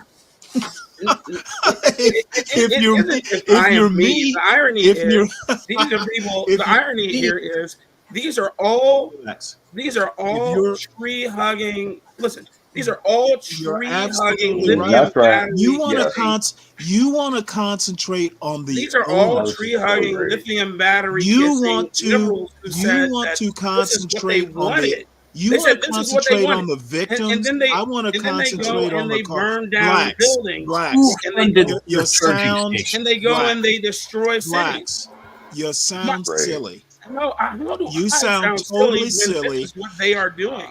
Come on. Okay, Hi, Black. what they are I'm so happy. doing is The challenge protesting. that I would- the challenge It's that I would pose- about the challenge- Elon. The challenge It's that I would not pose about is the this. owners. The challenge that I would pose is this: who on the other side of this coin, this or this conundrum, is doing the same? I have no clue where you're going with this. Tell The me. point here is that that's where the irony comes from. You have people sit and tell you that this is what they want. And what did I say, And the point Black? here is that they don't Black. know what they What want. did I What say they about want the is irony? chaos. You were too busy talking to hear What they I want said is about the chaos. irony. That's exactly what what the they want. corporations want. Irony is for The irony is that they want chaos. They want to destroy the irony very thing that is they for advocated the for. irony Regardless is of for who the MAGA created it, dude. I'm gonna put that's you what in the they back. champion. That's exact. Regardless of what they I who will get created it, my that's what point they across. They I will get my championed this, point and across. now they Dude, want to burn it you're down not hearing me. because they don't. I will get my point across, which is I leave the irony for the MAGA hacks. I'm looking at why people are doing it, not who they're doing it to. Now, my point has been made. You can go ahead. And I was going ahead if you didn't so Until I put childishly put me down the way you in you the back. did. Hey, Yes. listen, this is what I'll say. This is what I'll say, child. When it comes to the irony, you have to look at not only that these people hate Elon, you have to look at the fact that these people I are don't have to destroying do the shit, very Blacks. thing they championed. They said they Blacks. wanted it, now they do. I don't have to do shit. That's it. I'm not telling you who you have to do. I'm telling you people at large. No, I thought I heard you say you have to. You can be. Did I say? Listen. You can be who you want to be. What I'm telling you is that I'm not going to look through the Overton window that you pose. Just like you won't do. Thank you for telling me what you're going All to right, there do. you go. And It's so it's when noted. we're talking about a broader That we aren't talking when we're about talking about a broad broader shit. spectrum. This is You are exactly what talking it means. about These it, people not me. don't know what they want. They are I mass destructionists. I like All they want concentrating. to do is cause chaos. You gonna put me down again because I won't heed your point? I like concentrating on what Well, the your problem. concentration's wrong. Okay, well, motherfucker, you don't get to tell me what's wrong. Well, didn't you tell me I was? Yes, I did. All right, so motherfucker, I get to tell you you're wrong. You're thinking this is Hey, this First is a Amendment, baby. Trump But guess level. what? You're gonna put me I down. am the left-wing Trump. Are you I'm gonna an put me down autocrat again? on this panel. Not really. But you know, one thing I So you're more like this. one thing I can compare it to though is kind of January 6th, but I think the difference is when you compare it. When you compare this to January 6th, at least with January 6th, they were going after the people they perceived as the actual enemies. What do they burn Well, down? you know Like what Charlotte. the difference is, HB? What the difference is? Nobody's gone to jail that I know of yet. Oh no, people have gone to jail about this. Oh, they have? arsons and stuff. Oh, yes, yeah, they yeah, have. Oh yeah. Oh, you know what? I haven't been keeping up with it. You know the funny thing about Teslas is they have about 12 cameras on them. Yeah, people have been going to jail about that. Yeah. They got cameras. They got panoramic cameras, man. They got cameras The all question over is, that who thing. causes mass destruction upon millions and billions of dollars? Yeah, no, in Black. This is going to really put setback Well, to who? climate Tell change us, Blacks. agenda, Don't which keep is us in sad. suspense. Oh, the ones you tell me don't matter. Oh no, I didn't say they didn't matter. I said I'm concentrating on why they're. I'm concentrating on why they're doing it. How many cases did the National Transportation Safety Board have against any other vehicle maker other than Tesla? No, but I can Oh, tell do you think this is about the fires? Do you think it's about the fires and not the lunacy of these ridiculous? No, like about the These crumble idiots- zones these and the fact that These they're idiots unsafe. forced everybody to buy these cars and gave out $300 billion to make people Nobody's buy these forced cars. anybody to do And now they're destroying them. It's literally insanity. You can't make this That's up. the hypocrisy. You can't make this up. Oh wait, are you on that? Are you on that hypocrisy train too, Ryan? By the way, Stanley, don't even. mentioning that. You know it's No. hypocritical. Like I said, I leave it. The single guy that's done more for the environment than any person in the world, they're destroying his cars. I leave it to the MAGA folks to concentrate on things that don't really matter. Well, those who are long in the tooth are the ones who gave him $300 million. Okay, so I don't know who's long in the tooth. Maybe Biden, the one who wanted armored Teslas. The man can't even talk. He ordered them. I don't He know. ordered them. You guys. He's asleep half the time. You guys leave out pivotal information. Okay, Well, see, it's not pivotal. This other It's guy only is saying, pivotal who to did the people like transportation- you. Who did the Department of Transportation To normal have people, issues, it's not have pivotal. lawsuits against? They have lawsuits against everyone, but notwithstanding the lawsuits against them for not upgrading the train tracks that caused that massive fire a couple of years ago. You know what? How often do you get? How often do you ever stick to a point, Blacks? I'm waiting. I'm trying to figure out the same thing about you. I got You know what? I haven't. Like I witnessed it said, yet, Stanley. my point. Stanley, I haven't witnessed it yet. My Not point yet. is Not with why all they're the balloon doing it. popping or anything else. I haven't witnessed it yet. You know what? That's because you don't shut up long enough to hear it. It takes one to know one. I got a super easy challenge. It's a really easy one if you guys want to partake. It's super easy. I don't. I want to Name one thing that Donald Trump's ever done wrong in his whole entire life. Come on. Yeah, I can. You want me to start? The initial tariffs were financially costly in 2018. And China retaliated quickly with rare earths. I can go down the list of his errors because Cool. So you're not I'm an Nicole. That's independent. cool. All I need to know. Yeah. Okay. Good. Hey, and do you guys Okay. think with Jihad's comment right here on the screen, do you guys think this is kind of fueling the vitriol towards Tesla and Elon? I mean, because You know what? in reality, those major cities they made Tesla what it is. Honestly, I don't really see too many Teslas out in the sticks. I don't really. There are quite a number. Yeah, there's of none. Teslas out No, Stanley, don't make up lies, Stanley. No, Just there's to- not. For You the know year what, 20. Ryan? Come on, Ryan, man. Get the Ryan, hell out of here. You I don't need see to. any You and Teslas. blacks need to. My get neighbor, in fact, together my neighbor tried to and put a drive couple brain cells his together. Look. tried to drive his his Model Y out to Oklahoma to Broken Bow or wherever the heck that place is where they have the cabins. They could not find one charging station on their way there. In fact, his wife Couldn't find a charging station in a red state. Imagine that. lost charge at that time, and then they had to tow it. They had to have a mobile charging guy that cost them several $100s to come out and charge the vehicle. So no, they're not out in the sticks. They're not out. They're quite a number out where I live. Okay. Yeah. Hey, if the prices keep coming down, I'm gonna be buying me one. Especially Uber drivers. Should buy stock right now too. Yeah. Oh yeah, Definitely buy stock. Buy all the stock. Put every penny you can into Tesla stock right now. Do it. Yeah, I'm gonna buy me a Tesla. I'll just put a generator on the roof of that shit. Just strap it right on with a. Why with a not? come on. Solar panel generator, right? Great investment. Stanley, I tell you one thing. Go ahead. Uber and Tesla, they had a deal a long time ago where you could basically rent an Uber for every week. You could rent it weekly to ride Ubers, and you get like a discounted price. So yeah, you're gonna see a lot of Uber drivers driving those things. Well, all I have to say is I've talked to a few Uber drivers. They're all pretty happy with their Teslas. Oh yeah. For Uber, I'd buy one. I mean, you could get.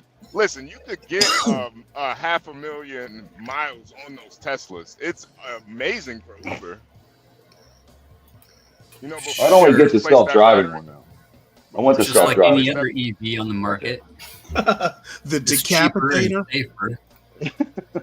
Oh, China's about to dilute this market wholly. So They're not in though. They're not in. They can't get in yet. it doesn't. Yeah, with once they do though, it's even with 100% tariffs on them, they're going to dilute the market. You can still get one of those vehicles for what $24,000 for a luxury vehicle. They're going to dilute the market. BYD, yeah. Yeah. I don't know if we'll ever get them, man. I don't know. Well, they already have them test driving in Alaska. They already have them. They account for 30% of the new vehicles in Mexico. So yeah, they are at our doorstep, and it's gonna happen. Plus, is the government forcing the hand of the automakers to go electric? No, they were forcing the hand to go electric. Your boy Biden was doing that, along with Buttigieg, and forcing them. Yes, forcing them. Yes. Yeah. Okay. We're creating tremendous Well, incentives and credits. And, thank God Trump has put an end to that. And then, but who's stopping the train? Toyota, Honda, uh, the Korean. They don't want to compete on a world market, right? They're only making things for America, right? No, they're not only making these for America, but they have stopped wholly because the technology is such that it is unsustainable. They can't make them fast enough. The rare earth materials needed for the batteries are few and far in between. I'm telling you, and what was that? Was it during Q1 Toyota or before that? It was Q4 last year. Toyota, Honda, and the others, even China came out and said, "Hey, we're going to scale back on these damn electric vehicles. They were going to focus more on hybrids because everyone's going hybrid. Because they can't make the come to batteries. find out, you need a combustion engine in order to make these things tenable." Yeah, because I think hybrid is way better than EVs, especially right now. It's the biggest selling truck right now, right? The Ford EcoBoost. Yeah, still, even though it's the biggest selling, marketing wise, it's still not netting the profits that they want. Period. And that's why they are scaling back. To us, we see billions. We're like, damn, you're making billions. How are you not winning? And then they're just looking. They've already calculated this. They've already seen in the future that it's not going to net them the dividends that they want. Hence, they're scaling back, and they're going more hybrid. Well, one thing I was going to say about Tesla is a lot of their money has been made in the last 5 years from carve outs, like carbon credit. They sell carbon credits because they're, Government subsidies. It's government subsidies. And which, by the way, were largely created by a certain group. I don't want to name names, but it was the Biden administration. I'm telling you. And listen, Actually, it was the Obama administration. He got him started. He got it started. Let's not forget, like, the past 4 years isn't the only thing that's ruined this country, right? Believe me, that's not what we are saying. I just think it's funny. However, it's funny with all these NGOs and all this money that we've seen that's been spent. Thank you, Doge. It's funny that all these companies, every single one of them, listen, it's not just exclusive to Tesla. We got Disney. They lost. I remember when they said they lost 720,000 subscribers to their flagship Disney Plus. That was losing money still. And then you come to find out USAID had spent money to buy 720,000 subscriptions. And oops, they just disappeared, didn't they? What do you know? I don't know. Let's talk about what's Dell. Dell sells exclusively to the government. Are we here just to take a rundown of companies? I'm so glad Black's is here. I'm so glad Black Suitified is here. I'm so glad he's here. We're here just to annoy you. I'm happy to do that. You know what? And you do a better job than most. Yeah, that's my job, Stanley.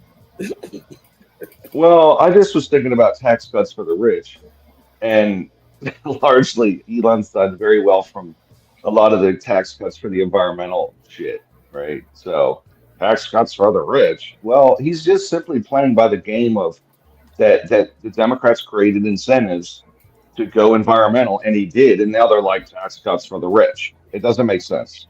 He was a Democrat up until about a year and a half ago, right? Yeah, and so was Trump up until he was years ago. What's until you learn how to work. Yeah, Dan, you need to send your little minion Solid Snake up here to do the to complete the job. Yeah. John, were you about to say something? We kind of cut you off like 8 minutes ago. What were you about to say? Oh no, I can't think of anything. I was just wondering. I was thinking though about their insurance though. Their insurance gonna kill them Uber drivers. Like you drive Uber, that shit gonna bust their ass right there. Uber drivers aren't driving freaking Teslas, bro. They're the most expensive EV on the market, and they're the least safe. Bro, there's a lot of Ubers, Tesla drivers. I ride in them all the time. HB said that cities incentivize these people to get them, and there's a luxury category that Uber fits into as an Uber driver. So that's a benefit of I getting. see more Priuses and Hondas and shit. But Prius doesn't qualify as a luxury vehicle. So if you want a luxury like a black Well, car, sure. Gotcha. drive it. So a lot of Uber drivers get the what the fuck is it called? Tesla, yeah. Yeah, the Tesla. To be able to get the luxury ride, and now the insurance going up. Volvo and Audi are way more luxury than that. Well, but those are probably much more expensive cars. I'm not sure. I'm not into cars like that, but they're going to be facing some increasing premiums, I would imagine. Yeah. I mean, it's I think this is this might be from Elon's perspective, this might be it might have been the wrong move for him to go into politics, because why do you think? Because he's essentially sacrificing his business for it. Yeah, I don't see it that way whatsoever. Oh, look at the stock.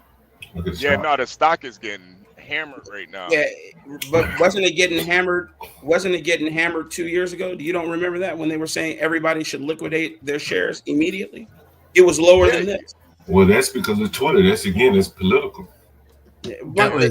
It's all political, and you can't operate at that level. 100%. Any business without it being political. That was in 2019, right? When we had a major collapse of the economy because of a certain thing. And he was still getting money from U.S. aid and from all the rest of the from all the rest of the NGOs. Blacks, why don't you think he's kind of sacrificing, or just why do you disagree? I think you can liken this to Chase, or J.P. Morgan, when with their infamous meeting on Jekyll Island. Okay, you give a little to get a little. Okay, I am in no means an Elon fan, but I'm not going to sit here and lie. Okay, and I'll tell you, this guy is spending billions to get a return somewhere, and I don't believe. I see what you're saying. I do not believe. Definitely don't believe that he is sacrificing any business of his. He's too much of a narcissist. Period. I think if you put it like that, though, this might be a sacrifice just to get something bigger in return. I mean, because even when you compare it to like these Chinese EVs, I mean, Tesla doesn't even compare to those things. The Chinese EVs are made from tinfoil and cheap plastic. Yeah, I'm telling you, listen, bubblegum. All these vehicles, every one of them that we drive. But the thing is that all that glitters is not gold. They're coming in here looking real shiny and nice, and they don't have the same parameters that we put on American vehicles to keep them safe. And even with the parameters on American vehicles, you still see they're prone to blow up, even if you have a combustion in its engine.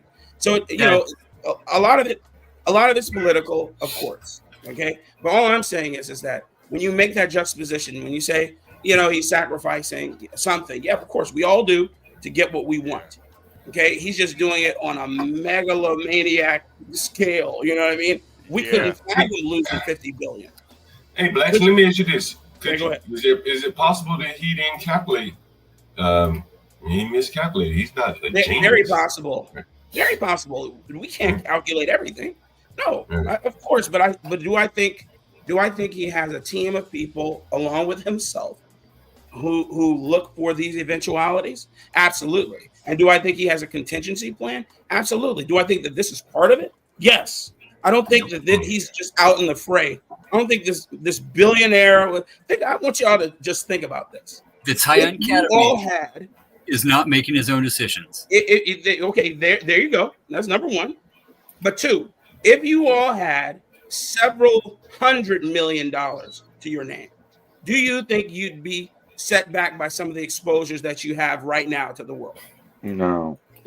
This man has $350 billion to his name. Okay, he knows about things that are accessible that we would never know. Okay, that's all I'm saying. That's all I'm saying. And all I'm saying is that he's bought his way into everything that he has. He sure has. He sure has. Listen, He's I no don't deny genius. any of this, man. I told you I'm not an Elon mite. I'm just Yeah. telling you the truth Right. of it. And so that's that. But I want to get off Elon, but I want to figure out why everybody thinks Bernie has an opportunity. Because they've already exposed this dude. Yeah. He doesn't have an opportunity. That's not. He's out making a bunch He's of noise touring right with now. And that's AOC. probably good. But Yeah. you Plus, get he him played catch with Willie Mays when he was a kid. He's that old. Yeah. I've been predicting this, He's and so I fucking said it old. once before, and I'll say it again. AOC gonna be the president in 2028, man. Oh, man. Yeah. Come on, At dude. the Would you end ever of the vote day, for it's that? gonna be She's 35 years Alexandria old. Ocasio-Cortez.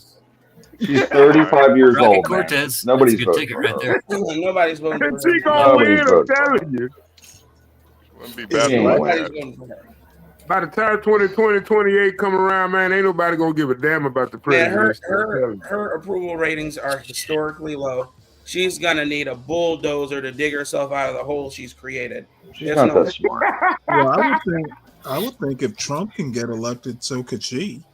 All she gotta do is let She's a Trump DEI grab hire, too. though. Let me stop. Yeah, she's DEI, bro. So yeah, she ain't gonna make it. She could be Elon next baby mama. No, let me stop. She probably would love that. She probably love that. I would definitely doubt that. Yeah, He ended up going John Bobbitt on his ass. Well, she does drive a Tesla, so it wouldn't be too far. I'm trying to say, man, it's Does already she in the still? making, I man. bet she doesn't anymore. Oh, no, No. I bet she does. She probably I bet has you a she still Cybertruck does. now. Yeah, she probably has a Cybertruck These now. people aren't gonna give. Hey, there's a couple things these elites aren't gonna give up. Their Gulfstreams, okay, and their luxury vehicles. They need to travel in style, man. Whatever the stylish way of traveling is, they're gonna be about it. Period. Kenny Copeland And needs you a new know, jet. the thing about Don't Elon forget Musk that golf is club membership. They can't get rid of that golf club membership. the most expensive home in the United States is about $300 million, right? To put that into perspective, Elon Musk could buy one of those every day for with 300 million is like a penny. I mean, what is it, $1? It's nothing as a percentage So, like, of if you make $100,000 a year as a percentage of the income, right? The most expensive home in the country is it's what is that, 0.01% of his money? The most expensive. He can never spend all the money he has. If he gives half of it away, it don't matter. You can never spend it. Imagine a $1 bill, okay? A stack of $1 bills, 100,000 $1 bills, right, is about 3 stories tall. Yeah. Okay, a million $1 bills is about 30 stories tall, and a billion is the size of Everest. So we go from a billion, the size of Everest, to a trillion. That's 3/4 of the way to the moon. Okay, our national debt would go to the moon and back over 5 times. Yeah, Elon's wealth, right, would go to the moon and back over fucking 40 times. Can you imagine the personality? Can you imagine the mentality of somebody that can actually say that Elon and Donald Trump just want to steal more American money? That's what I'm tripping on still. I heard somebody say Isn't most of Elon's wealth In Solid Snake, you'll be in line to give them their first dollar, right? No, I'm just saying the simple fact that they actually think that these people are actually out to steal their money is just, oh man. What were you saying? What were you saying, HB? Isn't most of Elon's money though in Tesla stock? Isn't it in stock? Because he couldn't even buy. I mean, he owns Twitter outright. He owns a boring company. He owns SpaceX. His investors own Twitter. Yeah, he got a loan for Twitter. He didn't buy it out, right? Yeah, but they're profitable now, so. No, I know he had to sell Tesla stock because he paid taxes on $11 billion that year. No, Ryan, he like leveraged his Tesla stock to buy. Somebody else bought Twitter for him, basically. Yeah. I mean, he did. There's some kind of buyout. He probably has backers. I mean, yeah, they got backers that they always going to depend Rich on. Maharaj's in the UAE bought Twitter, but Well, the Tesla stock's about it's in his valuation. So if he's worth 200 billion or whatever, the Tesla stock is in there. Well, The Twitter stock is in eliminating there, or SpaceX. the percentage of equity is in there. SpaceX is all of his equity is SpaceX. He makes $8 million a day just off of SpaceX. Oh yeah. That's awesome. Dog, Yeah, man. that is pretty crazy. Capitalism is It's fucking incredible, isn't it? Speaking of that, speaking of capitalism, Did you say 8 million a day? Hated, Good Bernie Sanders and his 50 million. What a life! Summer That's summer 100% government subsidy. summer homes he has, and Um, I made all my money. I made all my money on my book. And Jim Jordan's worth $20 million, but he's never passed a bill in his life. No, Uncle Fatty, that's not a subsidy. He has a contract. Very different. Gotcha. Yeah, different deal. For real. That's a good correction, yes. But it is government money. Well, but most of these contracts are bid out. I mean, everyone is talking about he gets money from the government. I mean, I do business with the government. It's not subsidies. I'm a FEMA So- Hey, but y'all think about that for a minute. What your All right, hot so- sorry, HB. dropping bombs in the chat. Hold on, I didn't mean to cut you off. But He think said, about what's it. he doing? You could have made $400,000 a day since the time of Jesus, and you still wouldn't have Elon's money. That's fucking crazy, man. When you think about that shit, man. Yeah. It's great to see Black Suit Defy up here. I'm really happy. Why would we Me trust too, a guy dog. like that? That's why I came up here. What up, Blacks? Yeah, What man. up? I ain't What's gonna going on, guys? Harambe for president. Harambe for president. Ooh, it's been a long time, man. Y'all think I Man. should run for president? I'm gonna run for president. I'm gonna run as Harambe Snake.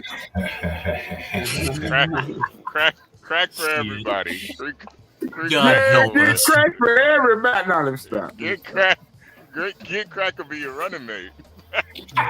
Hey man, I'm telling you, y'all playing. When I get my stimulus money, I'm just gonna binge watch Get Crack videos all day, and I'm just gonna see whatever he say invest in. That's what I'm going in. We gonna crash the fucking market. Did you Once just say that stimulus money? motherfucker blow up, I'm buying Yes, Popeye's he chicken. did. I'm buying Popeye's chicken stock. I'm gonna be like that Dave Chappelle skit. Popeye's chicken stock has skyrocketed.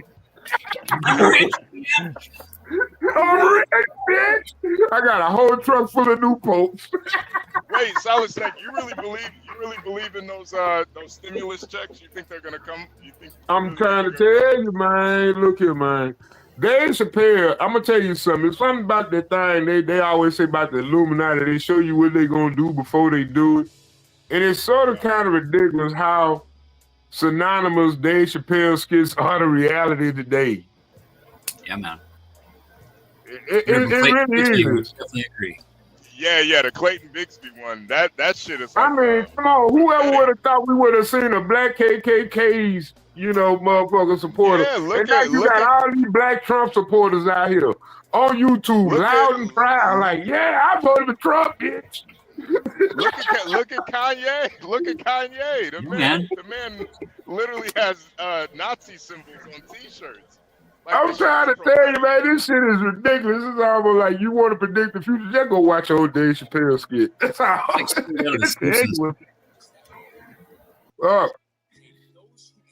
That is crazy though, but yeah, that's what I'm gonna do. I do believe we're gonna get them. I don't have no doubt in my mind about it at this point. I don't. I mean, when he pulled out the Department of Education, and I know he's going into the Pentagon next, because they just pulled Hillary and Bill Clinton's security detail or whatever. So it's like he literally getting ready to take them on to the gulags, if you get my drift. Sod Snake, I was going to do a show on the Illuminati, but I got a phone call. A voice said, "You better not do that shit or you'll regret it," and hung up. So I'm not doing one now. I swear, but then you had somebody call in named Solid Snake, and then he just started talking all kind of dumb shit. No, when's the last time you called Tom though? Because that's got to be on record. There's got to be. I haven't called Tom show yet. I haven't. I be at work when he be on, man. I be like, God damn it. It's very hurtful. Yeah, likely story. Very hurtful. I wouldn't No, call I've been in either, working, man. I've been working, man. He be having, like the other day, he had one with George Carlin. I sure wanted to call in on that show. The George Carlin show? Oh, man. I love me some Carlin, I'll tell you what. Yeah. Hey, it was this podcaster named Dan Carlin, and I started listening to him, and I said, damn, he tells a story just like George. I wonder did they have the same grandmother? I don't know. How's the Solid Snake? How's the how you doing, man? How's the? I'm doing good, man. I'm on pins and needles, man, because Trump picking up motherfuckers, man. They don't give a damn. They going back 10 years, man. Shit, from what I heard, word on the street, they going back 10 years. What do you mean? If not more. That means if you got say like you're an immigrant and you've been here for 10 years and you've been authorized within those 10 years, they come to get your ass. Oh yeah. Because 9 times out of 10, somebody that's been here for 10 probably advocating for somebody that's been here for 2. So they're gonna just take them all in one loop, one fell swoop, and say, "Hey, you broke the law. And that's how it's gonna be, man. I'm telling you, man. This is, I voted for it, and I'm here for it. But I don't know how long I'm gonna have the internet if this keep up." You're right. Or food that's affordable, or education. I don't know how long my adware gonna survive. Because I don't know no nigga that know that code well enough to just say, "Hey, we know how to work on the ad blocker." I'm just saying, bro. We finna lose. That's what I'm talking about. Who gonna keep them updated? I mean, shit. Who cares? My biggest fear is if Donald Trump immigration policy goes through as well as planned, in 4 years, everybody's phone gonna be bricked anyway. Shit. I don't see the correlation, Snake, honestly. I know. Everybody think they got different standards, but man, I'm telling you, we got these westernized habits that the Easterners just don't share with us.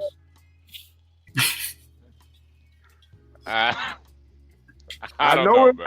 I'm telling you, I see a difference. You know how you were when you was a black kid. You know, you come from the hood and then you go to it's like a Chris Rock skit. You know what I'm saying? Or a Dave Chappelle, and you go over your friend's house, the white friend, and his mom got what they call it, stove top stuffing. See, black people didn't do stove top stuffing. You know what I'm saying? But you over that motherfucking house every motherfucking day for that stove top stuffing. You know what I'm saying? But you ain't gonna leave home. See, and that's what I'm telling you. This is what this immigration has done to America. It's almost like we love stove-top stuffing. You know what I'm saying? Like it kept us afloat. You know what I mean? But Solid Snake, you're not wrong. Yeah, absolutely. They come over here and they bring their stove-top stuffing, their jihad over here, and we enjoy it. Every bit of it. And it's death to the infidels. I'll tell you, boy.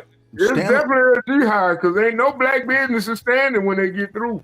The Spaniards are committing jihad. Who? No. Well, shit. The Mexicans are bringing. Oh no, I'm not talking about Mexicans. We're not talking, dude. Keep up. We're talking about all the people who are coming 8,000 miles away, not the people who are just on the other side of the border. I'm talking about there's so many days, and they, them, and the others that I just. My neighborhood, the majority of the people moving in are Muslims. Yeah. Ain't Mexicans. Mexicans are getting out of Dodge. It's Muslims. Indian Muslims and Pakistanis. The Muslims gonna stick to the plantation they've been sown to. I'm gonna tell you something. They're gonna stick close to the wine vineyard because they want to show the drive to work. They're about to build a new mosque here. Listen, yeah, see, the Muslims, they building inside the inner city where we at. You know what I'm saying? Because that's where they wealth being bred. So why leave the money? First Amendment gave everybody the right to worship whatever God they want. I can hear you, Tom. There was an article in the Washington Post this week. It was called "The Stovetop Stuffingization of America." That's a good show. That's a damn good show. I'm gonna be there for it.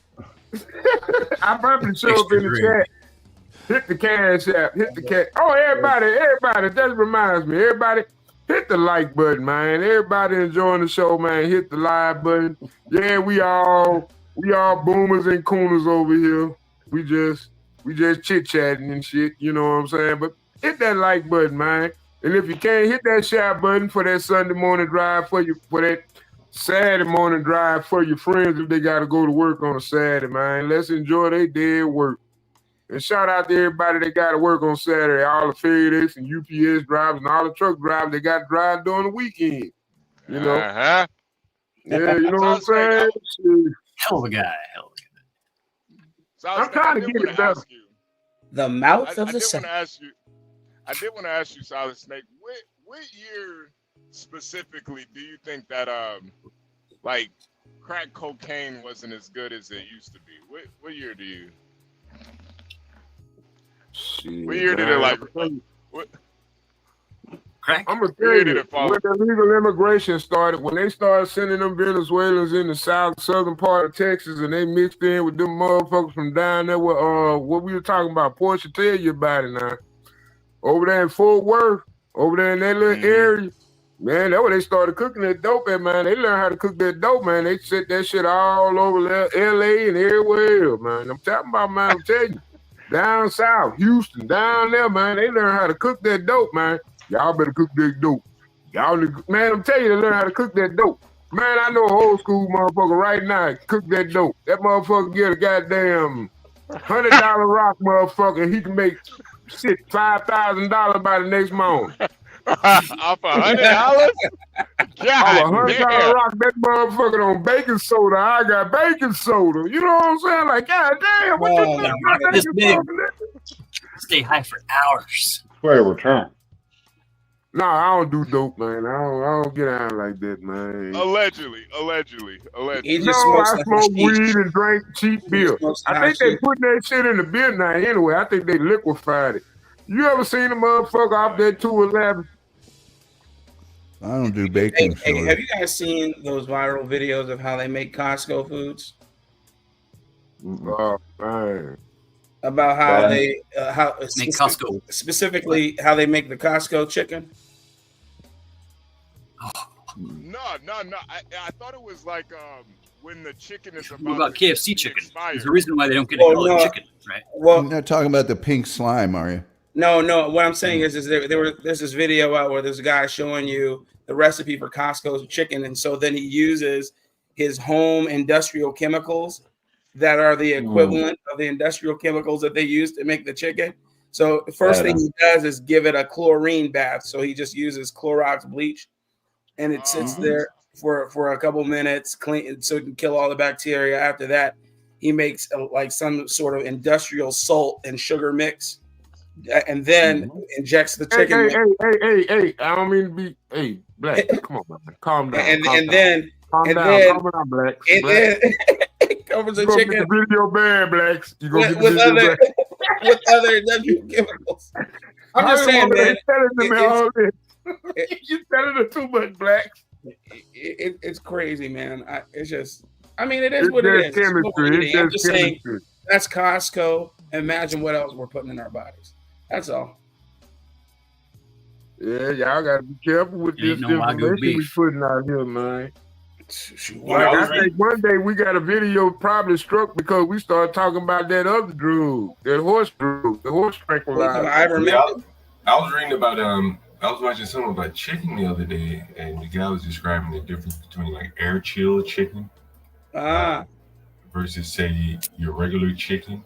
And one of them, I think the air chill, your regular chicken, the way they provide it here in America, I think it's banned in Europe, in that they give it a chlorine bath or something.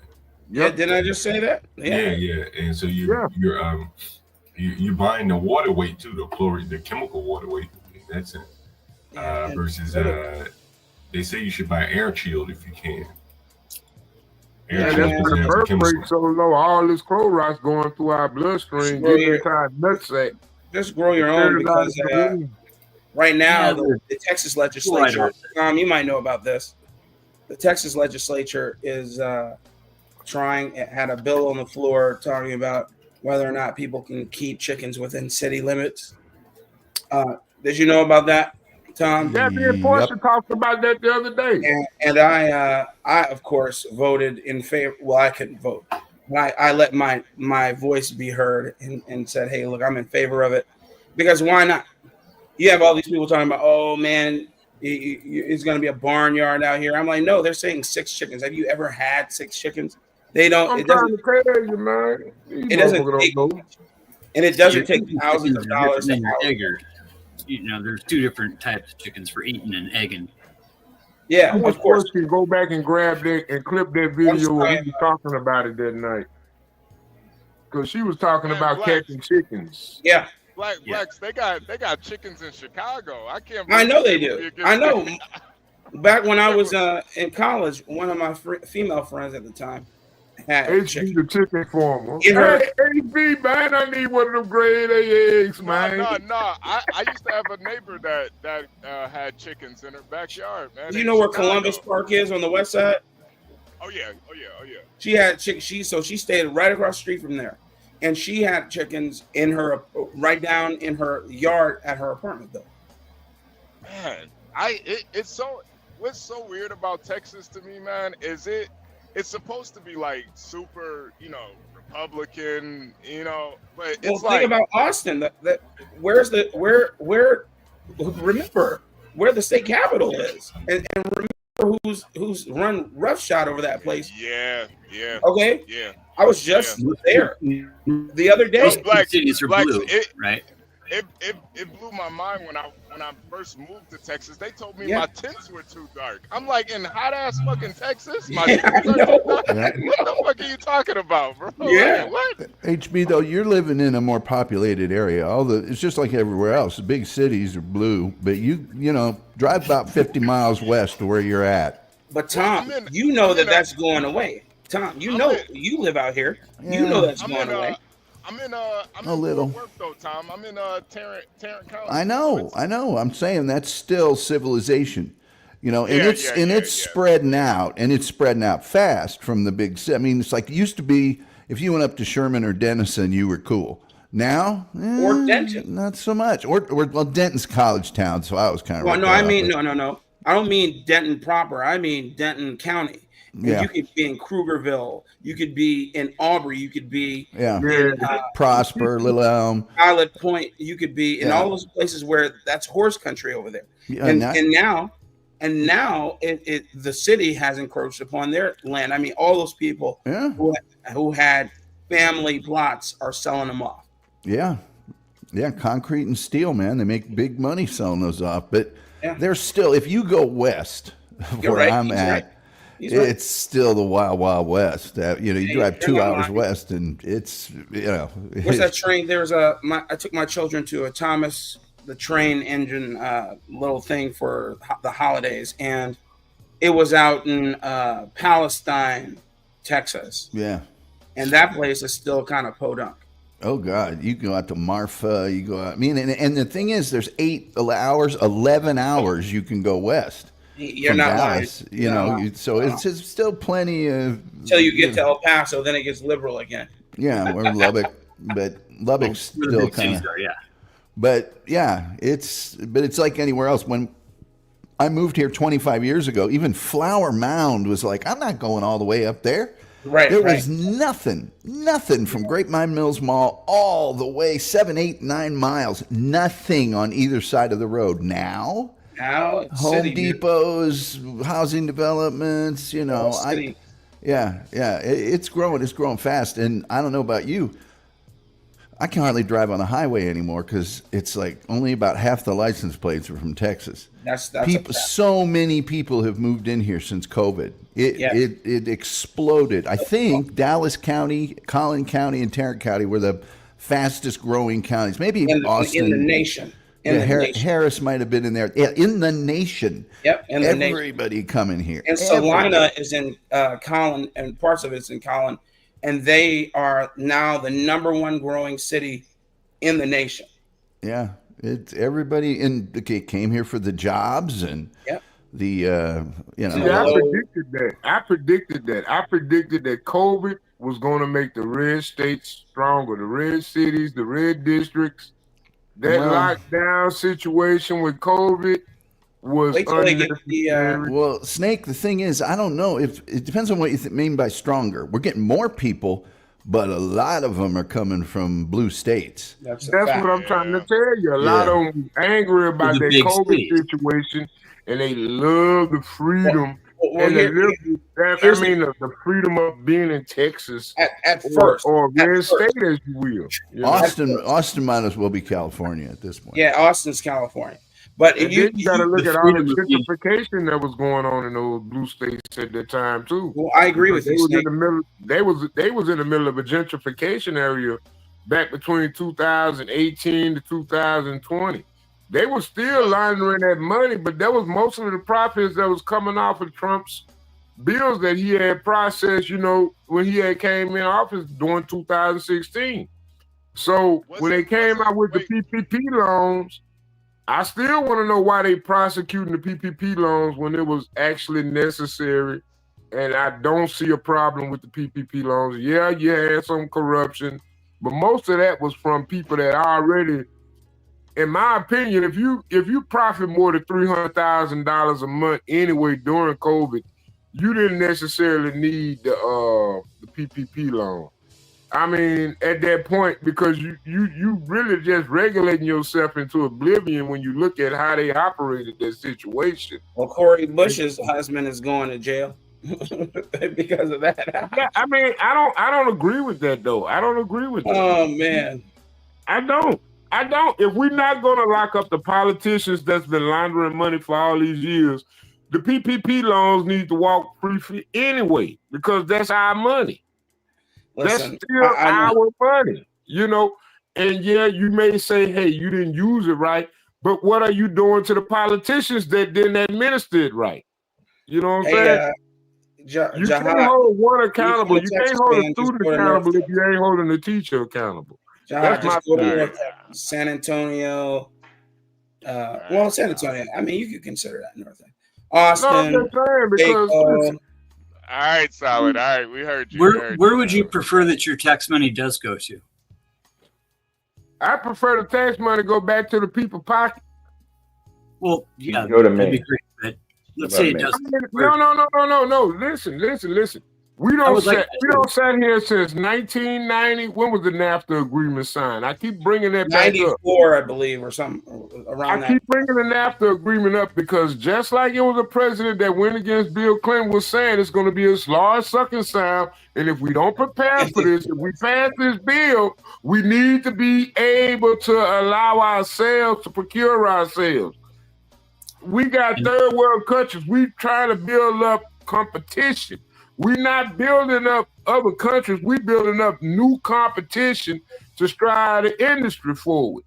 So if we're building up these countries, why are we allowing politicians to administer tax policies that don't benefit us as the taxpayer, and we still living like slaves? Actually, I think as an American citizen in 2025, if you're a minimum wage employee making at least $25 an hour, you basically a slave, and anybody making less than that is less than a slave. Do we have any Kojic music that we can put behind him as he preaches? Yeah. Did you get vaccinated? That doesn't work. That's not. Oh, come on, man. No, but it's true though. You know what I'm saying? They literally trying to tax us into oblivion, and they literally giving our wealth away to other countries. While we breaking our backs. I mean, it's worse than slavery if you really think about it, because here you are thinking, hey, let me get married and have the best time of my life, when they literally trying to say, hey, nigga, we don't even want you in the motherfucking house. What you can do is show your ass up for work tomorrow. You know what I'm saying? Hey, when you're right, Solid. I don't disagree with you. You're absolutely right. They did run roughshod with our money. They spent it on NGOs and sent it to trans Mickey Mouse clubs in Ecuador. Made sure drag queen story hour went down. Yeah, they did all that. They sure did. And there's nothing that we can do about it. Even before that, blacks, you got to look at how they operated the stock market dealing with China and allow China to own all the damn mineral mines over there in Africa.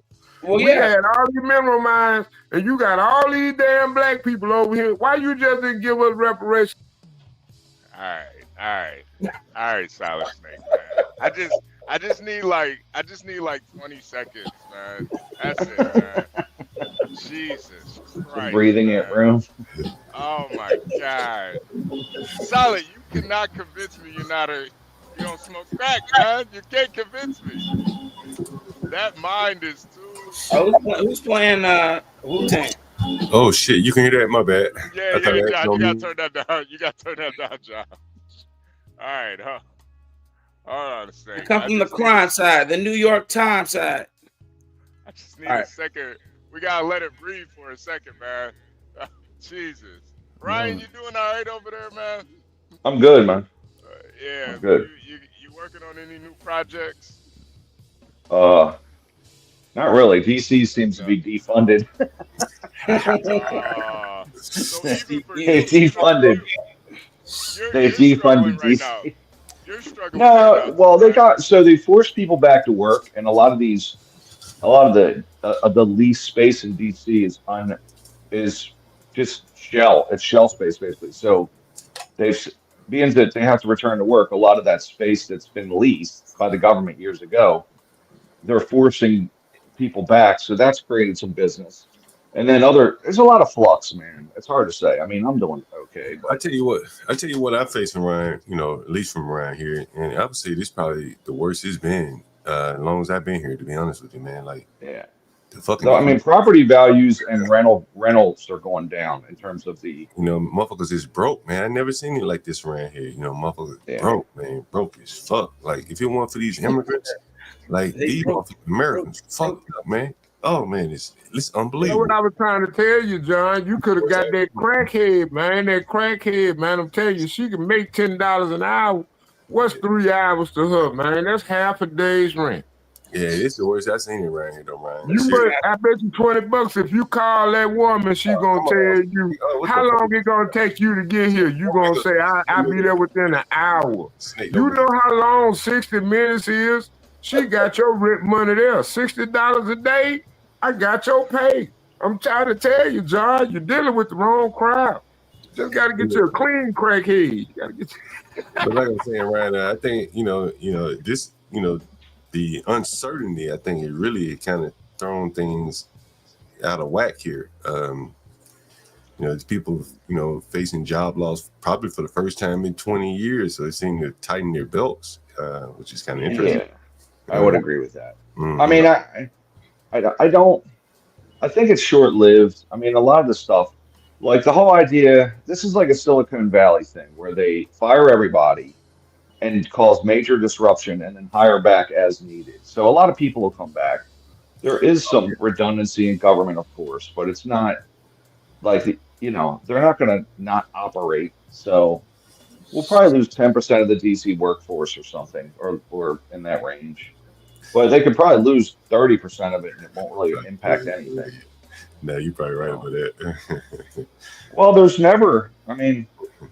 never downsize in DC, do they? Right? I mean, even when they say they're going to cut the budget, it means they're going to cut the growth of the budget. Right? We're going to cut. Well, no. When you increase every year the budget, there's no cuts. You're just cutting the increase. Is all they do. That's the lie they tell us. Ryan, how much would we save in actual dollars if we just said we're going to freeze the budget? You're going to get your budget you had last year, but we're not growing it this year, and do that for a year, 2 years, 3 years. For 10 years, it would realign the whole entire trajectory of the debt that we are in. I'm just saying. When's the last time the Pentagon passed an actual audit? Well, they don't pass audits, but right now they're trying to.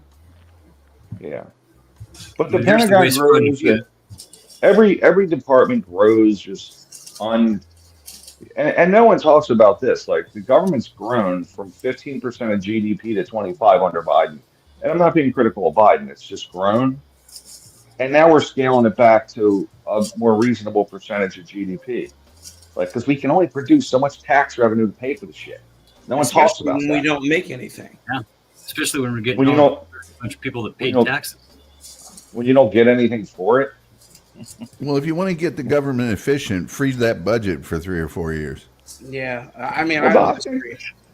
Rand Paul proposed that like 10 years ago. Just let's stop the growth in spending and we will be perfect within.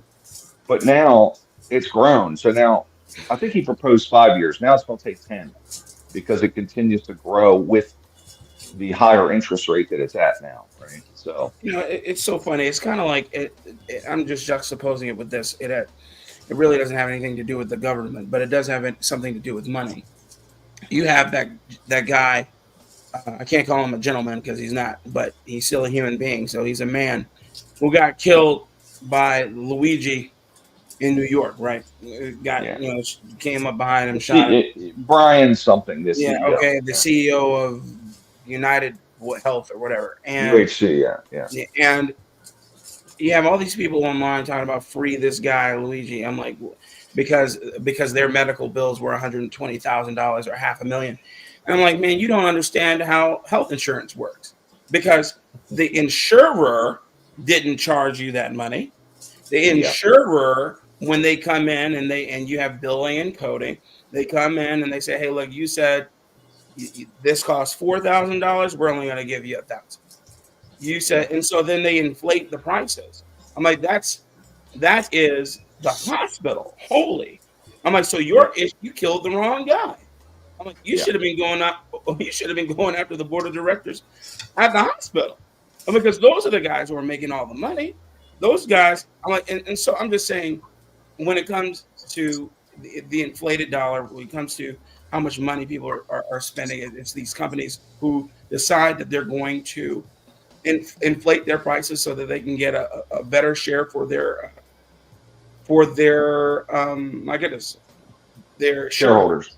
Thank you. Well, Blacks, you're absolutely right. And you're seeing it now in California with the fires, with the insurance company won't pay. Well, I'm not saying insurance companies are great, right? Yeah. But if they paid for every claim, the premiums or everyone's insurance next year would be triple of what it is. So there has to be, they have to, you want everything covered no matter what, wildfire to flood to everything. This is the price. Oh, we ain't paying that. Sure. You know what I mean? Record profits every quarter is pretty ridiculous. Well, what's records? Is that as a percentage of record-setting profit? So they break last year's quarter's record by how much they're making profit, and it just keeps, every. Well, but if they're, but I think that they run at like a 5 or 6% margin. Like after they pay for everything, they make 5. I think it's a low margin industry overall. They don't make a lot of money. State Farm budgets $5 billion a year just for hail damage. Yeah, and then they pay out that much money. They pay it out. That's what they budget. People get hail, right? But then they end up paying out like $7 to $8 billion a year, right? So they budget just the 5 to make sure. But then, like, people in the Pacific Northwest don't ever file for hailstorms, right? So you got 2/3 of the country that doesn't file for hail ever, right? Supporting the 1/3 that does, because that's how insurance works, right? You take out of the pot to make the community, right? Yeah, so I hate insurance. I think it's a scam. When insurance companies are making corporate profits, right, that are record-setting every quarter, true. That's a huge problem to me. Okay, but listen, money isn't going to like the top 5%. Like Walt Cleaver, right, Beaver's dad, would have to be making like $160, $180 an hour, right, to maintain this trad life that everybody's trying to aspire to, right? It's an unmanageable expectation, right? It's this dream of go to college and have the trad wife and have the 2 cars and the white picket fence and the dog, and the neighbor kid comes over and eats once in a while too. Well, it was tenable when we were manufacturing here, right? And before, we had high union rates, and we had corporate taxes that were like capped, or corporate profits that were capped, because they're making like the CEOs right now are making 3,750 times the amount as the floor worker. Yeah, and buying their 5th mega jet and their first, mega yacht. Yeah. To me, that's the problem right there. Is the individual greed in the corporation that isn't inflation? It's just greed. Yeah, but it's not okay. But and they have to make their profit. We're promising people, literally promising people, like 10% return on investment. Well, that's right. And so not how most of the stock market's owned in everybody's retirement accounts. And I look at the prospectus and go, well, let's see. 401k, well, let's see, do I want this that returns 4% or do I want this that returns 12? I'll take the 12. So that's what's driving it, is the greed of the people wanting to retire, which isn't really a bad thing. Schemes, the overnight billionaire dream that isn't really attainable, but you can be an overnight instant millionaire. But teacher pensions are in the stock market, and firemen. Oh yeah, the whole country. So the problem is really the American citizen wants to retire, so he wants to look at his return, and he buys his 401k based on the return it gets. Like people aren't putting money into low profit stuff, so then the corporations are driven to make more money, which means they're gonna do what they got to do to make more money. And don't get me wrong, Fatty, it absolutely is greed.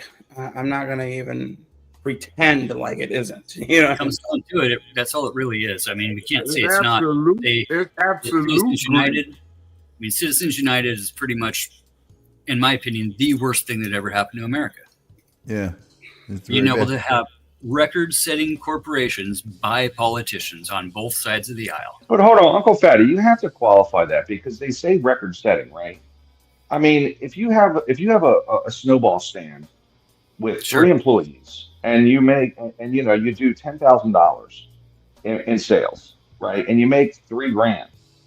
The next year, if you do $11,000 and make $3,100, it's a record-setting profit. Well, I'll qualify it for you right now. Property and casualty insurance set a record of $88 billion in profit for 2023 for the whole year.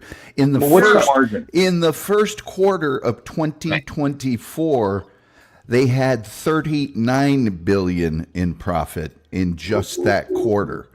Okay, and that's property and casualty. That's property damage, personal injury, financial. Quote your score. That is according to the National Association of Insurance Commissioners, a property casualty insurance industry. Yeah, by the way, insurance is heavily regulated on this channel now. You know what I'm saying? We got a lot of people watching us. Everybody, hit that like button, man. If you ain't got to hit the Cash App, we don't need your money. We need your love. So hit that Cash App. Shout out to John Goss. Shout out to HB. Shout out to Stanley Croft. Shout out to our guest tonight, Ryan Marioni. The Tom Gurley Show in the house, man. And then we got Unc Fatty in there. You know what I'm saying? He just hanging around like I do. You know what I'm saying? And then we got my boy Blacks Who Defy. Gravity in intelligence. That's my boy Black Who Defy, man. Round of applause for him. Anybody got a soundboard? Hit that applause button, man. Black Who Defy in the house, man. Hey, y'all. We just here, we chilling, man. I just wanted to go and get this shout out, man. Get these likes up, man. Get these numbers up, man. Let's run these numbers, man. We got to do an investment in our prosperity. Man, I was on the stream yesterday. I was listening to a guy, and he said, I was not listening. I read one of his comments. He said, "You guys should have more streamers or subscribers. I'm sorry, than where you are or something." I don't know if that was a compliment. I think he wrote it in the chat and then he wrote it in a comment under one of the videos, the clips we put. I didn't know if I should take it as a. All about the art of self-promotion. You just got to let everybody know that you're here for them and they better be here for you. I mean, if he thinks we should have more subscribers, I guess that's a compliment, right? I thought the same thing. I mean, yeah, you hit a wall. It's weird. You grow real fast at just a point, and you hit this wall, and it's like, how do I get more? Well, you either got to advertise or you got to go on a whole bunch of other people's show, which I know is just a pain in the ass. It's no fun at all. Got to remind people to share this shit. Hit the share button. The share button is the biggest thing you can do for anything in YouTube at all. Yep. Think about this. When you hit the share button, what comes up on the screen? A bunch of other platforms that Google doesn't own. Right? So when you hit the share button, they know that you're taking it somewhere else. You're taking this shit somewhere else. They want to keep this shit here. Right? So they boost the algorithm every time you hit the share button to make sure more people can see this one here and not have to go somewhere else. I definitely agree with that. Well, it all comes back because, like, if I share to Facebook, they hit the button and it's going to play the YouTube. I mean, the biggest thing about share is like you're expanding exponentially the number of people that see your show. Every single person has their own personal network, and word of mouth advertising is the best by far. So if somebody says, "Hey, check out this show I love," and you've got 100 people that watch a particular show, and half of them, or even 25% of them, do it, that's just like super huge. Yeah, when I used to develop algorithms, they would weigh certain things. Let's say if you click on the first link, right, and let's say you stay on the page a certain period of time, or if you emailed it to someone, that would weigh more than just say a click. So it's like if then statements or something like that. I'm sure that's what's going on in the background, but there were like personalization engines that we could customize. Sure. Pipelines. You can grab all that data, and because watch the documentary, dramedy, whatever, The Social Dilemma. It very clearly outlines not all viewers are worth the same. Some are worth a lot more. So it's better to have a small, highly valued audience than, somebody like Lasagna Killer, who's apparently here after paying for stuff the rest of us get for free our whole life. I don't know if you heard Midlife Bro Logic. One of the things he was talking about is when he goes vertical, he'll get 40,000 views. Yes, he does. People just scroll through it. Hey, John, you ever heard of this guy named Black Logic? No, but he said when he goes on a panel, he can't hardly get anyone, and so the 40,000 views in effect are worth nothing, or very little for him. Yeah, it depends on the panel you go on, because some are great for exposure, or even somebody that retweets you or something. You get huge exposure, but those aren't your people. It's much better to target the people that really like what you're doing than to get raw exposure.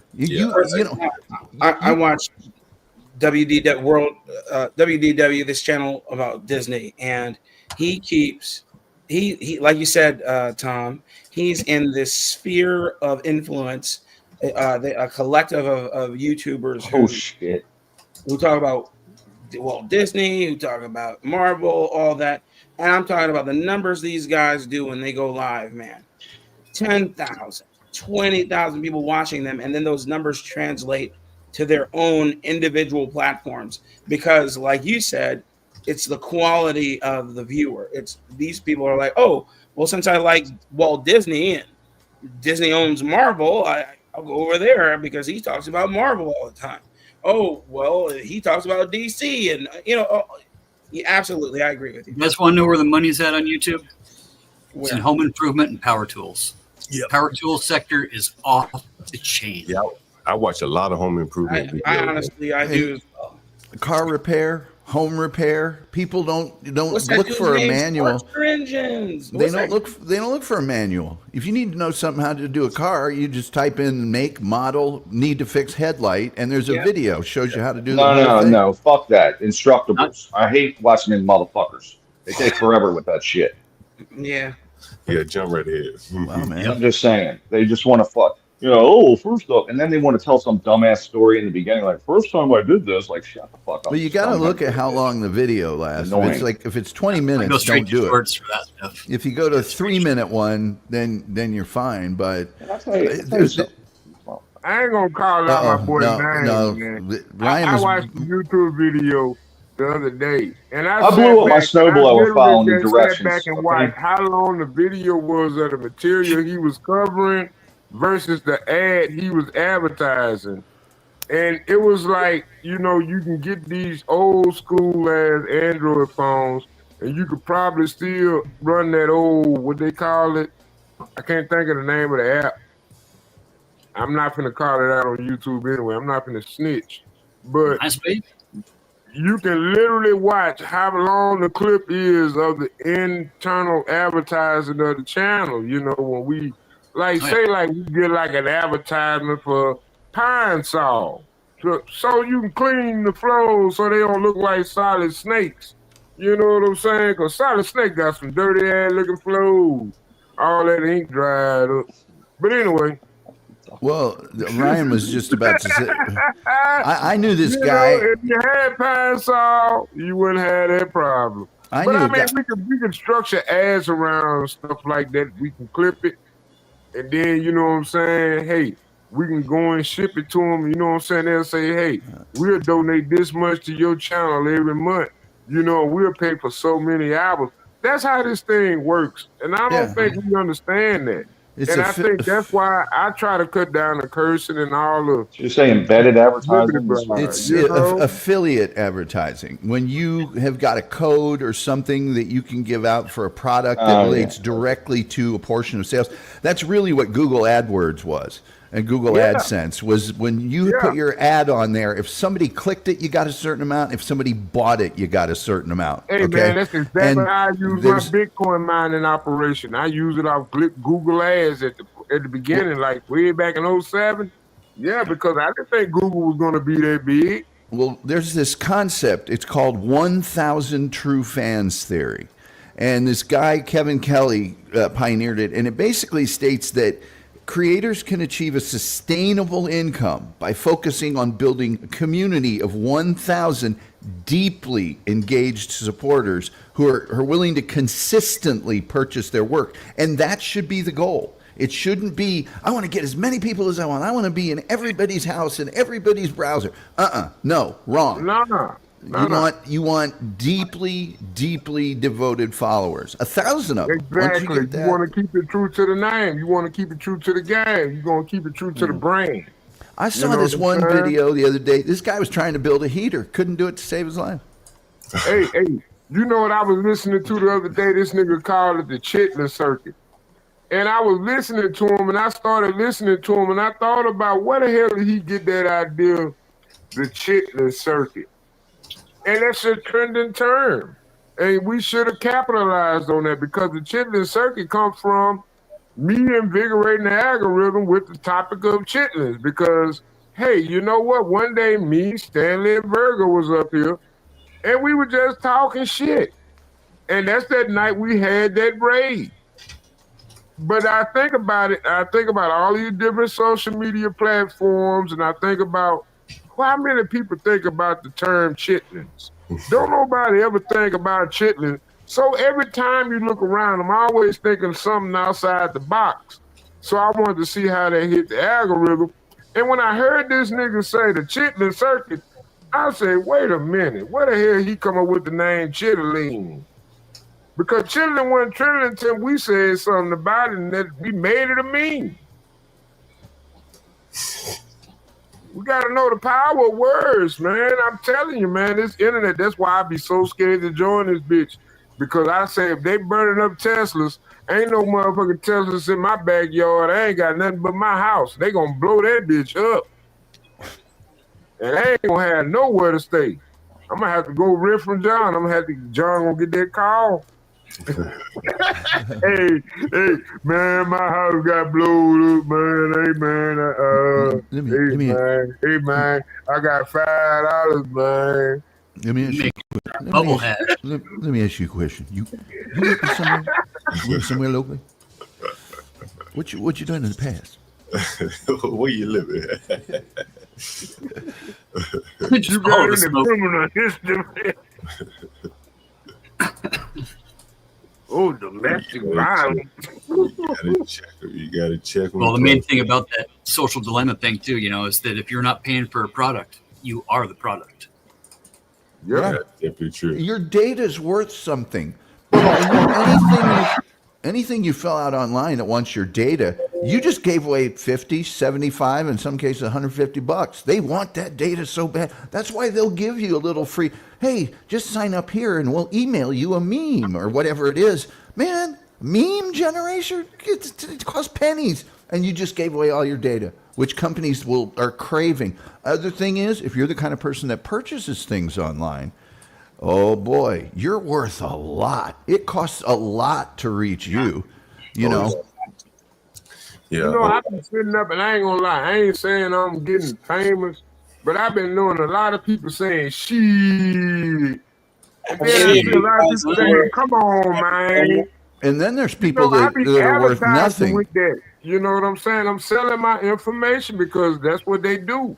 They link that shit to your profile, man. And I'm telling you, everything is out here free to grab, man. It's damn near like China in a way. Well, When it's it comes not down to personal property, if you not don't for license it, if you don't protect it, it is out there for everybody to grab. You know, and that's what I am. it's not free to grab for anybody. There's certain things that I think probably, I don't know, 7 of us here on the screen right now have been getting free our whole life. Other people have to pay for it, and then they're worth nothing on the internet. What, pussy? Oh yeah, maybe that was what I was thinking of. I'm getting it for free. I know how much. Can I say something?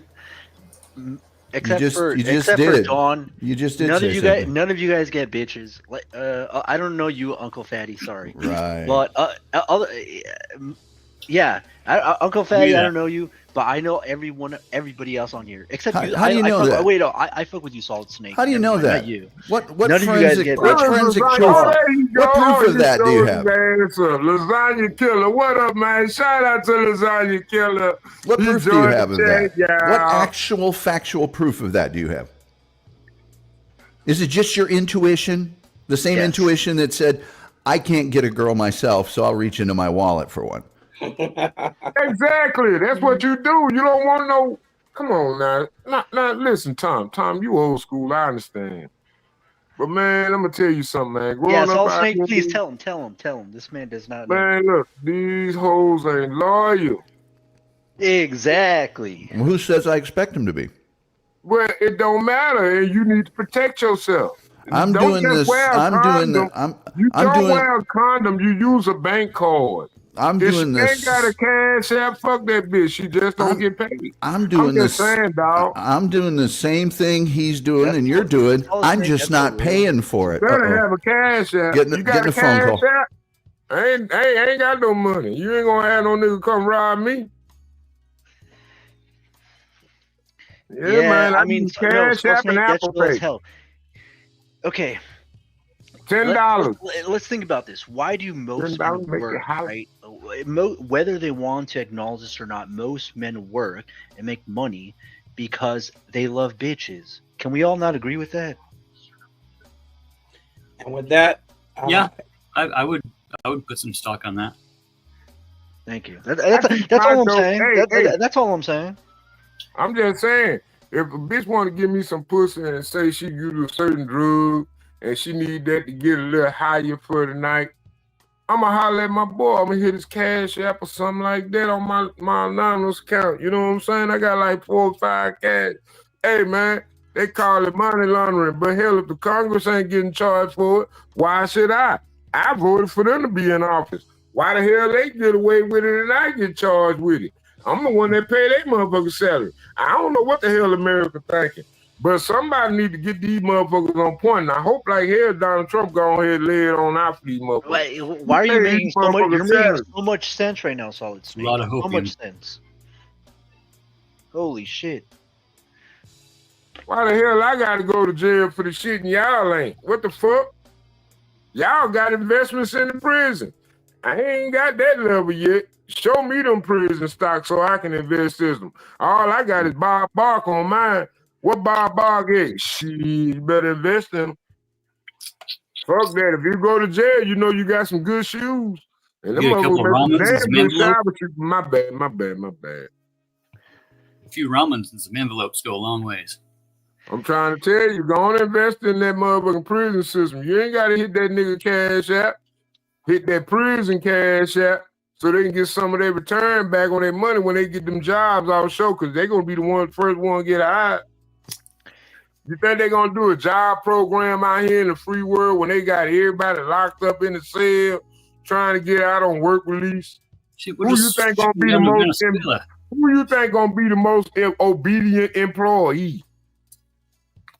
That prison inmate gonna be the most obedient employee, and guess who's gonna get paid? And guess who keeps Paul it? Snake, can I ask Uncle Fatty a question real quick? Uncle Fatty, real quick.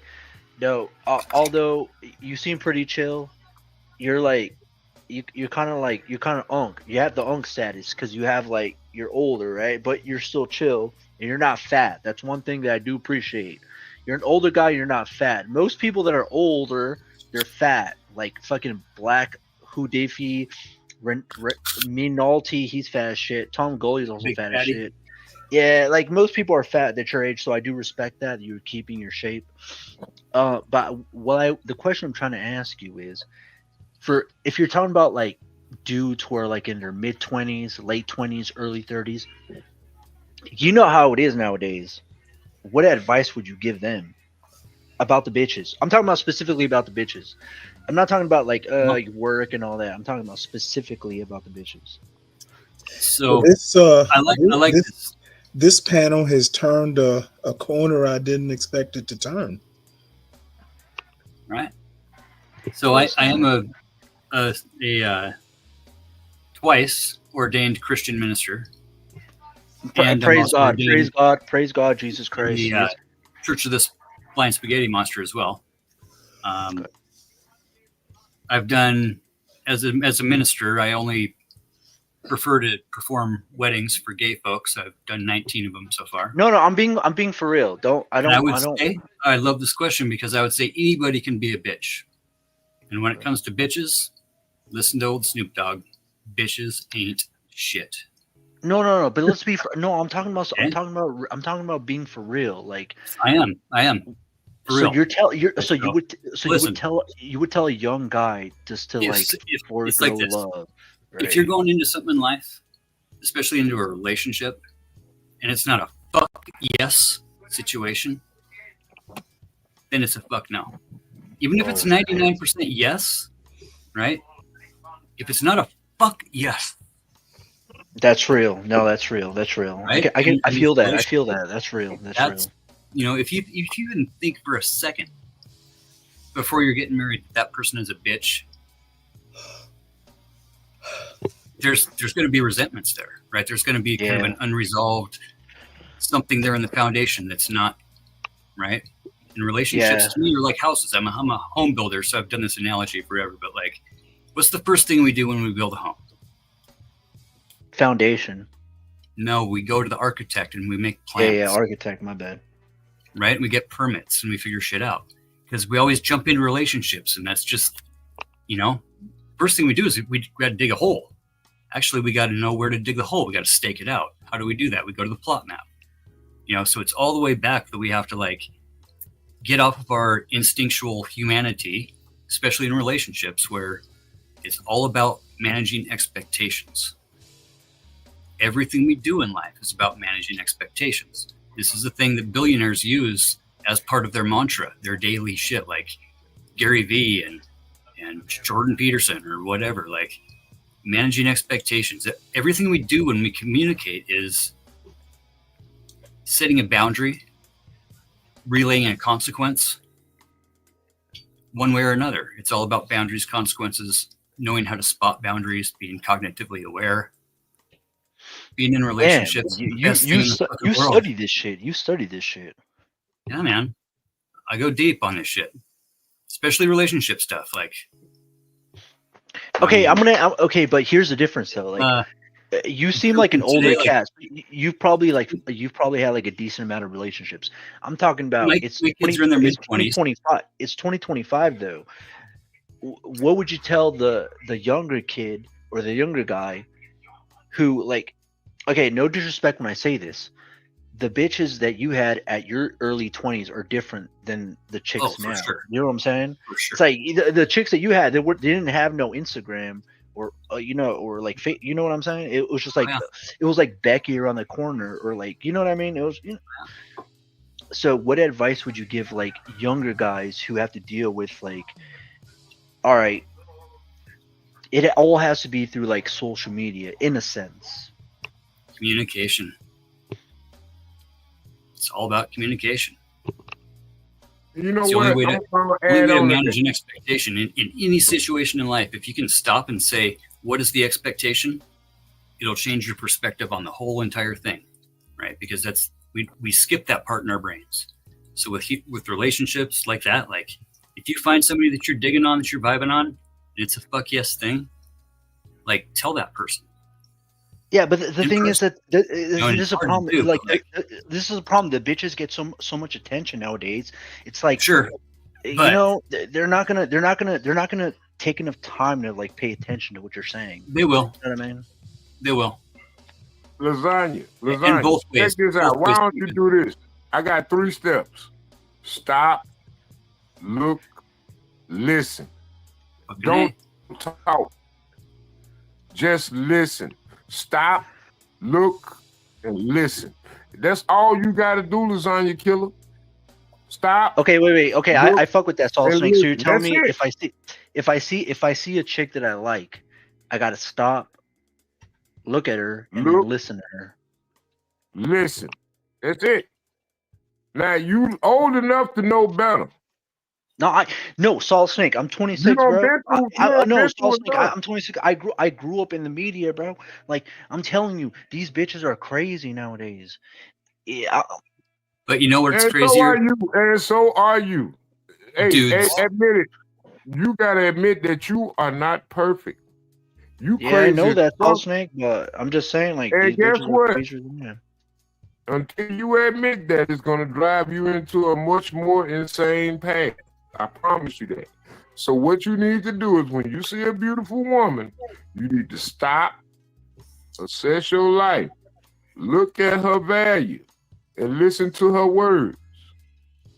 Listen to how she utilizes them and how it equates to everything else that you see. That's what you got to do, man. If you don't do that, you're going to lose. You're going to lose every time because your emotions going to get in the way. You might be right about that, but at the same time, what if the bitch doesn't want me to engage with her though? Solid Snake, this is the problem though. Like, what if the just because she want to engage with you don't mean you gotta do it. Let me tell you something. Everything that look good to you ain't good for you. Sometimes one that's right for you is looking dead at you in the eyes of your own, what they call it, test. See, that woman might come at you as a test. So what you got to do is you got to stop, look, listen, equate, evaluate. Fuck around and balance out. How the hell am I going to make it with her if she expect all this? Now, the woman that's looking at you, that's testing you, watching you, learning how you managing and looking at the situations and seeing, can you be a leader? See, that's what you got to do. Now, if she can't do that, then ain't that one of them no good. And ain't no sense in it. Go ahead and say $10, $20, $30, $40, go on, get it over with, and keep on moving with your life. Because 9 times out of 10, they're going to have some baggage with them. That's some real shit. That's some real. But okay, here's a problem though. What if I find a chick that like I think is like the prettiest, right? And like, okay, I kind of agree with you in the sense where like you kind of That's your problem. What if I find, who the hell are you to her? What if? You just a moment in her life. Listen to me, Lasagna. What you if just a moment in her life? Yeah, you will be you're gone. right. You're right, solid. You don't make no decisions for her. You make decisions for you. Make sure you come out. Wait, I'm gonna ask you another question. What's your opinion on like talking to bitches at your job, like in a romantic type of way? Is that I'm gonna tell you something. Let me tell you something about work-life relationship. Don't ever bring I think a bitch 50% home of from work. relationships are You started don't at work. bring your work home. You understand what I'm saying? You do not bring your work home. Never, ever, ever, ever bring your work home. Never. Yeah, I kind of thought about that because there's like this chick at my job, but it's at the same time, what if it doesn't work? And it's like I don't want to. What if you lose your job? What if you lose I don't want your to job? lose my job, bro. I don't want to lose my job. All right, then. So why even indulge in the thought? There is no sense in it. Ain't no win. Because if you do make it work, what you got a lifetime wife, but you ain't got no job. Because guess what? You got, man, listen, all kind of shit can happen. A nigga go flirting with your old lady. You at work, that's your girlfriend. You go home with her. How how you gonna react to her when she react a certain way and you peeping her game and you know her game? So you like, oh, you felt that, didn't you, huh, bitch? Oh, see, and then that's all that greatness to start. I'm gonna try to tell you, the work-life relationship don't never mix. I see it time and time again, man. I've been there, done that. It's best to be separate. There is a way to manage that expectation, though. There is. Tall gates make high fences make great neighbors. Okay, so real quick, can we have a concisus? You should not fuck with bitches that you work with. Is that can we all agree on that? Can we all Exactly. The minute she get that job, hey, she off limits. Because one thing about it, long as you thinking about her looking at you, you ain't gonna never go for your move. I mean, fuck. I don't think you're wrong about that. Don't shit. Yeah, it's funny. I've also heard that. I might be single, but ain't no telling what God got for me. You know what I'm saying? God might be on time with me. You know what I'm saying? Because He an on time Lord. Yes, He is. He an on time Lord. So I ain't worried about that. I'm just stacking my money up. You know what I'm saying? I'm trying to procure a better future for my family. I don't have a bad past. Man, if I told you my drama, man, it'll make your head spin while I still walk around with a smile. Because I know God got me. Owes me $14,000 in back child support. Damn. I ain't got no back child support. I don't pay that shit off. No, she owes me, bro, $14,000. I had full How custody. The hell my baby mama was a millionaire and she put me on child support, and I was the head of the family. How that work? No, Salt Snake. He said Uncle Fatty's saying that he took care of his babies, and then his baby mama owes him money. That's what he's trying to say right now. No, what I'm trying to tell you is how the child support court make it.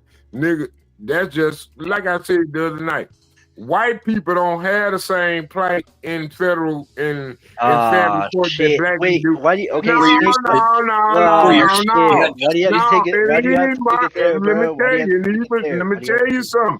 We don't see white boys in child support court. Prevailing wage. I've been in child support court for damn near 20 years of my life. A bitch, I wasn't gonna never pay it. But like I told you, they took my Social Security. They took all my retirement, nigga. They took my driver license, nigga. Yeah, they never took her license, but she's getting garnished now $100 a month out of her disabilities. Oh, that's good. That's good. That's good. So that's not good. That's not good. That's not good. That's not good. That's not good. Really not. You're right. No, it's not. No, it's not. No, it's not. It's never good when the federal government taking more money out your house than you can bring in. It is never good. Taxation and anything borne by the federal government is a liability to our civil rights. And that's it is a back to bill. It is a back. What is going on? Why are we doing it? So like, it does suck that she has to pay it off, and it does suck that it comes out of we shouldn't be having the government involve themselves in family business. Accountability is held through the church because marriage is ordained through the church. God damn it, the word of the Lord and recreation is ordained through the church. So why the hell the flying spaghetti monster doesn't want anything to do with your guys' marriage, right? No, man, no, it doesn't. Like, because every God gets to exist. It don't in marriage, make right? sense. Not all marriages are ordained, right? Not but Fatty, Fatty, don't you agree with Salt Snake that the church is ordains a marriage in a sense? I'll tell you this. I will tell you this. Relationships are better when there's a third party involved. It should be the church, not the federal government. Yeah, and we need to that's real. Damn, that's Holy real. Spirit, right? It should be a Holy Spirit that makes the Trinity of the relationship, right? Well, but I mean, if you're looking at, I might be the dumbest nigga in the room, but I ain't that damn stupid, right? If you're looking at marriage like a contract, though, why shouldn't no, I'm not. Be involved? Marriage is a contract between you and your Lord. Ordained by the goddamn government, right? Federal government. We talking about marriage to the eyes of God. Would you say it's a spiritual contract then? Exactly. It's a not spiritual really contract. no, because contracts can be broken, and there's ways to get out of contracts. Not a spiritual one. Every contract has a escape clause. Okay. So what? You gonna kill your kids? You gonna kill your kids? You have a covenant with the Lord. Life ain't no contract. Life ain't no contract, and that's what God gifted you with, the birth of life. So when we have with the birth of life, how you gonna delete the birth of life for the marriages? The birth of life is the signature of the contract. Damn, that's real. Holy Spirit, perfect. I love it. What about the people that don't want to believe in that God and want to believe in a different God and have a different type of? If you did it tonight, do it the rest of your life. If you made love to her once, you're gonna have to do it forever for that life. Biggest divorce rates out of anybody else. So that life is worth it, man. Y'all need to stop all this, man. Every relationship is different. You know what? You know what? The hardest thing Tom Gully said, and Tom Gully talked about it. See, it was George Carlin when he had made that stand-up comedy routine. See, you only have the illusion of options. You only have the illusions of control, of options. Yeah. See, when we play with those illusions, we get a reality that ain't real. See, that reality that we want to have and we want to say, oh, I can lead this woman. No, nigga, you got a baby there. Yeah, you can go and make another baby. But at the same time, what happened to your other baby? What, does he get left behind? Does he have to share the benefit between two women and two lives? Is your bank account fat enough for that? See, that's what we need to be talking about. Not this bullshit we talking about in the black community, because that's what the black community got fucked up in. Well, what about a guy that wants to get as many women pregnant as possible so he can leech off? No. Once you make that baby, that's where your motherfucking ass gonna lay. Well, yeah, but you want to make as many of them as you can so you can get that government check. Child support is unnecessary. Child support is unnecessary. Well, unless you're the person with sole custody, right? I got full custody. It really is like a make-or-breaking thing. Like, and I really still disagree with that shit because she had $1 million. The first 4 years that she had custody, okay, I was paying $1,400 a month. Damn, because I was working prevailing wage. Prevailing wage, bro. $1,400 a month. What kind of job you had that allowed them to accrue you to prevailing wage? Construction job, bro. Okay, in my mid-20s, I was running. $1,400 is excessive. Brazil or some shit like that. You know, that is excessive. $40 an hour back then was big money for like the lead man, right? I knew how to do radius concrete walls. Okay, I knew how to do radius concrete walls, big tall ones, right? Real thick ones with like multiple layers of rebar. Okay, so like I was making good money. She divorced me like out of the fucking blue. Out of the blue. Wait. Let me ask you a question. On some real shit. While I was making that amount of money, let me ask you a question. Possibility that I could work on some real that shit. Same job and try to maintain a separate household. Why did she divorce you though? Like, I'm not trying to be offensive, but I'm very. Because I was working out of town. We were nymphomaniacs, bro. Straight up. She had to have sex. Damn. She was in school. Found a guy at the beach doing her homework one day. Damn. Within like 2 weeks. But then again, I was gone all fucking summer. You know, I'd be gone all summer. I'd be home all winter. Oh, hell no, y'all. I'm sorry. No, exactly. Exactly. I ain't mean to interrupt y'all. But Larry Legend 22. Right? Larry Legend 22 joined the panel, bro. I got 8, man. So it's like I said, it's unique individual for each person, right? Nah, so man. that money, all that money that you didn't need, right? Come on, join the panel. Started going in their arm. I ain't playing with them. Nah, man. Hold on, y'all. Hold on. I don't like this Larry Legend guy. This Larry Legend guy coming in here. He coming out of left field with a motherfucking slider. Yeah, come on, Larry Legend. What's up? Hey, hold it. Don't you believe in free speech? Yeah, free speech. Speak it, nigga. Don't type it. Yeah. Church of the Flying Spaghetti Monster welcomes all faiths and all religions. We get addressed like parents, right? Who can be the better deadbeat? I don't know if Stanley blocked it because I wasn't gonna block it. I was gonna show it. No, I haven't Why blocked would I it. waste Why my would I? time talking to your goofy ass, bro? Well, show up. I appreciate his cogent critique. Stanley, you vote for vote Stanley. The Democrat vote right now mean LBGTQ in the face of it. So I don't mean no harm, Stanley. But you LBGTQ and Larry Legend, join the panel, man. Now we're scared of letters 70 and years rainbows. old and still complaining about child support.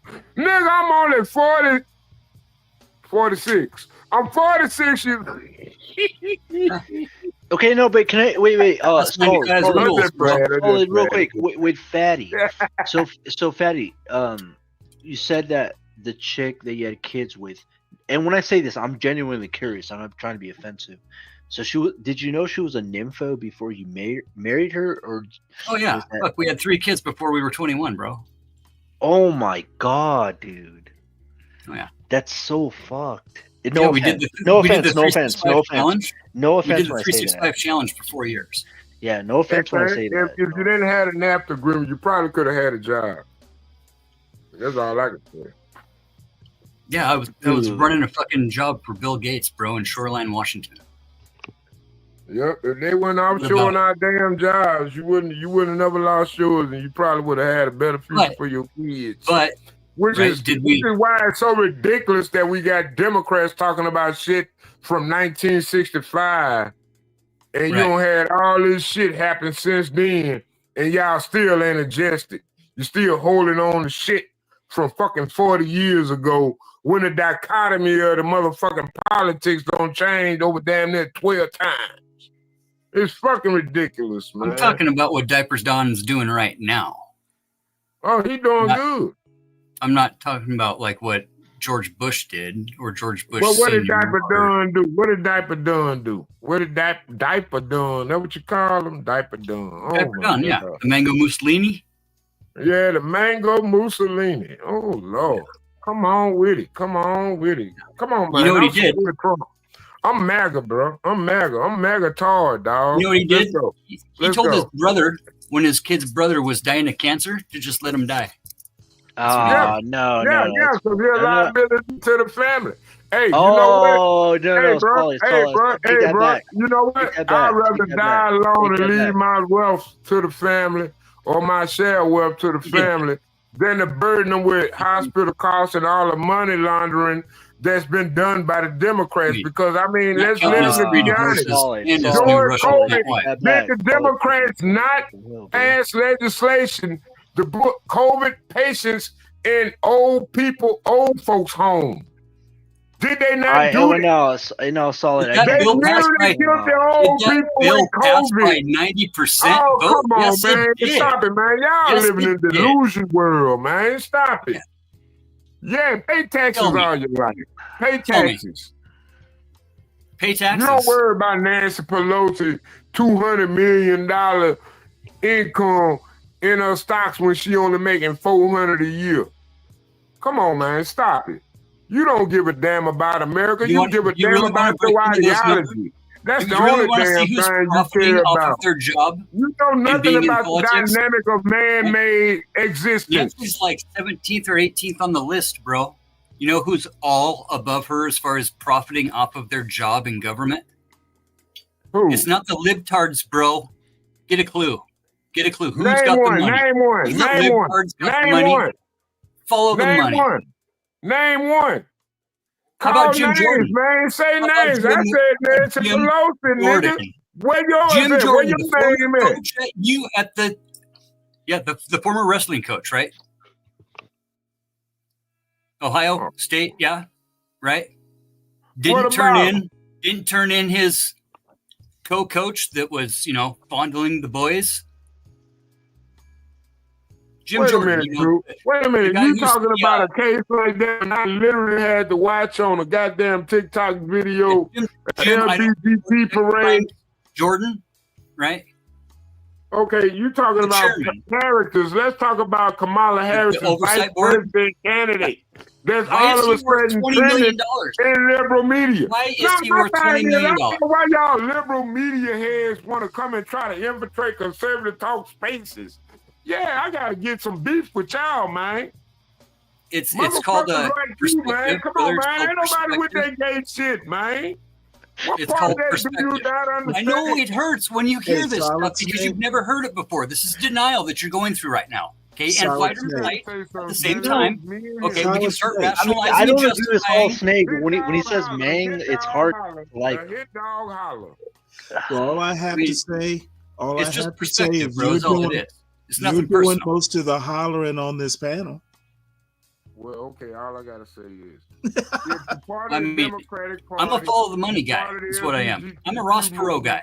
And I don't stand with you. Solid Snake, all you can do is talk about the Democratic Party. What amazes me, it amazes me the people putting so much time into their political rhetoric rather than taking care of their own personal lives. It's kind of like a derangement syndrome, isn't it? Yeah. So if you put half as much effort into Yeah, sure. Yeah, Stanley. Hey, I'm gonna take it low. I move the limbo pole lower so I can get under it and tell you the least of your worries is politics. The least of your worries is what the Democrats are doing. I just thought I would add that 2 cents worth just to level set. Sure we all just agree I just want to level set your dumb ass. Oh, level set then. Level set. Lasagna, what's going on, man? HB, I've missed you, bro. But I mean, Snake. Okay, I'm not gonna even lie. Snake is making so many. Feels so good, right? Snake is. I've also missed you, Stanley. No homo. Oh, but Snake is making so many good points. Like, although there's some bad points that you're making, but in general, Snake, holy shit, man! Like, you're fucking. Like, god damn. Something other than bad politics. I mean, you're real as fuck, Snake. I'm not gonna even lie. It doesn't get realer. Traditions are meant to be broken, and you shouldn't ever be afraid to make a new tradition. No, but I could tell this man's been through the trenches. I know. I can tell Solid Snake has been through. He's been through the ringer. He's been through hell and back, and this is the advice that I need. I want a motherfucker to go through hell and back. And if he survives, I want him to give me a tidbit of. If that is kind of up in the air. Don't never pay more than $10. Don't never make because she ain't worth it, man. Look, oh my I'm gonna tell you something. Ah, shit. I got a test for Get you. large popcorn. She'll buy you a Whopper. You know they $10 is crazy. For $2 for $6, right? She'll buy you a Whopper first. Before she let you fuck.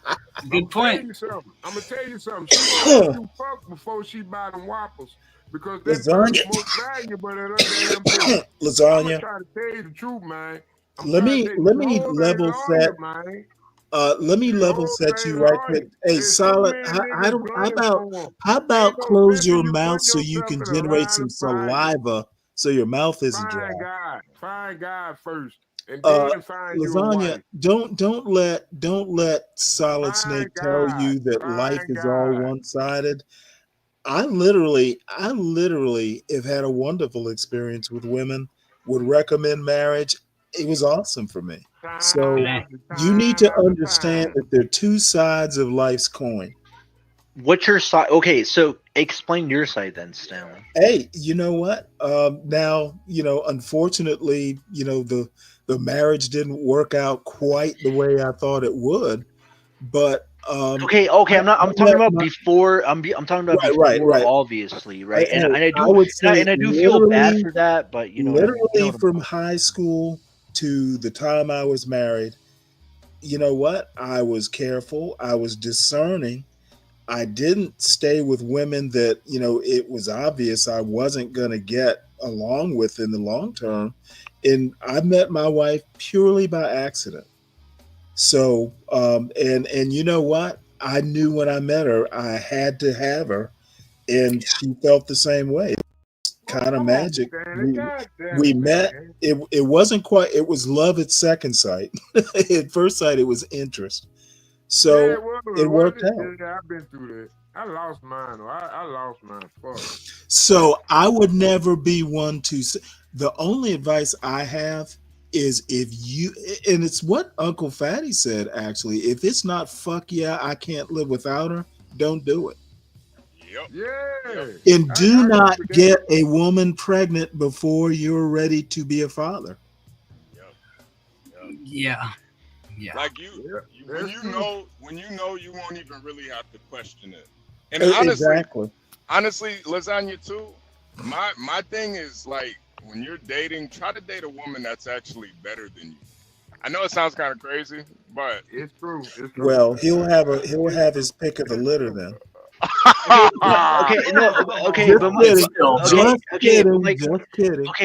But my question, this is my question to you guys. So, like, if a woman is better than you, then why would she want to be with you? That's a good point.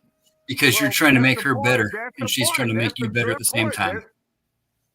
You better come up. Look, when you go play tennis, you want to play with somebody better than you, so you can come up to their level. Yeah. And you can push each other and both grow just off of that, right? That this energy of that alone is fucking amazing. Yeah. Women that I think there's like a narrative that a woman that's better than you won't date you, but it's really the opposite, honestly. This is just my thing. I think you should just try to date women that are beneath you.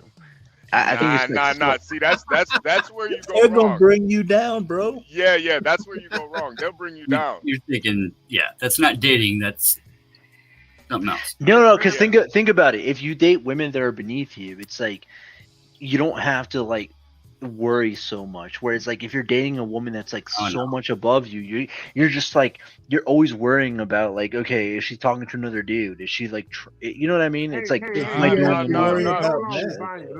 can I help you out with this one? Think about it like this. You ever seen two pretty girls hang together that's competing for each other? Now, you always see the pretty girl hang with the ugly girl, so she. Yeah, that's what I was to say. Figures out, you know what I'm saying? Hey, if he like my friend, if he'll smash my friend, he ain't worth my time. Savages. You know what I'm saying? So you need to adapt that same strategy in your game. So why would I want the ugliest woman that most men wouldn't pick? Because if I pick the ugliest woman, any man can pick her out. You know what I'm saying? So what you want to do is you want to pick the pretty friend. Always pick the pretty friend. That way the ugly friend gonna be more loyal to you because she always knows her pretty friend came first. But that's my point, and that's all I'm gotta say about that. You know what I'm saying? Okay, like I get it. What I'm trying to say is like, okay, this is a problem. Okay, look, Snake, and I do fuck with you because you're goated, but like. This is my problem with just like most older people. It's like, I think most younger people are real as fuck in the sense where like, yeah, obviously we all want that like upper tier and we all want that higher shit. But it's like, you have to be realistic. You know what I mean? Like if both parties are into that lifting each other up, into that dating up, so to say, if you're both participating in that way, okay. Just for one person to go into it that way, it just won't work. Yeah, this is what I'm saying. Like, think about that's it. Where the communication comes and not only and when we're talking about it, like so, Snake, if we're talking about like a objectively attractive woman, she's gonna have like tens of thousands of dudes trying to get at her, right? Depends on what you consider attractive, though, because I said objective. I use the word objective. Objectively attractive. But lasagna, just because she's really be, I wonder if that's possible. Just because she's objectively attractive doesn't mean she's still on your level. Like there's prostitutes that are beautiful. I mean, that's Yeah. And they charge a lot, HB. You know, this is my realm, and they charge a lot of money. And that's why it's like, okay, like you're still above her though, because you're not selling, no, ass. no, HB, I'm not above her because it's like me saying no, HB. It's like me saying I'm above LeBron because This is why celebrities don't date normal people. Wait, real quick. This is like me saying that like I'm above LeBron because I work harder at my job, but I'm shorter than him, and I don't have the. You know what I'm saying? I truly believe that I work harder than LeBron James. But LeBron James is just born 6'9", and like you know what I mean? Like okay. And what I'm saying, HB. What I'm in this world, bro. When you're talking about these bitches that are asking for like $1,000 an hour. These are not bitches that are like that work for it. These are like the LeBron James of like escorts. This is what I'm trying to say. Okay. No. I think what you're missing though is when I say better, I mean better education-wise, morally, sensibly, just all around a better person than you. And she will lift you up in that. I might have to use the LeBron James of HB. That takes. I'm gonna tell you something, HB. That takes a level of maturity in that man. Now, a lot of men do not accept a woman that's higher than them, especially. I think. So you I think it's because I understand that the like Kanye when you're talking to him. So my thing is, all I can tell them is. At this point in the game, you still young. You got the rest of your life in front of you. Choose the pretty bitch and see how shit work out. Cause I promise you, you gonna shake your tail feather more for that pretty chick than you will for ugly ass friend just to get at her. Damn, Snake. They're out here though. No cap, man. Always go for the pretty friend. They're out here though, Lasagna. They're out here, man. If you can handle it. You got faith in your work, you know she gonna take care of it. So why you worried with the ugly girl and you gonna waste your money in the end? Cause she gonna get ugly one morning. She know you get tired of waking up to her ugly ass, stinking breath and shit. Who saying they the ugly chick? The only reason there's so many hot chicks that are still single is because there's too many pussy dudes that won't walk up and say hi. Man, I'm scared to even date a woman. Shit, I got too many bodies. I got bodies, nigga. I got bodies. I got hope. Different area code. Different area code. Ho, ho, ho. I mean, Snake. I mean, you're too real. You're too real. I'm not gonna even lie. Holy fuck, bro. Right. Do you have the confidence to walk up to a hot chick and say what's up? You gotta look That's all where it Snake takes. is at though. Really all You it gotta look takes. where Snake is at too, man. What they got to do with it, HB? Come on, man. Or just put on a ring, sit at the bar by yourself, and they'll flock right to you. He's smoking crack while on the YouTube right now. You gotta look at the full story. Hold on. You can't say crack one more time. Mike Pillow's going to show up with a roll of aluminum foil. This beer I'm drinking got crack in it. I don't need to smoke. I can just drink it. It's Allegedly. simplified. Yeah. All right. They call it that 24 ounce for less than $1. No, but Lasagna, don't date beneath you, man. I'm telling you, it's just a waste of time. Stanley, what do you think? Should you date beneath you? Hell No. Oh. Because honestly, Stanley, it's not even. You know, it depends. What I would say no because I tend to like women that I'm kind of impressed by. Yeah. However, I do think that look at think of Snow White. If you want to, she was kind of like a scrub girl who married the prince. So I think it's possible, but I mean, do you mean virtue wise? Do you mean Virtue I mean? wise, yeah. Virtue wise, Oh all no, that. you should Because never. You should never marry a woman that's low character. right, and that's what I'm saying. When I say you gotta date like somebody better than you. You know, a woman that has more. That's why I say lasagna's gonna have pick of the litter. Almost. I mean, unless he marries a prostitute. You gonna get the top off the bottom of the barrel. He's gonna have his pick of the litter. Yeah, pretty much any woman that's not a prostitute is gonna be better than you, lasagna. So you're good. It shouldn't be that hard. It really should. Now, my question is, why are you interested in this? Have you met someone? Not really. I've just come to the conciseness of like it's so weird. It's so weird because I agree with Solid Snake so much. Well, hey, you've got your pick of the litter as far as advice. Hey, you focus on your money, the hoes gonna come anyway. Look where it's led Solid Snake though. Nah, I'm just saying. You can pay for it.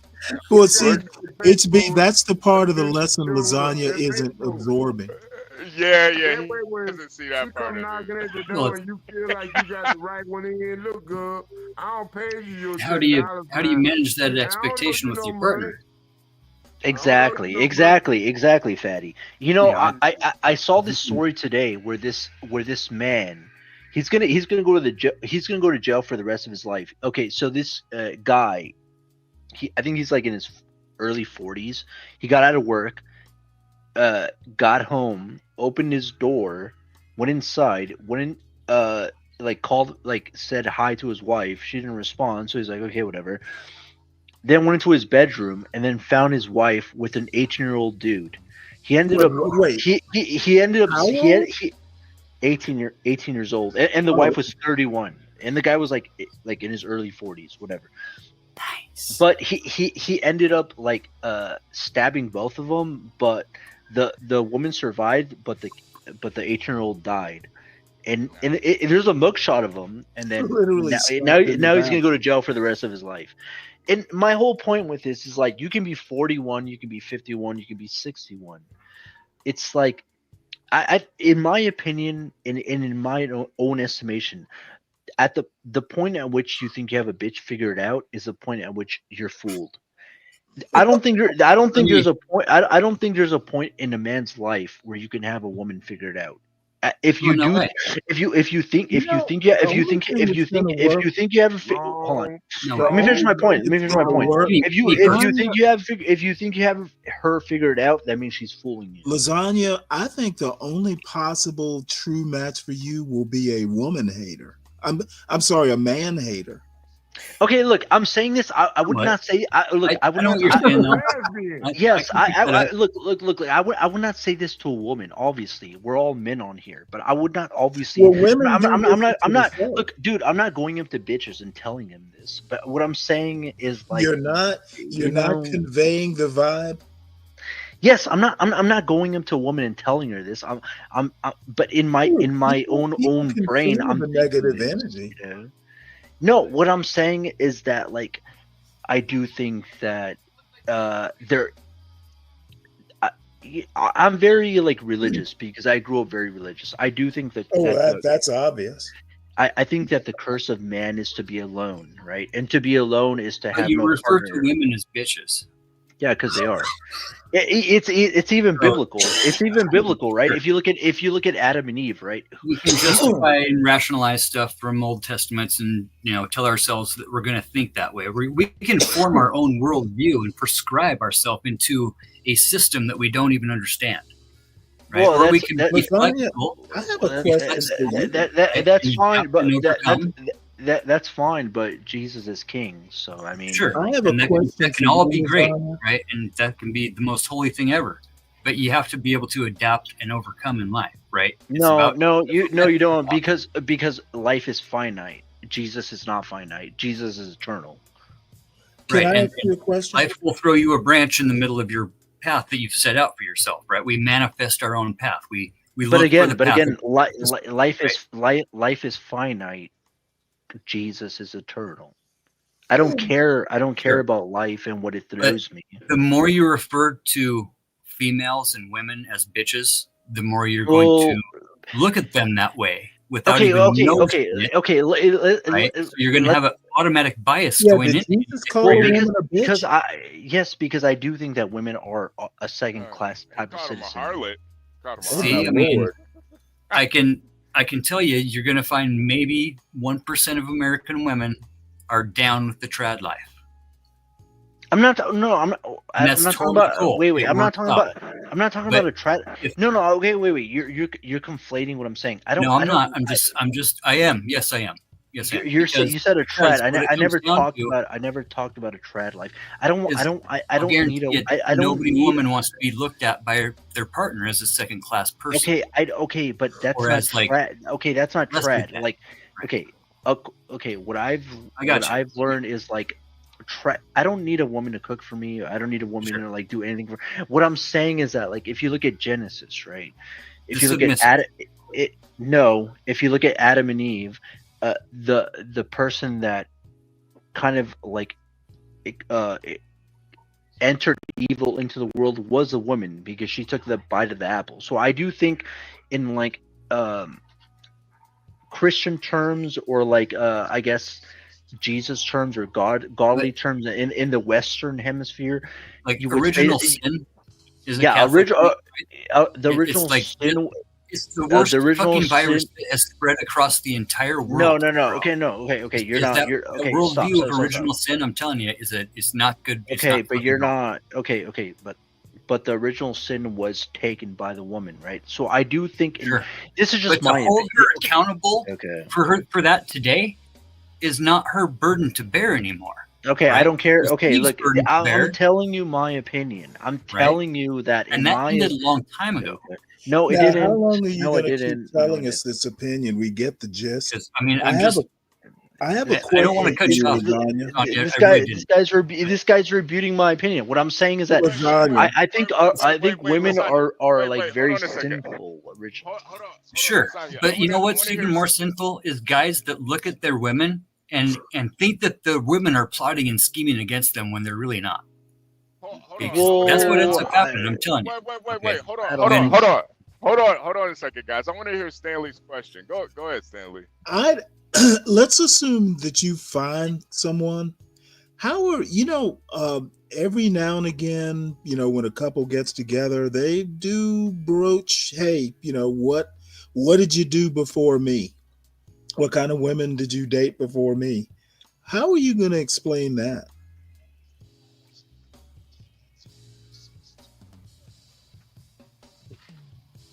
Hello? Is that question to Fatty or me? No, it was to you. You. I say never talk about body count. You don't want to fucking know. The only thing you want to hear is you're the best. Body count. I don't mean like in detail. My wife and I never really talked in detail. And it's odd. I never got too deep into it because I was never jealous of him. I would probably get jealous if I did. And she's the only woman I just knew that, hey, she's here now. But yeah, she knows I've dated other women before her and all that stuff. How would you explain that if a woman actually said, hey, what was your last girlfriend like?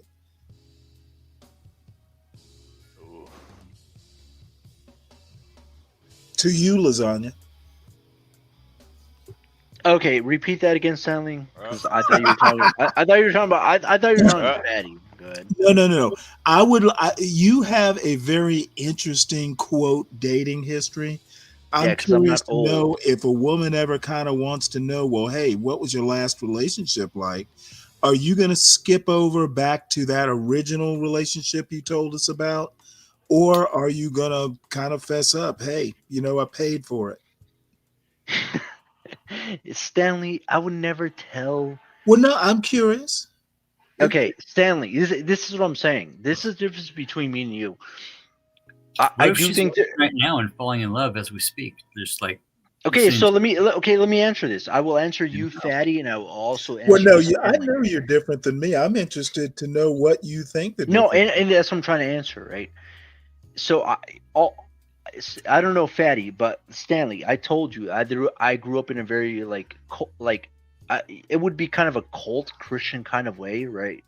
Where like my father, especially when I was younger, he would just implore me to like the most important thing was the connection between me and God, right? So now that I'm 26, I would surmise that I might be insane or I might be crazy I don't know, but I would never like if I'm gonna marry a chick, I would never tell her anything that I have done because I do think, look, there's a part of a man that is holy between a man and God. There are some things you just confess to God Himself or Jesus Himself, and you do not confess to your wife because your wife is not your God. Your wife is not your Jesus. God is your Jesus and Jesus is your Jesus. You know, my father told me this when I was like fucking 10. It goes, God, then your family, then everything underneath. And this is what he told me when I was very young. So this is at my age of 26, I still remember this, and I do think it's true. If I do eventually get married, my wife does not need to know because the most important connection is not between me and my wife, it's between me and God. Gotcha. So where does buying sex fall into that hierarchy of God? Because I know how much God. I know how much God appreciates paying. That's my That's my for carnal illicit sexual behavior outside marriage. Okay, that's my carnal desire. That's what I'm saying. Are you religious? That's my carnal desire. Obviously, there's a difference between a spiritual self and a carnal self, right? I do know that's my body wanting to fuck, but there's now also you do realize this comes off as is rationalizing, right? I'm telling you, I'm being genuine with you right Oh now. no, I'm not trying. I'm being genuine in the sense of like this is how I interpret Oh no, reality. you can be genuine and rationalize. I'm just asking. I'm not you rationalizing it. What I'm saying is that like even if I do fuck whores sometimes, that's cool. But let's say let's say next month or even next year or 2 years from now, I find a woman that I want that wants to marry me and that I marry her. Obviously, I will not tell her about the things that I've done because that is between me and God. And the prostitutes, to be fair. That's a justification. Dude, okay, yeah. Do you think the prostitute's gonna remember me? Like, come on, dude. Nobody else does, so no, I don't see why they would. What happens when your wife finds out later in life? What happens when she finds out some tidbit of information from years past? Or watches this show? Well, I mean, yeah, we don't erase. Yes, I know, and this is why my face is not on this show. But you do understand that, and I don't know that your relationship with God is a Christian relationship, but if it is, the Bible is rather clear on number one, sex outside of marriage, but number two, paying for sex outside of marriage. What does God think about that? No, but do you know the Bible also says that nobody shall judge you except for me? Ooh. I'm not judging you. I'm pointing out a fact. No. Okay, no. But what I'm saying is that, like, although and I do agree with you, the Bible does say these things, but it's like if we look at the government, right? There might be certain laws, but what surpasses all these other laws? It's like a federal law, right? And it's the same thing with the Bible. Yeah, there might be all these small laws, but the final law is when we all die, because we all like. Do not get this complicated. We all will die one day. At the end of our lives, there's only one judge, and that is God Himself. So regardless of what you're going to say, whether you're going to condemn fucking faggots or gays, or you're going to condemn like lesbians or whatever, you can do all what you want to do within this realm, but when we all die, the final judge is going to be God Himself. So this is what I'm saying. You can say all you want about like, I fucking escorts and prostitutes and all this, but the final judge is God Himself. So I don't understand your point with this. Well, my point is, what do you think God will say about that? I don't know, because I'm not God. Well, because I know what God would say if I murdered someone. Wait, broke wait. So are you God? Well, no, but the 10 Commandments are clear, and that's the word of God put down into law. So are the 10 Commandments God? Well, no, they're not, but they're the word of God. It's the word that God gave us of rules to follow Okay, here so on earth. wait. Tom Gully. I just look at your name. I'm gonna tell you something now. I told you I grew up in the faith, right? And this is something that I've seen with throughout my childhood, right? I don't think you realize this, and it's something that you're doing without knowing that you're doing it. You're making the Bible and the 10 Commandments a God within itself, whereas in the beginning, it's just pointing out the lessons that they contain. No, I know, I understand that. But what I'm saying is that, again, God is the ultimate judge. God can surpass the 10 Commandments. God can surpass the Bible because He is a Genesis, right? In the beginning, there was nothing, and then God said there was light. Where did that come from? Actually, no. Goddess Kali Ma, she birthed us.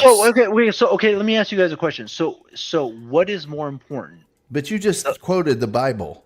Yeah, I know, I understand that.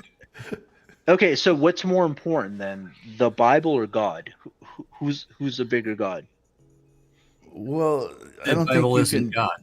The Bible isn't a God; it's a book. No, it's not. It's So like it's like saying your refrigerator isn't the What came word first? come into this? What came first? Is there a living word? Well, I'm saying that there had to be a physical Bible, right? But I would argue that the real words of the Lord that we know were actually spoken would be the red letter verses in the New Testament. Okay, what came? What's the origin of that, though? I think if you're asking, do we all agree that God is supreme? We're going to say yes. Okay, no, not supreme, but in the sense he is the ultimate. He is the ultimate judge. That's what supreme means. He rules over all. Okay. So my whole point, whether you're Muslim, whether you're fucking Jew, you're like Jews believe in the Torah. The Torah, like obviously the Torah is like the Old Testament, right? All the religions believe in the beginning there was nothing, and then God spoke life into existence. It's not quite accurate. Okay, so you said nope. What's a delineation from that? Well, you said all religions. Say different. The Buddhists. No. I said the main religions. The Buddhism is not. Buddhism is a main religion. Hindu. Yes.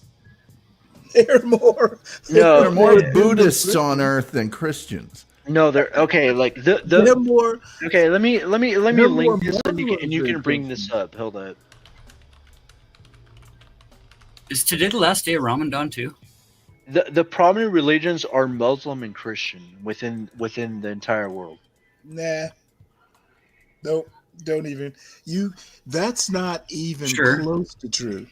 You know that Hindu and Buddhist are basically the same thing and considered to be the same thing. Okay, like you said, basically the same thing. I'm telling you. So like when those no, polls, you don't tell us. We are telling you. Listen, okay. It's what I'm saying. That's what I'm saying. Like this is my point. Old people are just so conflated with. No. Old people know how to actually properly look things up. I did look it up. We also have corporate knowledge. There are way more Buddhists and Hindus than there are Christians. Period. And it doesn't really have to do with number. I think your argument. Either way. I think your argument is good on its face without the number part of it, But but Lasagna, all you had if you had just said going to look at everything through a Christian lens, of course the other religions aren't major. But if you had said most religions, then you would have been on great ground there. You know what an argument and a fallacy is when as a Christian I come to the table with only my Christian stance and don't allow any other stance because that's a bad faith situation, right? I used to listen. I was a spiritual warrior for a long time, bro. Nobody cares. This is part what of I'm saying. exorcisms and all kinds of shit. Cares. Okay? Nobody cares. Nobody cares Listen, about that. Well, Nobody I cares. care. You don't get to come to the table and just say that this is the way it is because of my God. Okay, no. So What I'm saying is argumentative fallacy. So I used to run into this all the time. I'm just telling you. Yeah, so Fatty, my problem with you is that just because you think you've done whatever spiritual, you have to be able to fucking look at the no, every situation that you're in life. Okay, you have to assume. Okay, let me. Wait, it's not White Boy Summer yet, plotting Lasagna. against How you. about listen? Right? No, it's the thing with old people. It's like you think just because you've done something. You know, I'm telling you, I'm basically how telling you that you are argue? fucking so close. You're right there. You are seeing No. things the way you need to. You know what I'm just saying? don't understand that. No. You think you look. This is what I'm saying. And even with younger people, it's like just because you do something, you think it matters. You have to be more. Oh yes, if you take and this you much of are it doing the same and push thing. it that way, No. I can't see that there's anything there, right? This is a difference, right? Like, Well, the difference is you don't accept anything that you don't believe. You want no. You actually want to come up here and dictate how the rules apply to you. No one else has any input. Dude, I'm in trying that. to have a conversation, Stanley. Okay, well, obviously, motherfucker, you're stop trying proving to my, have your you're, type you're of proving my conversation. point. You're proving my Do point. not have your type of come on here. conversation. You Have old Dude, motherfucker. You know what, old Lasagna? motherfuckers It are proving my always point. comes down. You It old always comes motherfuckers are proving my down point. to your That's what I'm saying. Like, this is what I'm passive-aggressive saying. Like, no. I'm gonna go back to this, Stanley. Your All you old, like, all passive-aggressive you old. belligerence is noticeable. Well, Let me go back to this. All you old motherfuckers need to die. Yep. See, because that's all you guys are good for. That's always the Stanley, safety valve. That's always. It's and not I the just safety valve. I have a simple question for you. Looking like Christ himself.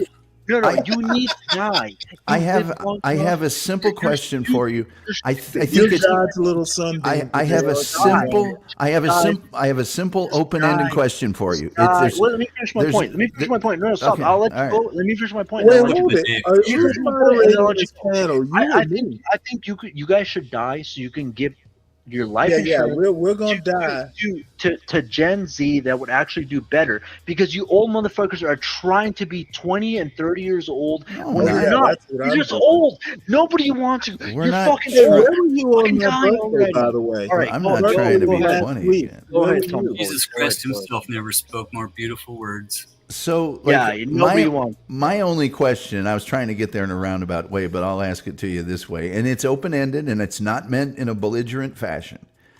Do you not see the conflict between saying, I have a great relationship with God, and behaviors that within the Christian faith are seen to be sinful and very much because this is what I'm saying. You're stupid. The Christian faith is not. No, don't call me stupid. I'm asking you your opinion. Because you're old, fat, and stupid.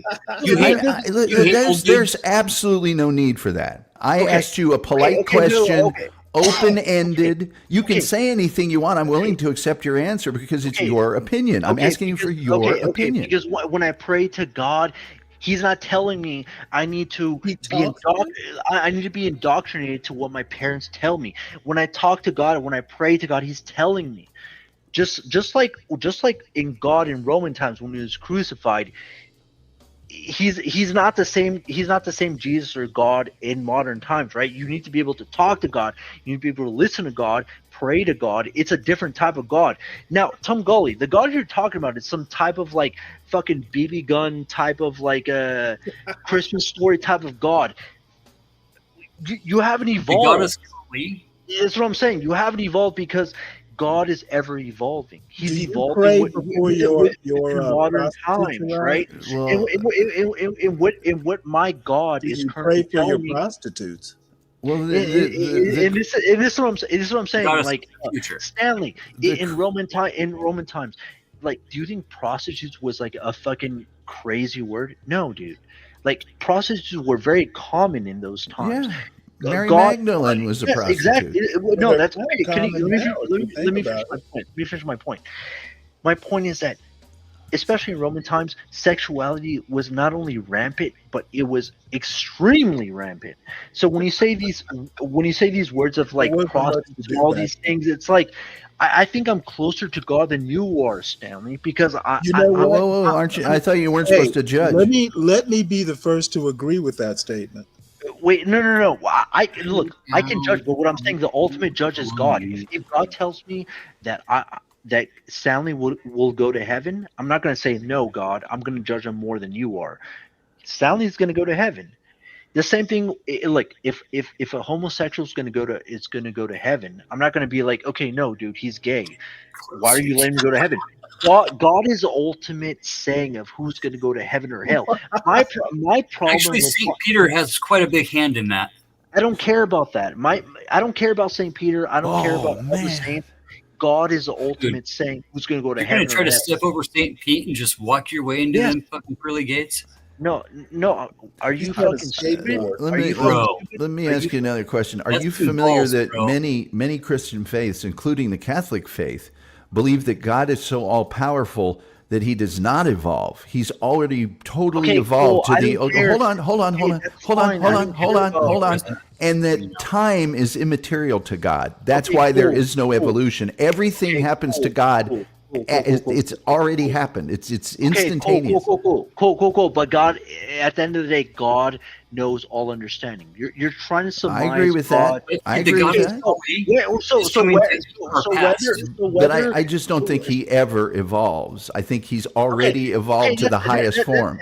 No, that's fine. You're trying to understand God within your own simple type of brain. But what I'm telling you is God is beyond your own brain. Why do you feel the need to insult people while you're telling them your opinion? Let me finish. God is beyond my own brain. God is beyond Stanley's own brain. Your own simple brain? Yes, yeah, my own simple brain. Okay. God is beyond Fatty's own simple brain. He's beyond all our simple brain because God is everything. And what I'm trying to tell you is that at the instance where you're trying to place some fences upon God himself is the point at which you're messing up. I'm not placing any fences on You're God. but you are. No, I'm placing fences that have been established by the Word of God upon humans. No, but I've told you a word of God within your word of God. I've told you that the only person that can judge is God himself. I'm not judging. So It's factual. Okay. But you said it's factual, but if there's also a verse that says the only person that can judge is God himself, so why are you judging? I just said I'm not judging. I'm just saying Okay, there are these rules. Don't murder, don't steal, don't covet your neighbor's property, all that stuff. So what if God? You said all these rules. So what if God himself came They're down? commandments. They're not rules. Okay, commandments, rules. You know what I'm trying to say? You're just trying to be facetious. Well, no. There's a difference between a rule and a commandment. That's a command from God, not a rule. Okay, so what if God himself came down and said, this commandment, although I did say it, I'm going to rectify it and do something else. Would you accept that? If God himself came down and did that, yes, I would. Okay, so if you agree with this, then you would surmise that God himself is beyond commandments and the Bible. What do you mean by beyond? Why did he send the That's what I'm saying. That's what I'm saying. You're fucking old and you're fucking stupid. No, I'm just asking you what you look, man. What do you mean? I'm actually showing you a courtesy. I'm asking you to give me. You're not showing me shit. I am asking you. I'm asking you to give me your interpretation of that word, so I don't get it wrong. So I told you, if God himself came down and said, what you're saying, Tom, you're not interpreting it the right way. I'm going to tell you. That's why I asked you. Well, no, let me. Okay, stop. Okay, you're. But I tell you that everyone will have to give account on the day of judgment for every empty word that they have spoken. Fuck this fucker. Who said that? I think it was a guy that Okay, cool. What- This was what's your his name? okay. This was your okay. So this would Jesus? not. Okay, yeah. Old people do Jesus. not. Oh, it's that other guy. Okay, okay. Old people do not understand this. It's like okay. So what if God Himself came down and said, "Okay, I'm going to rectify all of this. This is what I believe." Would you guys accept that, or would you accept the Bible or the verses that you deem worthy more than God Himself? People that think they're God go to insane asylum. This is what I'm saying. You're fucking stupid, and this is why your fucking wife left you, because you're fucking stupid. Has God done that, by the way? When He does it, then I'll No. do it. But until He does it, I'm not gonna. Okay, that's what I'm saying. Like in this hypothetical, let's say if He does do it, so you're gonna okay. So if God Himself, look in this preposition in this instance, I'm saying that like God Himself, I'm saying actual God Himself comes down, and He says, "I will forgive these people. This is the way it will be." Are you gonna tell Him no? The Ten Commandments say this. Well, God forgives us all anyway. No. Just answer my question. Why are you? Well, because you said He says He's going to forgive these people. He already does that. No. Okay, stop. Okay, no. Just answer the You know that question. just looking upon God will turn you to stone. Okay, oh my god, dude. It's what I'm saying. Like this fucking Wisconsin fucking crackhead is just like fucking. There's a lot of things in the Bible, bro. There's a contradiction for every verse. Believe me. Okay, that's not what we're talking about. That's what I'm saying. That's what I'm talking about, bro. Because listen, you can shove your Bible down your dick hole, bro. Okay, cool. So you're paying $1,400 a month for Your Bible means absolutely nothing. Okay, cool. Doesn't mean anything to so you. When you hold it to the highest and only regard in your life, and contradict everything that the thing says, you just kind of look foolish. Yeah, and what do you believe in? You just believe in fucking crack. Like, what the fuck are you on about? What? Who's talking about crack? Well, okay, so what do you believe? Winning friends and influencing people. So what's your cornerstone, Uncle Fatty?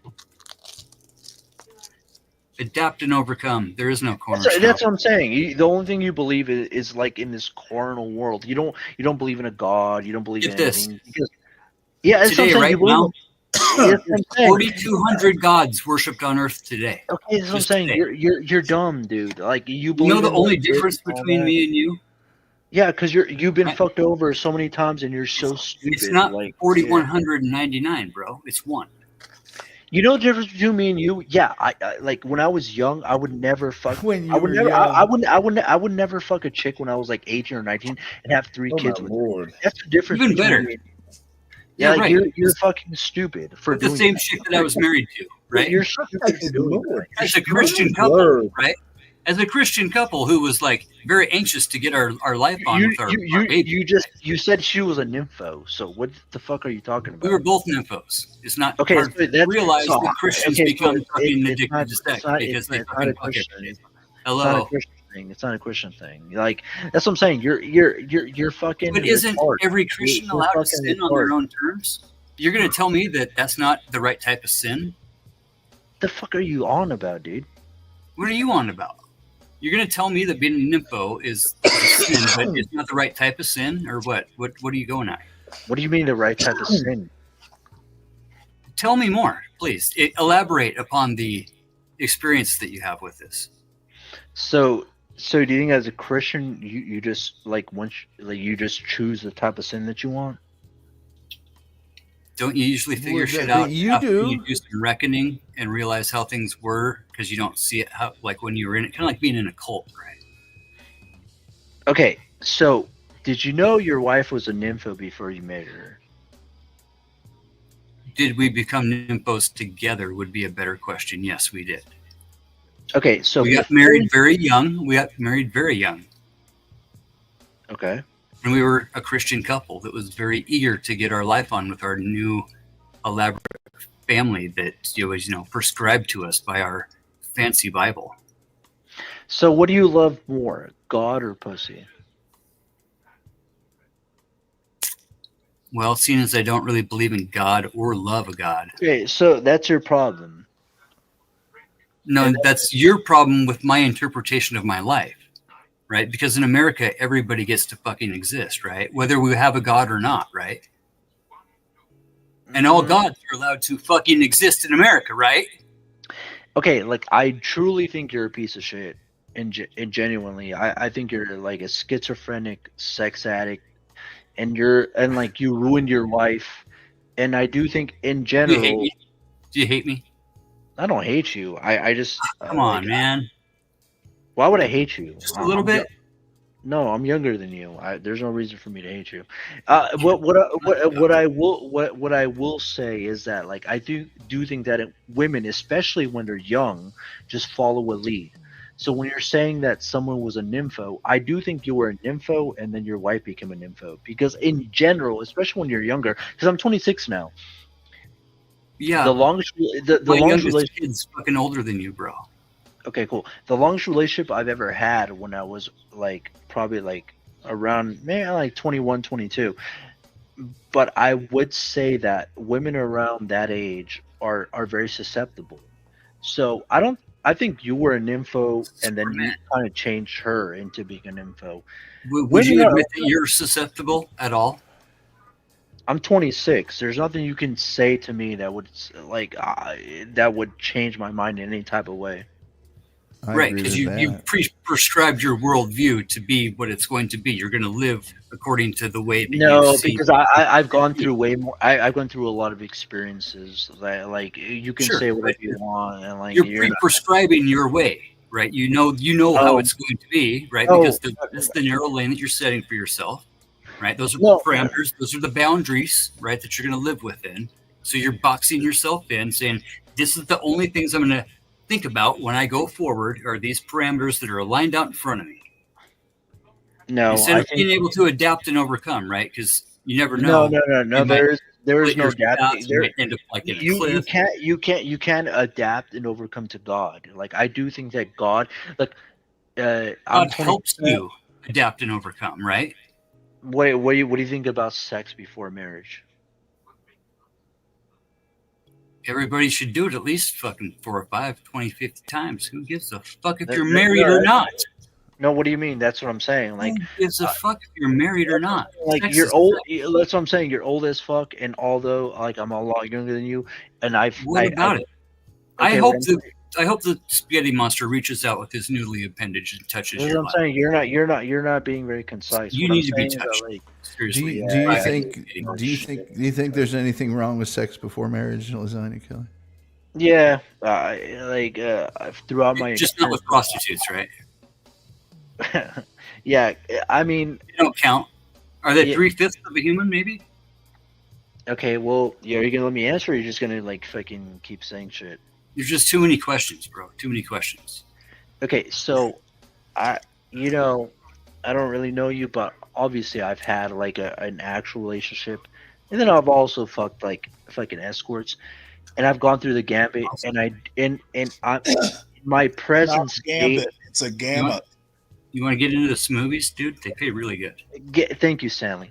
In my current state, I do think that, the Bible is very wise when it says you shouldn't have sex before marriage, and I do think that's a very wise thing.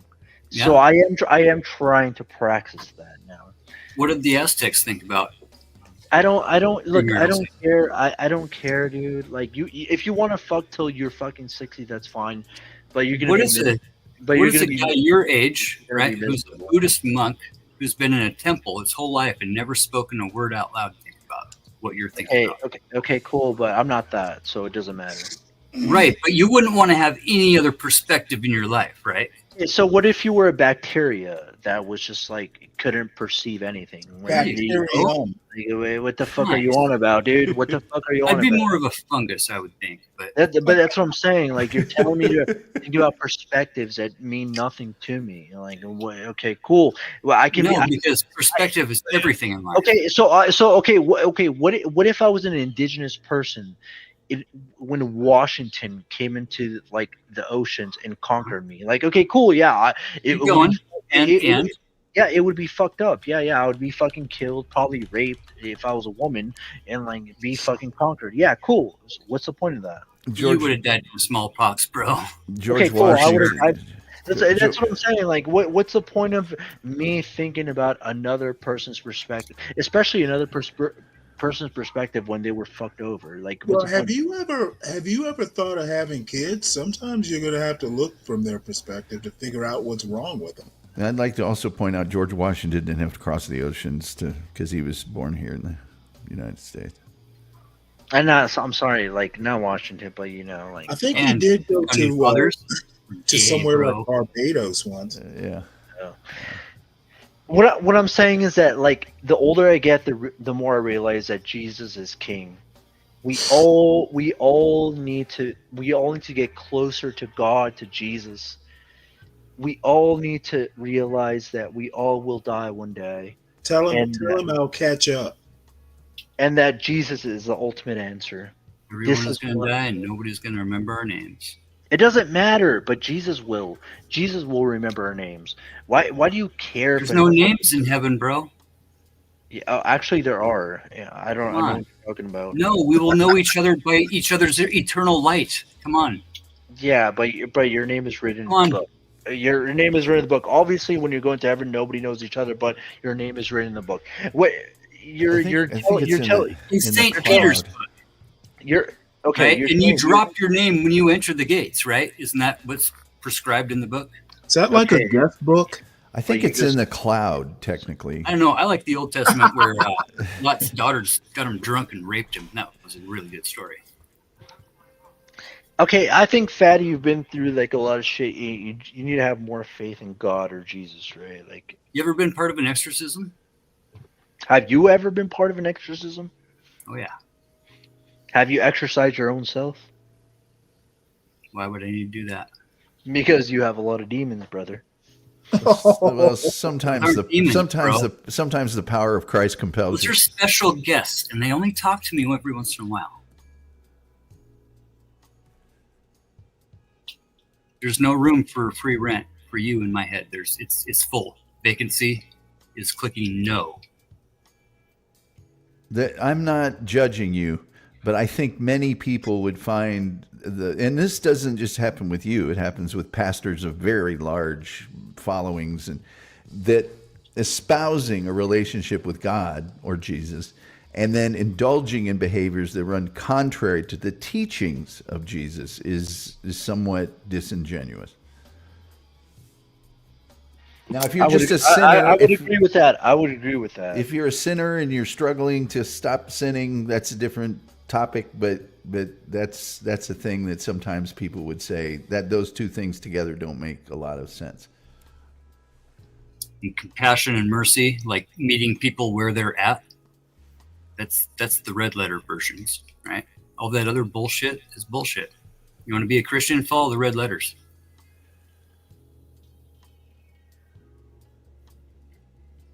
The words of the man himself, right?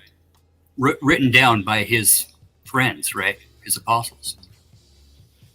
And what do those red letters say? It like in general, like if you would surmise it to like compassion, mercy, love thy neighbor, sell, right? Get rid of all your earthly possessions and give yourself to the less fortunate. Imagine a world, bro. Seriously, let's all take 5 seconds and imagine a world where we all gave ourselves to the less fortunate. There would be no less fortunate. But what's the imagine it would be a higher being, right? That lifted each other up instead of punching down. What a fucking amazing world that would be. No, okay, so you're talking about Jesus, right? When you say the red letters. Yeah. The words of the man himself. What is the ultimate test of Jesus? Imagine there's no heaven. It's easy if you try. No hell below us, above us, only sky. Imagine all the people living for today. Anyway, you know, the Bible and the teachings of the teachings of Jesus are very much against the accumulation of wealth. Very much against it. 100% against it. Okay, but let's go back when you talk about the red letters. What was Jesus? What was his ultimate test? His ultimate test Well, it's the do unto others thing. Putting himself, No, sacrificing, yeah, sacrificing exactly. his body. His ultimate test. Even though he knew he had to do what he had to do, he still prayed to God and asked him to not let this happen. And God told him he needs to fulfill the prophecy, and he did what he needed to do. And so the ultimate teaching of Jesus Christ ultimately is sacrifice. So if you believe in Jesus, then as a person, your ultimate thing would be to sacrifice your own self as Jesus sacrificed himself.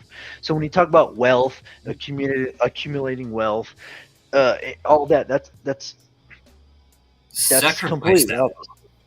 Yeah, you're supposed to Sacrifice sacrifice the the wealth. greed. Yeah. So Fatty, do you think you're sacrificing yourself, or do you seek wealth? Do you seek abundance more than you do sacrifice? I seek enlightenment.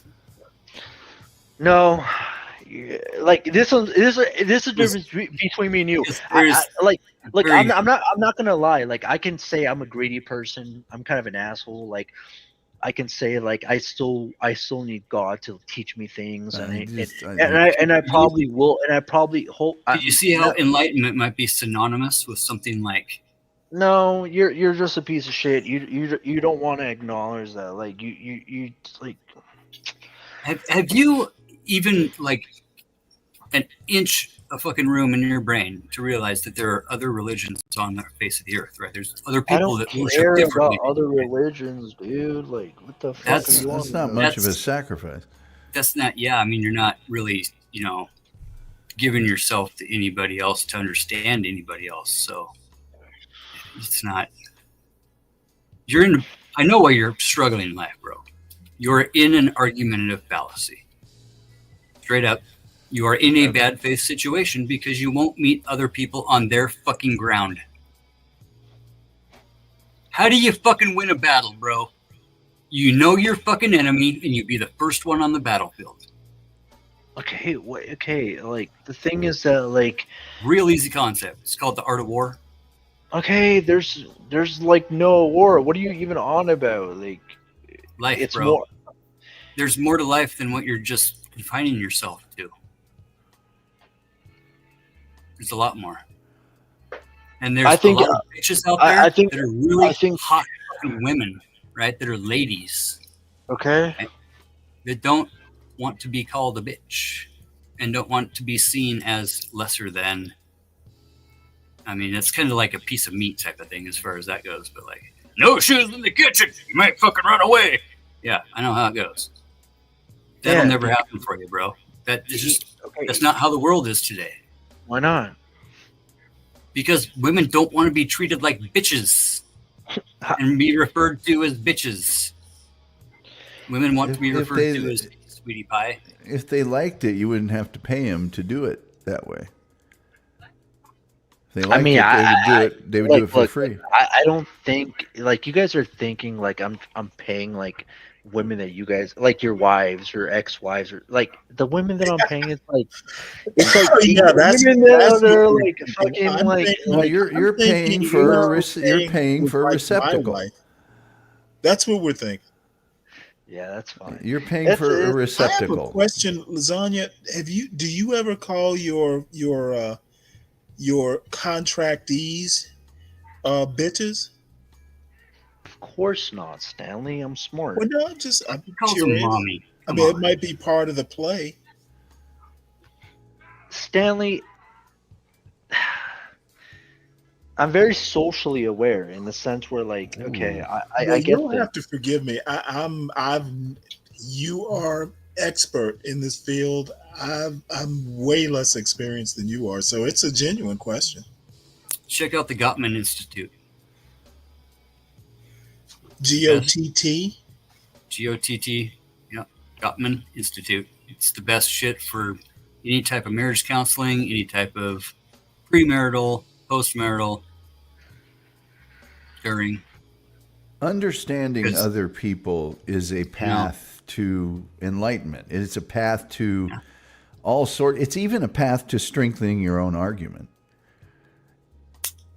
You don't have to like them. But you understand their motivations and you understand their thought processes, things of that nature. It's very helpful for an effective lifestyle. Okay, let me ask you a question. What woman do you think would want you, Tom Gully? That's the question to ask all the women who do. No, that's what I'm saying. I'm not interested in that. I believe that people are attracted to each other on the basis of the person that they are. I'm not going I'm not going to examine why she's attracted to me. If she asks me, I'll tell her why I'm attracted to her. You're still thinking like a schoolboy. Like you're still thinking like a child. Why do you think I told you of the story? I just told you a story like a couple of minutes ago of that man who's going to go to jail for the rest of his life. I was on the phone. When he got out of work, he went home, opened his bedroom door, and he found an 8-year-old fucking his 31-year-old. You wonder why a guy with anger issues enough to stab somebody for something stupid like that would have a wife that would be going out on him. Well, I mean, aren't you? I walked into my house and found a guy doing my dishes. I didn't fucking stab him. Okay, but that's not the point. 3 weeks later, I walked in and found him on the fucking couch, reverse doggy style. Okay, cool. This is what I'm saying. Like, didn't fucking stab him, bro. You guys are fucking insane. Well, no, I mean, you know what? Delusional. I feel like a woman should be attracted to me on the basis of who I am, and that's how I should be. Well, it's in the eye of the beholder. You know, what I am is a man who's been professionally successful his entire life. Whether you think so or not, I'm a lot of fun to be around. And that's basically it. Do you dig me? And do I dig you? And if it's beyond that, I don't care if they want to change their hairstyle. I don't care if they go out with their girlfriend. That's who they are. I want them to be who they are. What women will dig you? This is what I'm trying to tell you. In 2025, you're assuming that women are just going to dig you. Like it makes. Well, no I have sense. to because it's been the case as long as I've been, 18 and above. Dude, I'm sure that when I was in college playing Division I sports, it was different than it is now. Aren't you the same guy that you said that your wife cheated on you? No. That's never happened. I want the person that I'm with to be happy. That's my ultimate goal in a relationship, is the happiness of the other person. Without changing myself. Wait. What about you being happy? Well, I generally am going to be happy if I'm with them. I've chosen them. I've chosen them because they make me happy. I'm happy with them. Yeah, the happiness isn't mutually exclusive. Real easy to attain too. It's very simple, and it may not be for everyone. That's the way I approach it. I don't want to change them. I don't want to be with anybody that wants to change me. No. And I don't have a million deal breakers. Do you know what the oldest demographic of people being scammed in the U.S.? Well, the oldest would be old people. No. No, that's not the elderly have always been the group that was easiest to scam. No. I'm telling you specifically. Do you know what the majority of the demographic that is being? It would be the elderly. No, the elderly male are the ones that are getting scammed the most in the U.S. Not of tens of thousands of dollars, but of hundreds of thousands of dollars. I'm not one of them. You know that statistic. I'm not one of them. My job. Are you one of them? Are you one of the scammers? My job is largely to prevent people from being scammed, and at least one function of my job. And you, the last time we talked, told me that you could easily scam me, and I can easily scam you. I haven't been though. How would you go about doing that? In order to be scammed, all scams, the best ones, the most successful ones, are based upon the greed of the other person. No, I don't have the other thing I need. No, because it's easy to read you. That's okay, so how would you scam me? All I would have to do is just play onto your ego, just make you feel like you're important. And genuinely important, not like obviously we're talking right now, but make an account where I felt. Let me finish. Where I made you genuinely feel important and like you were the man. Because, but specifically, how? It's so easy. What do you? I mean, it's fucking stupid. I'm just telling you. You told me a general thing, but I need to know the specific lure. There's if I indeed have this ego you mentioned, there's very little things that I need to reinforce that ego. Yeah. You just want to feel self-important. That's what I'm saying. I already feel self-important. Yeah, that's what I'm saying. That's why it would be there's easy. nothing that you can do to. I'm already at that level. If I didn't feel self-important and I wanted to, then maybe you could scam me that way. I would just acknowledge it. Like, you're right. Like, everything you're saying. I'm very is right. content with my position in the world. There's nothing I require. There's nothing I'm going to fall for. Nigerian prince can't tell me he's got $40 million. Yeah, exactly. Like, you're the best. You're the best. So, but how are you going to scam me? To scam me, I have to be complicit. I have to participate. You're the great. Like, no, but you're the greatest. Like, you're the greatest. I never said that. No, but I think you are. Well, I think you need to re-examine that. There's many people greater than me. Look. Like, it would be different. Obviously, I don't have titties. I don't have, like, fucking. That's what I'm saying. Well, we don't know that either. You sure? Okay. Oh. I'm the one that played Division I sports, not you. Okay, dude. Like, oh my god, so cringe. I'm the one that does sit-ups every morning. I don't. He left on that. He left on that. Yeah, I feel sorry for that young man. I really do. That is a ornate superstructure of cope. I mean, it's like the Sistine Chapel. It's a flying buttresses, you name it. It's there. Man. By the way, celebrating 61 years of not paying for it. Hell yeah. Man, that's what he left on? Oh, it's probably my picture, I think. Oh, maybe that was it. Oh, well, yeah, that is a little. I don't know how you got Ted Nugent to post that picture, but. I know, right? It is pretty close. I think that what Lasagna Killer needs is I'm not going to call it boot camp, but I mean a week with Stanley. Holy crap. Just individualized instruction.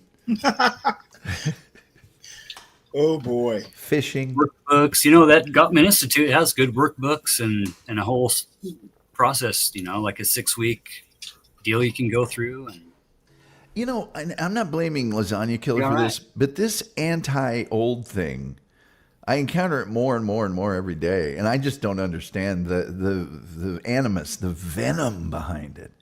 It's just very interesting to me because you're old. I had a guy at I call it pink pill. Place I used to work that said, "You're old. You're 50."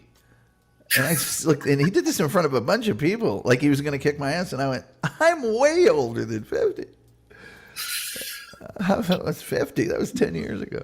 Kids these days. I mean, most of the kids that I'm, you know, familiar with and whatever through colleges and schools and stuff are just pretty damn. Oh, did Lasagna leave?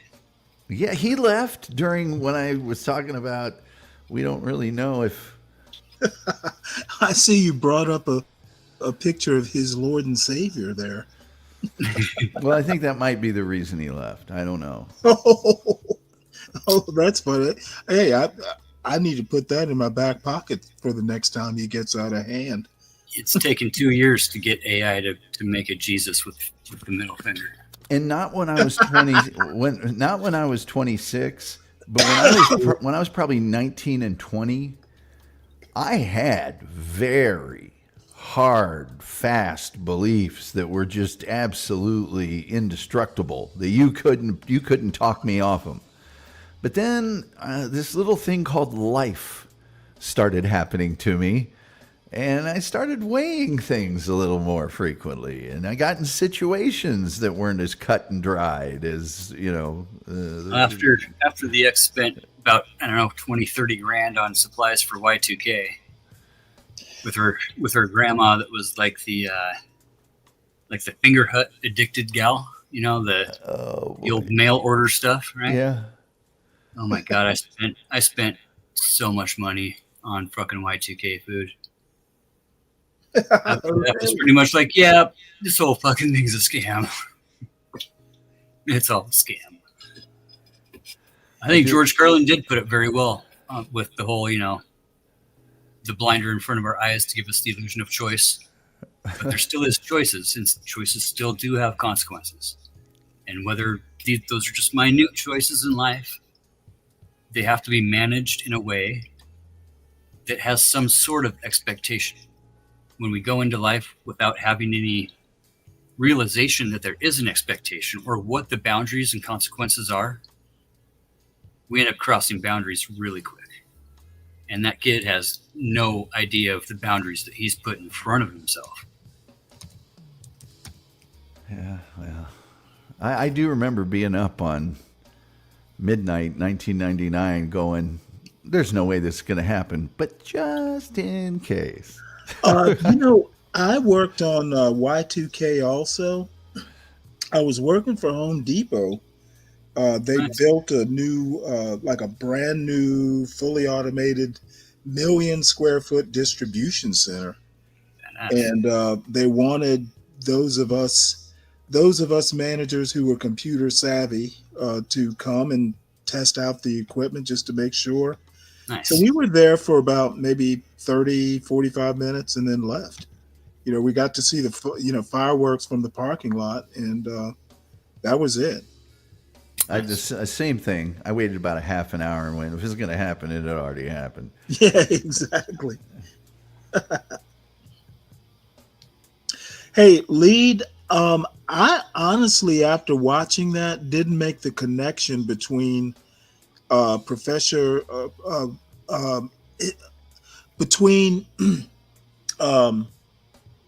didn't make the connection to what we were talking about. Of course, there are lines when it comes to parents and kids. You don't break the law. That's the line. Now, check out Managing Expectations by Bledsoe, Mac Bledsoe, Drew Bledsoe's dad. Managing Expectations, really? Great course for parenting, and he was talking. Really, we got to talking on another show about trans rights for kids. Parents. Basically, I'm like, hey, you know what? It doesn't matter if I approve of it or not. Parents should be able to raise their kids the way they see fit, as long as they're not, crossing legal lines. And if you're having Child Protective Services called on you, that's a line, that you might be crossing. So what that video was about, West Virginia couple who adopted 5 black kids and basically, abused them, just all kinds of things. Basically, it was like a slavery thing, just all kinds of abuses. And I didn't connect the dots. I don't consider, if parents want to do hormone therapy or what are they, the puberty blockers, if that's what they want to do, as long as it's legal, I'm not going to interfere with that. And I don't think government should interfere with all it. 20 of them nationwide, right? Yeah, that's the other thing. Why are we getting worked up over, so few people? Appeal to emotion, bro. Appeal to emotion. Well, no, I know what it is. The people who tend to be religious, and you know what? They have a right to be concerned, upset, or whatever. They don't have a right to tell parents how to raise their kids. Is it more likely right now that kids are picking stuff up from MAGA parents that are constantly hyper-focused and making weird little snide comments all the time than they are from the, maybe 1 or 2 people in their community that happens to wear something different or look different in public? Who isn't forcing gay down anybody's throat just by wanting to be just like normal? Well, I more than likely, because those sorts of parents tend to be self-righteous, and righteous indignation is their jelly beans. It's sweet. It's an addiction. I was always careful to, I would only step in and talk to my son about stuff if I felt he was going down a path I didn't think was appropriate, but I was actually more willing to let him form his own opinions. I was more likely to ask him, what do you think about it? And then, I kind of get into how I feel, what I've known over my life, that sort of thing. But I wanted to raise a thinker. Now, I'm not sure after this week, I'm not sure I was successful. Yeah. I'm like, well, what has college done to you, son? But by and large, I think I did an okay job, and he's not made any major mistakes that I need to be concerned about yet. So, well, and whether we like it or not, society is going to raise our kids. Yeah, but my job is to put a little bit of an insulation, so or a filter. Let's put it that way. I want him to be able to go, well, society's telling me to do this, but let's put it through the Stanley filter and see, what comes out. Yeah, society raises them, but you get to put the software in before they leave the plant. At least the 1.0 version. Yeah. And teach them how to recognize boundaries and recognize consequences before they make choices. Right. That's all critical thinking is. Yeah, I have to say my parents were great about, even when we'd watch a movie that was crazy with, decadent behavior, my parents would be like, look, this is an example of a kind of life. It's not life.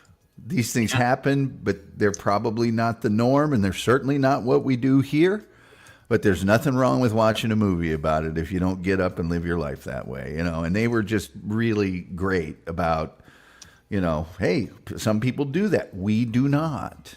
And when you get up and get out of the house, you have that decision. You can do what you want. But while you're here, these are the rules that we have. And there wasn't even a sorry. There wasn't even a, it was just, occasionally it would be the state of Indiana's Constitution defines you as an infant until you're 18. And until that point, I'm in charge.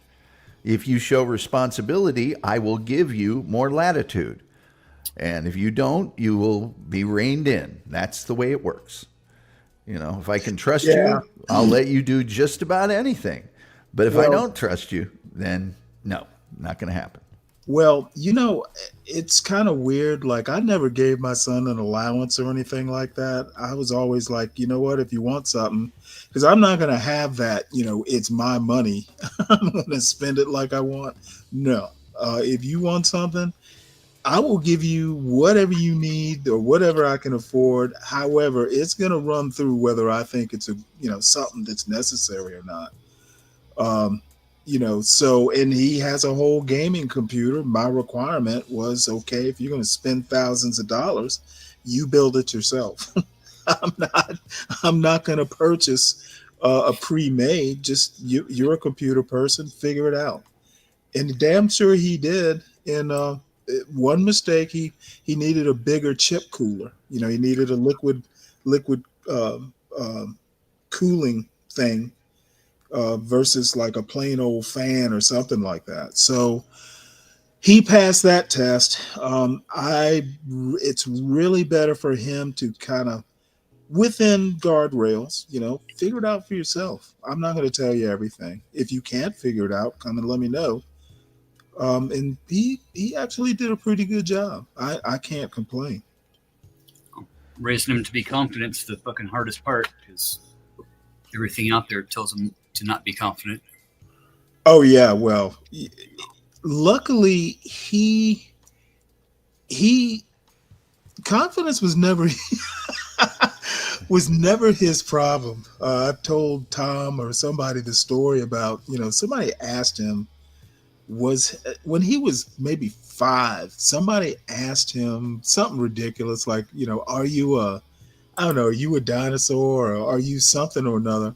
He looked at the person and went, no, I'm Trevor. I'm like, you know what? That's the answer I want to hear. You know who you are. We didn't have allowances and things. I would cut lawns and whatnot, but I tell you this, and I swear to this day, and it's a shame that this opportunity really isn't available to the youth of today. I know I'm old, I should die, but I got a paper out. Oh, really? And I'm telling you what, you want to learn work ethic, you want to learn business smarts, you want to learn, hey, I can deliver all these papers and get up at 3 a.m. every day. If I don't go out and collect the money, brutal. I'm out of business, because what you do is you buy the newspapers really? at a wholesale price from the publisher. Yes, directly from the Indianapolis Star. And then you sell it at a retail price.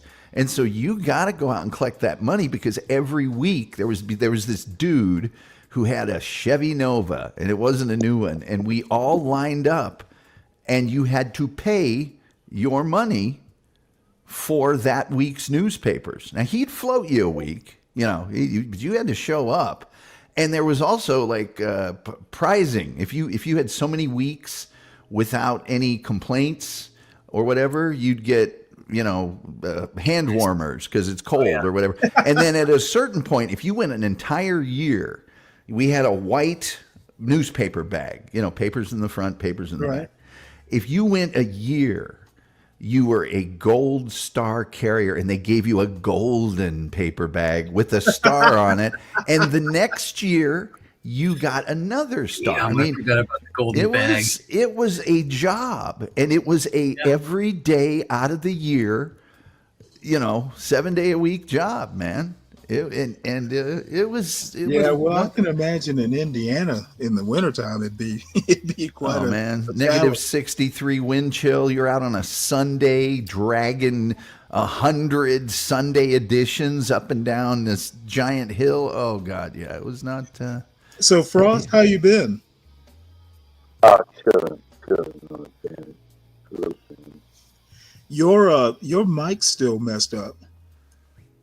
It's got a bunch of, it's like in and out, kind of staticky.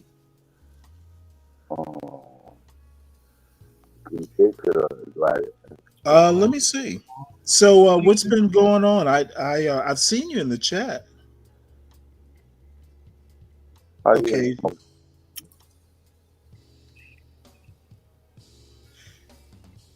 Let's see what we got here. Try it now. Let's see. I don't hear you at all now. I can hear you. I heard a little bit.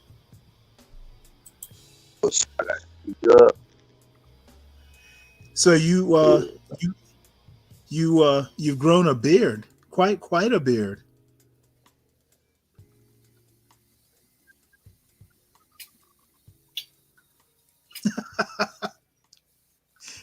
Can you hear me?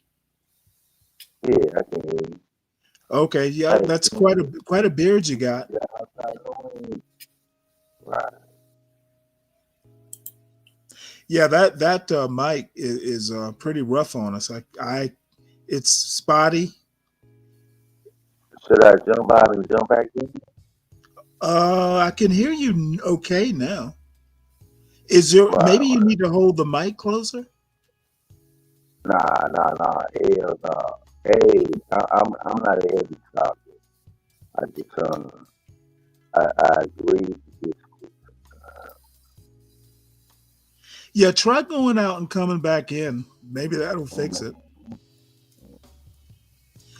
He's a friend from another sector, I guess you'd call it.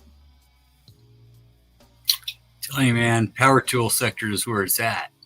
You can't call it sector. There's a division of the internet, like the Dabbleverse, that's called the sector. Yeah. Is that like a Star Trek Section 31 sort of sector? It's way worse than that. It's just another one of those groups of people that want to criticize the rest of the internet that's not them. Oh, I see. Well, Yeah.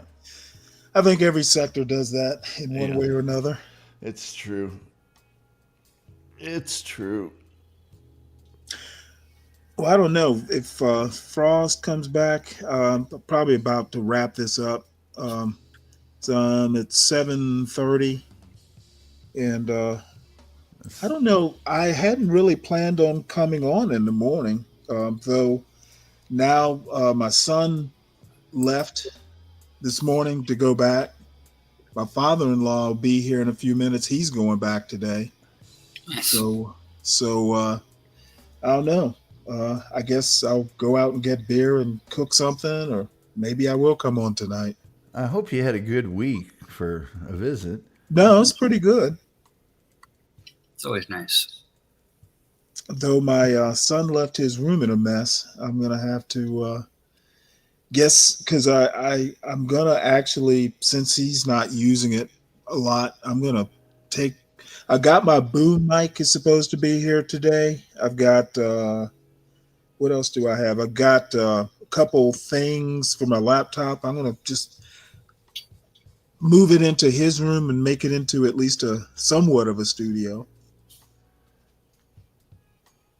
Haven't figured out what I'm going to put on a wall, or I'm not going to. It's just a plain white wall. I don't know if I'm Well, going to you go into. can leave it blank and just put the virtual backgrounds back there. You can actually pick your background too, by the way. That's what I do every day. Don't you need a green screen for that? Nope. They say you do, but you really kind of don't. Oh, okay. Yeah. How you doing? Nobody important. If you need all that, if you need all that, it's not mysterious. It's not even legible. You mean a blank wall? Yeah, a blank wall. Hey, people gonna try to paint on your wall. You know what I'm saying? Like, my life. Well, I don't know.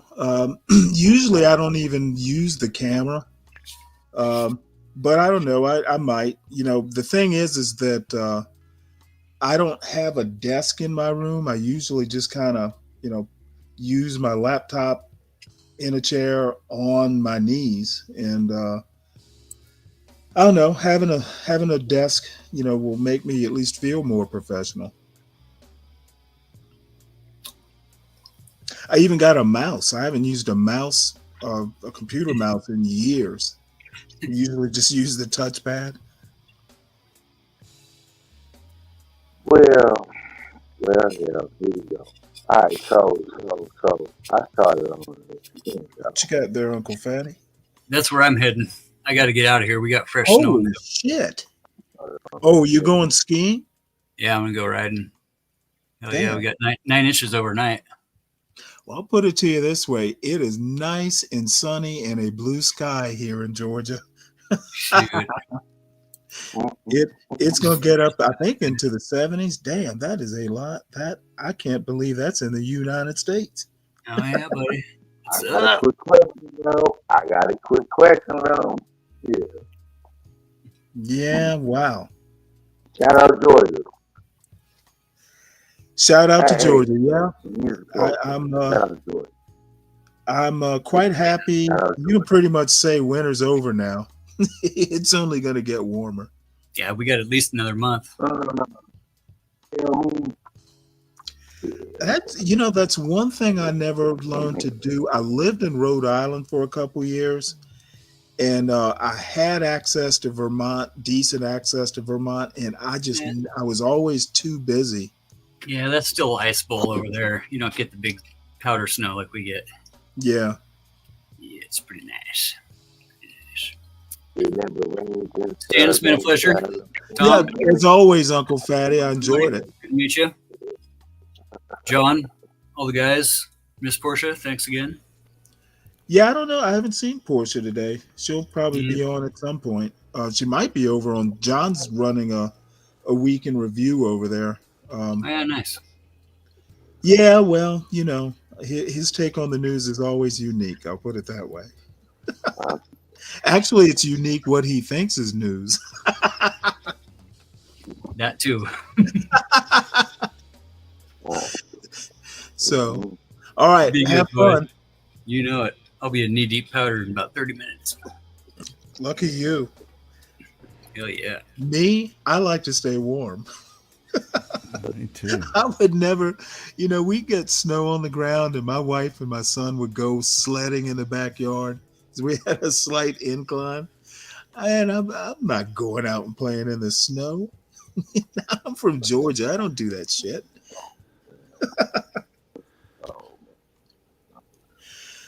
Well, Frost, you came in at the tail end. I'm about to head out. No. I didn't come in. No chill, man. I'm not looking for no chill. Well, no. I mean, I'm about to end the show. What did you think I meant? All right. Well, say hey to everybody.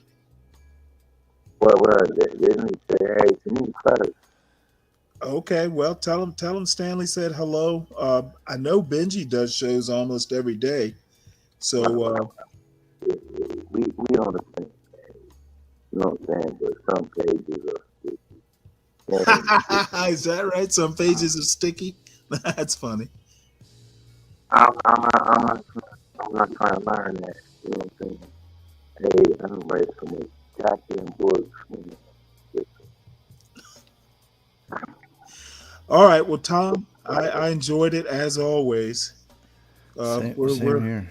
We're at a little bit over 7.5 hours, and I gotta do at least try and be a decent son-in-law.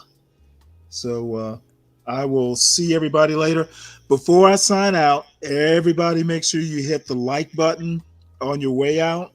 Make sure you subscribe to the John Galt Urban Landlord channel. Please subscribe to Stanley, the Stanley Cross 6000 channel. They tacked a 6000 on it. One point I want to note, I did a couple video essays this week that you can check out if you're interested. I know some will find them frustrating. I know Jewel of Aquarius wasn't particularly happy with one of my takes. So check them out. They're two. One's long, one's only like 10 minutes long. I may or may not do a morning show, so stay tuned. If I do a show, it will probably be at the same time, around 3:00 in the morning. I don't know, that time just works for me. And that's it. Have a good day, y'all. You do the same, Stanley. Feel like I should go. Feel like I should go. Feel like